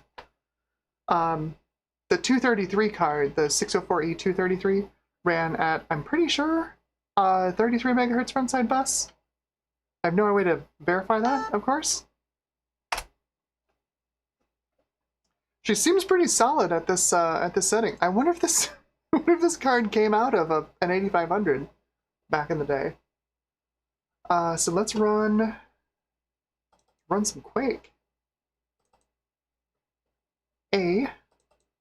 Oh right, we figured out that it tries to change the resolution and thus the refresh rate because it needs to change the bit depth. So if we change it first, it should be fine. There we go.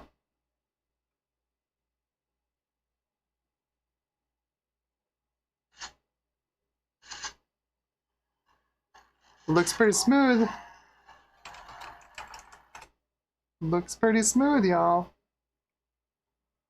So this is software render. Just to be clear, I was saying whether we were getting display acceleration. I meant like, accelerated, bit blitting basically onto the screen. 2D acceleration. Oh, that is silky. That is silky smooth.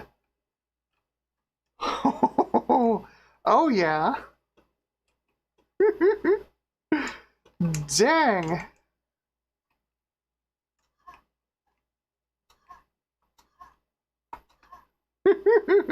All right, here we go.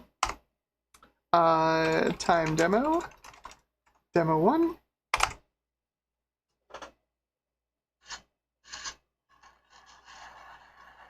It still doesn't like the full screen flash effect, but everything else is just monster fast.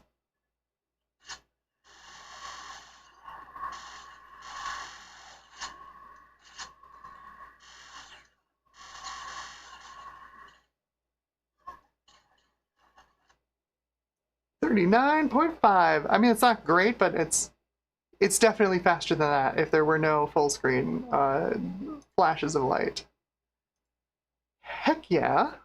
Heck yeah. G3. 364. Near as much 366. Gets us 39.5 FPS. And that's with the Rage 128.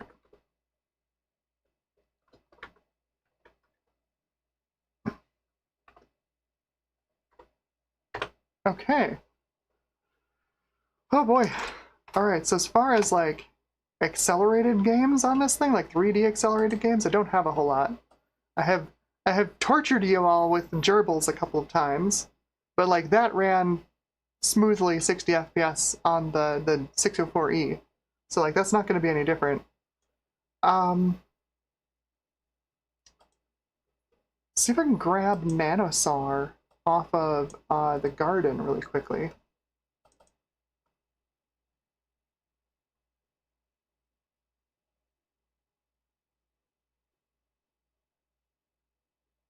Suddenly a bit more sprightly. Oh, I don't have the Ethernet cable plugged in. My bad. My bad, my bad. It's a horrible abomination. Oh boy. Ethernet jack's right in the way of this thing. Oh, come on. Oh, it won't go. It won't go, there's not enough room. You know what I do have, though?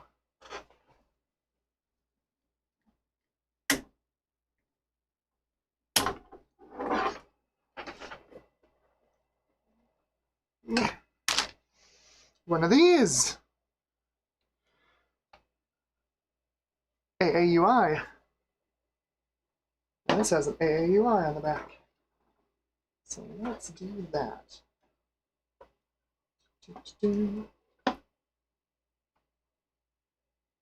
We go in there nicely? Yes. Excellent.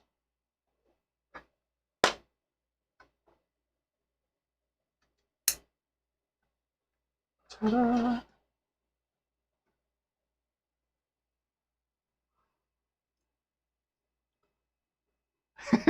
If Freak wants to see bugged him. Alright, hang on. Let me get the Ethernet set up. Only sees one Ethernet, okay. Good enough.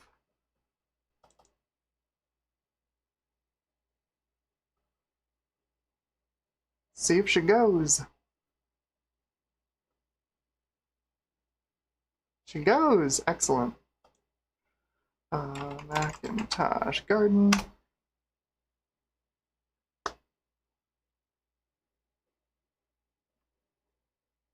Yes. If Reed asks if I've ever set up an instance of browse service, I have browse service and web rendering proxy both on my network in my home lab.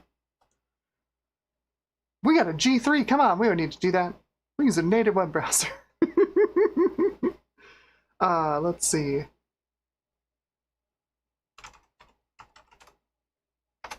Nanosar, and we'll do Bugdom right after that. Gotta run some Nanosar. It's like Turok, but opposite.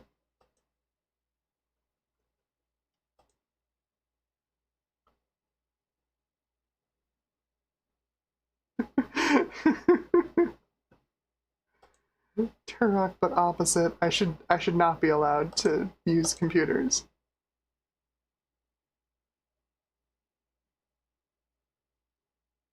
Okay, first download looks like the one to get. It's the original. 25 megs. Drop that into the background and continue. Let's get Bugdom. 3D accelerated Mac games. How fast is it downloading now? Same speed. Dumb. I had this installed somewhere, but apparently I've lost half of my stuff without doing anything.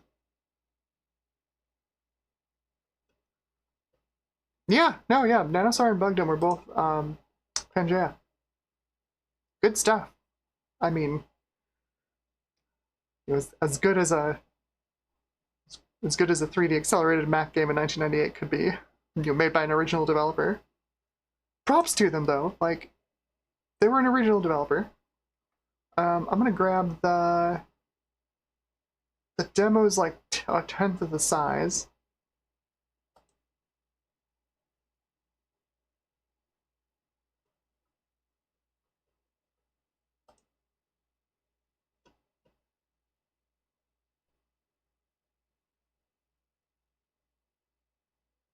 Come on, IE, you can do this. There we go.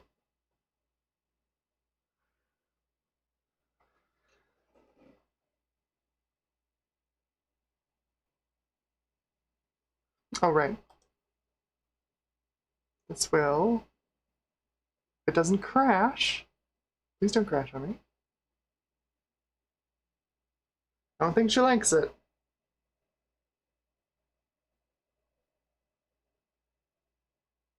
It's very warm. Very, very warm.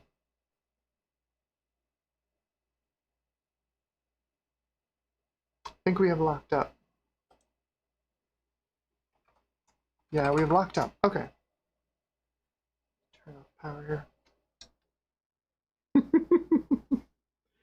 Almost. I'm going to lower the bus speed by 1. Go down to 50 megahertz. That is 7. That's, again, that is the bottom one. All right, turn that down to 7.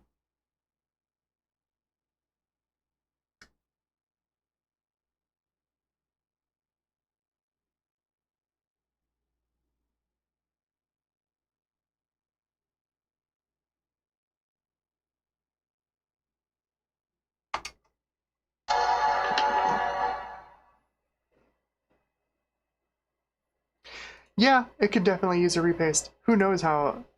I mean, well, we know how old it is. It's like 1999. So, it definitely needs a repaste. 25 years old.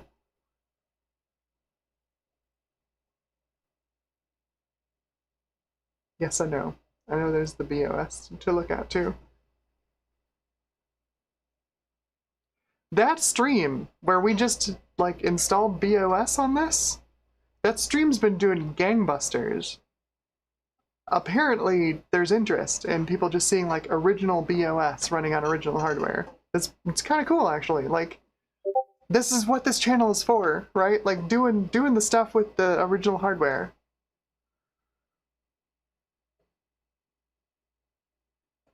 Being a repository of knowledge, of the old ways.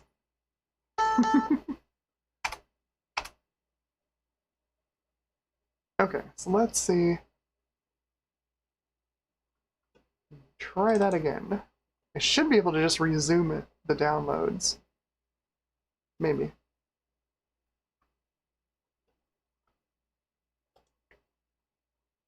Yes.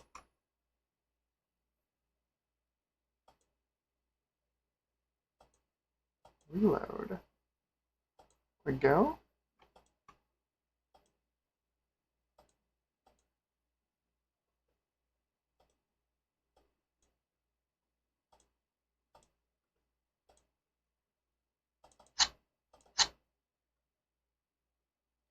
Yeah, she downloads a lot faster with the G3 in it.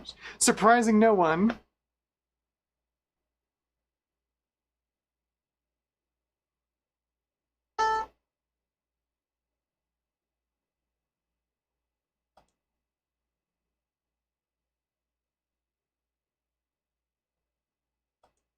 Crash again?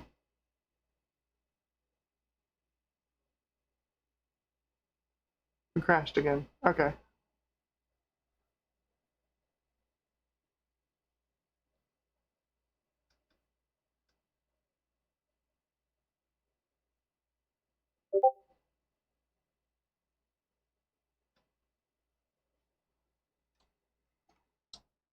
Crashed enough that I gotta pull the power plug.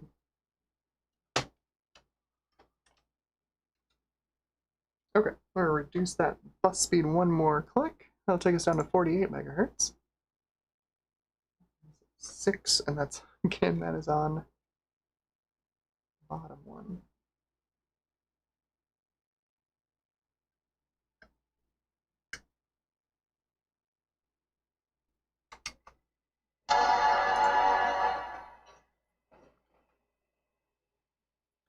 Heck yeah! Francois says I should stream with my B-Box. You should! You'd have so many people watching you. I'd watch that stream. I love the B-Boxes. I wish I could have a B-Box. It'd be great.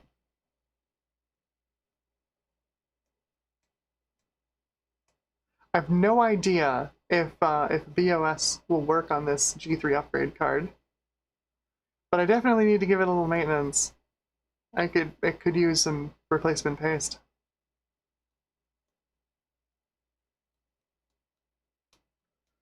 The hottest part of the card is the voltage regulator, unsurprisingly.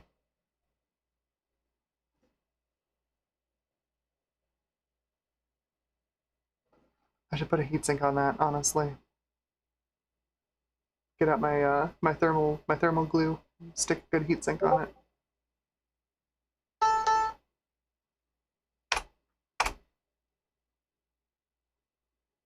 Okay.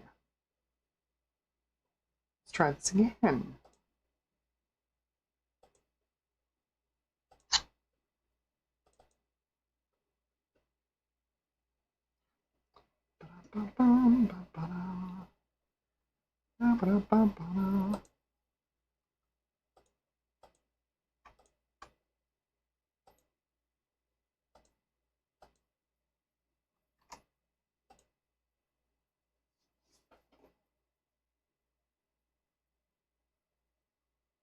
Downloads fast.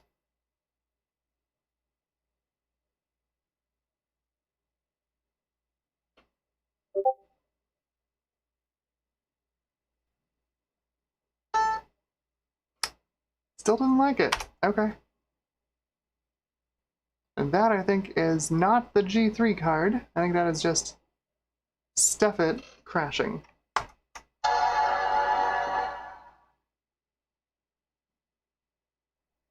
Good old stuff it.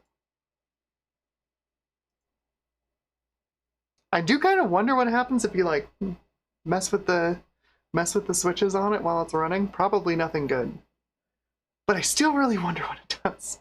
Can I just turn it up like a little throttle?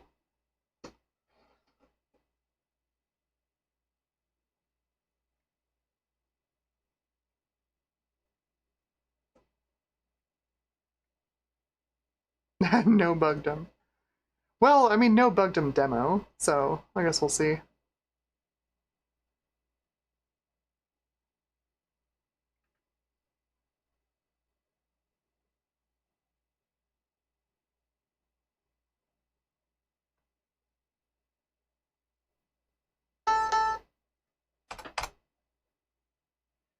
I don't know. I wouldn't say that the folks in charge of BOS fucked up at all. Like, Jean-Louis Gasset just wanted to go do the Steve Jobs thing, you know? Go found your own computer company and make your own stuff. I think he made something pretty interesting. I think it would have been really interesting to see what a BOS-based macOS would have looked like. It would have been very interesting. But I think it was inevitable that Apple would go with next and bringing Steve Jobs back. They were in a leadership crisis, let's be honest. They needed Steve Jobs more than they needed anything else. A BOS-based macOS would be pretty cool, though. Would have been a lot faster than macOS 10, that's for sure. Oh, anyway, let's try downloading again.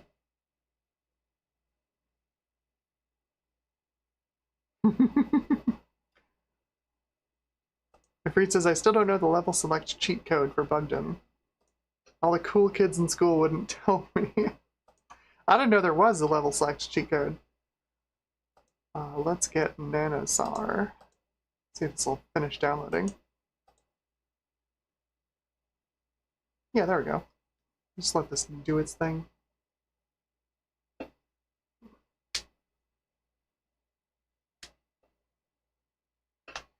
Yeah, I mean, you know, there's something to, like, using what's there, right? Like, Unix is huge, you know, and it's not 9:18. I do have to finish this up, though. I do want to get to the thing that I usually go to. I'm 2 hours late.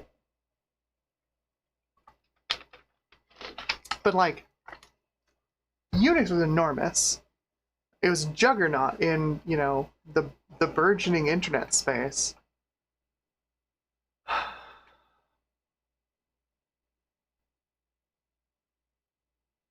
don't know. I wouldn't call macOS 10 Unix-based. Like, it has Unix underpinnings. It has Unix underpants, you know?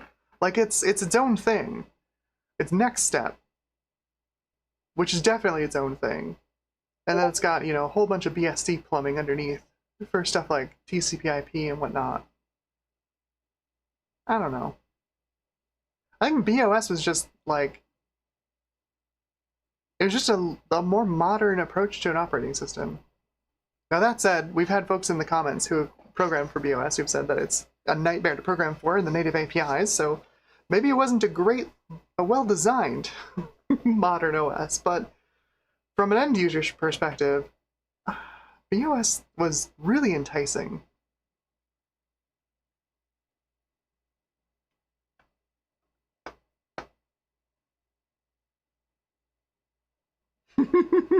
Eric's Edge is here. Hello, welcome. Eric says, Unix Underpants is the name of my next band. Beautiful. Look forward to it.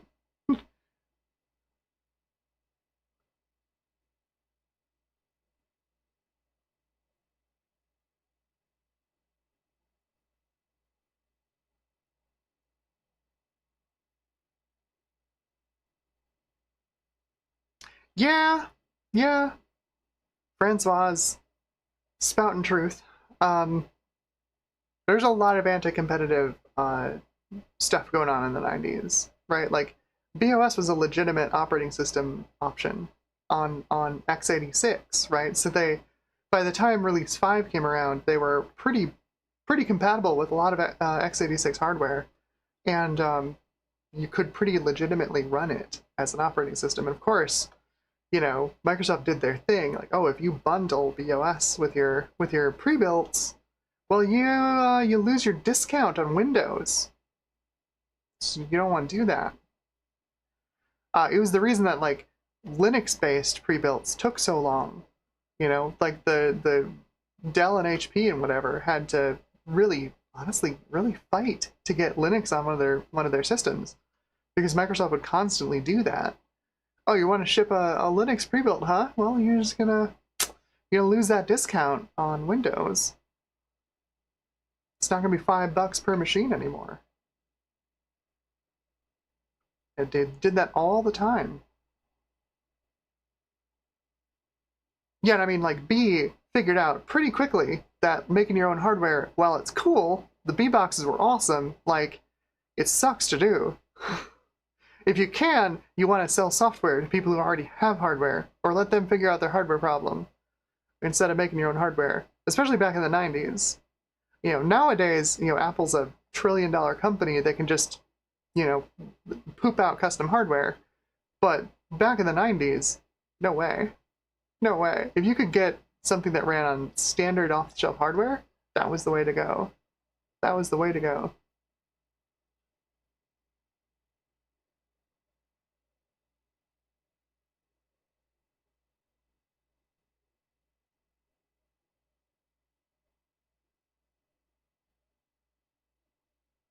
Okay, so that appears to have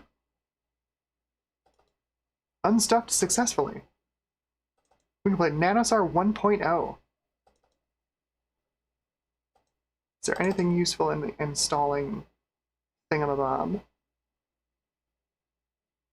Copy it to a location of your choice on the hard drive. Alright, well, we're going to see Nanosar. Hopefully this works. It doesn't, like, bomb out on me.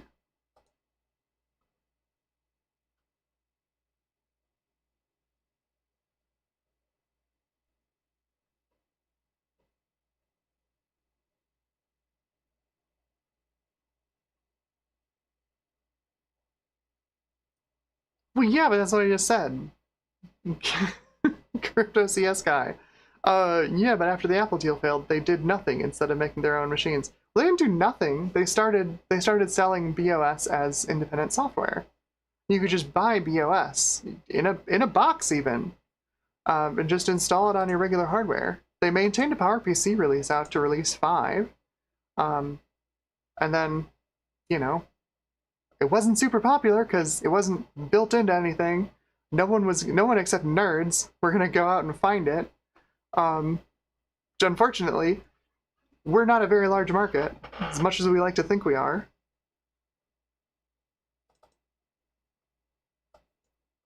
It's kind of funny though to think that, like, if you have like a web TV based smart TV or web OS based smart TV, you've got a little bit of BOS DNA in there because it went. B got sold to Palm, and then it was turned into WebOS, and like it went through HP and all this other stuff. It's wild. Let's see if Nanosar works.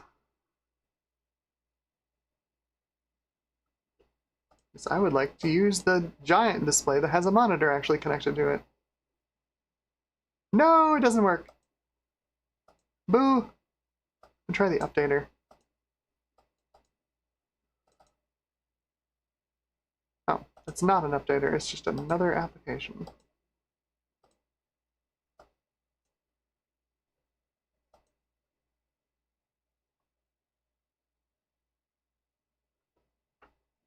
Ryzen 9 says Lindos. As ridiculous as it was, Lindos was actually kind of an interesting idea, right? Like you build a Linux-based operating system with the express purpose, right, of like building in Wine support and Windows app support from the get-go. It's kind of a cool idea. I mean, the execution wasn't amazing, and the name was awful, but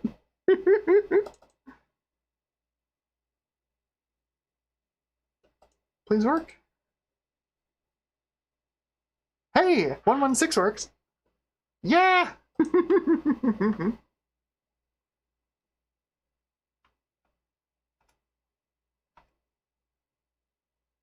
Okay.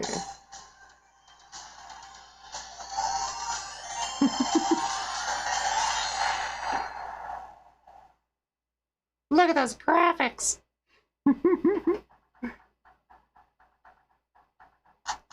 So this is Nanosar.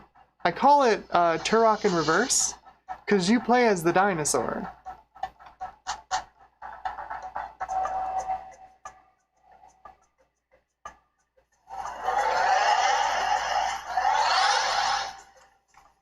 Looks a little like Turok, right?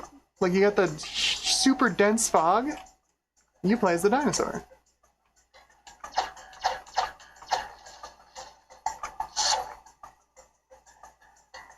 Runs alright.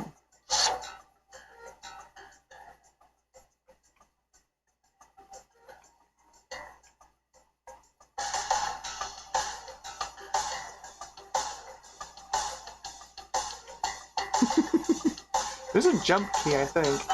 There it is. Command is jump and space is shoot. You move around with your arrow keys, tank control style.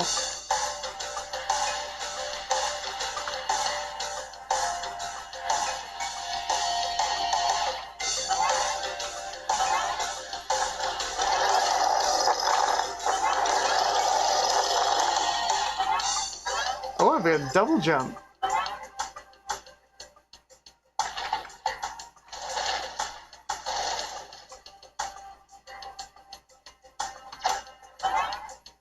That is a huge hitbox on that plant.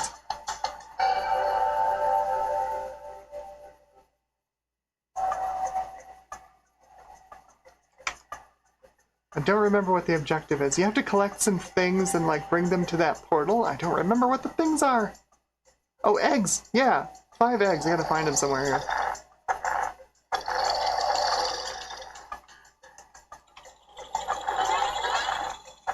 Oh boy! Oh, it jumps!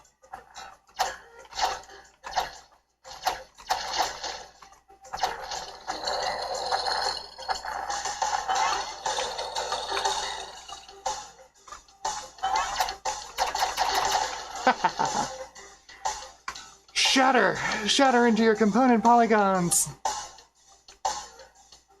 This doesn't run too bad, actually.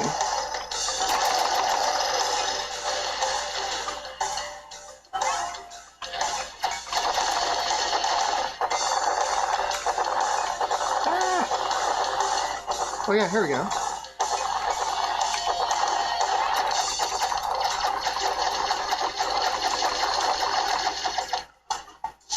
These guys are tough. I don't know how to pick up the eggs. Oh, it's option. Oh my god, I carry 1 egg! Oh no! 1 at a time, back to the portal. Okay, so option picks up an egg. Command jumps. You have a double jump. There we go. There's 1 egg.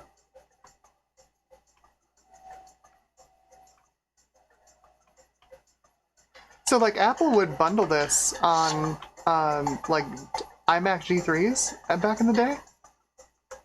So it's just built in. Like, oh, look at the 3D graphics! But of course they were running on, like, you know, Rage 2s. So it usually ran like garbage.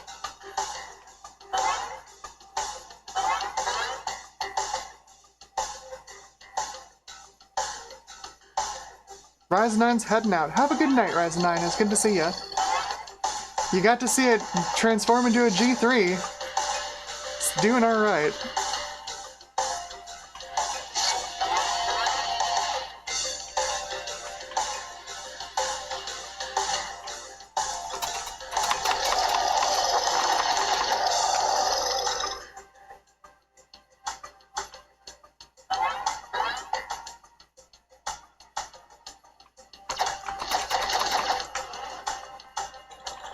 These eggs are so small and hard to find.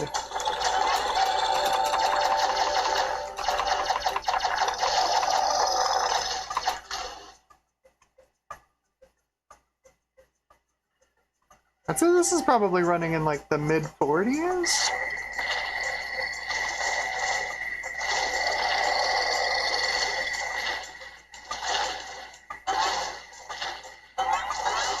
Like, it's not smooth, but like, it's not terrible. It definitely is running better than it would have run on, like, an iMac.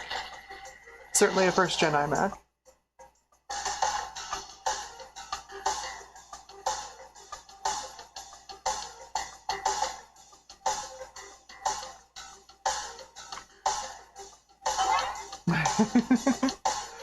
Blake PMC says we need games like this again. Have you seen, Pseudo Regalia, by the way? I'm just gonna quit this here. Have you seen Pseudo Regalia? Pseudo Regalia is like a beautiful indie platformer that looks like it should have belonged on the N64. Gorgeous. Love it. Lots of fun. Great gameplay.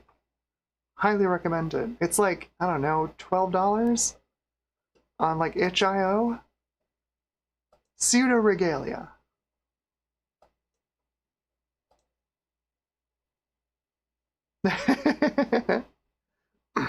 Yeah, see? Yeah, it does. It's like Turok but in reverse. You play as the dinosaur. I imagine they couldn't get away with like shooting people. Like I would assume that it would have been like, you know, dinosaurs and people didn't exist at the same time, but like poachers, right? Coming for the eggs and you gotta rescue them. But I imagine they couldn't get away with like the dinosaur shooting people because, you know, that would be a bad thing to load on people's iMacs. Just here, have a game where you kill people. It was the 90s, people were weird about it. But yeah, no, that's Nanosar. I showed this off earlier. I will torture you again with gerbils. We will see more gerbils. But this ran full speed on the 604E, and yeah, it's perfectly fine on the G3. Let's turn on all the options, right? Turn on the textured track and the textured ground, and let's turn on the sky. We'll turn on the rain. No sweat. Smooth 60 FPS all the way through, baby. So this is using QuickDraw 3D, which was Apple's attempt at making like a DirectX competitor for macOS. This is their API for gaming and other stuff, you know, like modeling, 3D modeling, stuff like that. Good old QuickDraw 3D. And it's hardware accelerated here on the Rage 128, thanks to the drivers that Bacchus found. Heck yeah.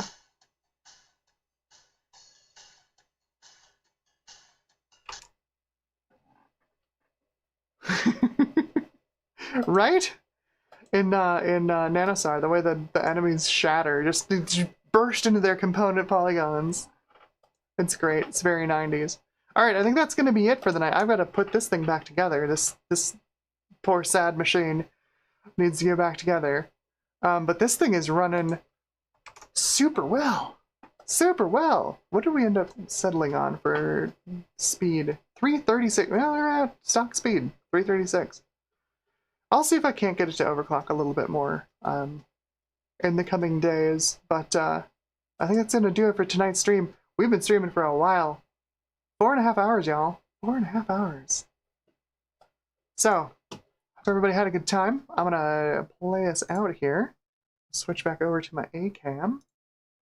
Ta-da! So I hope everybody had fun. I absolutely did. This was fantastic. I did not think I was going to get a working G3 PowerMac with 256 megs of RAM out of this tonight, especially one with 3D acceleration, but I've got it, and it's awesome. Thank y'all for joining me on the journey, and I hope you have a great rest of your weekend, and enjoy your retro tech. May the PC parts be ever in your favor. Hey? Have a good one.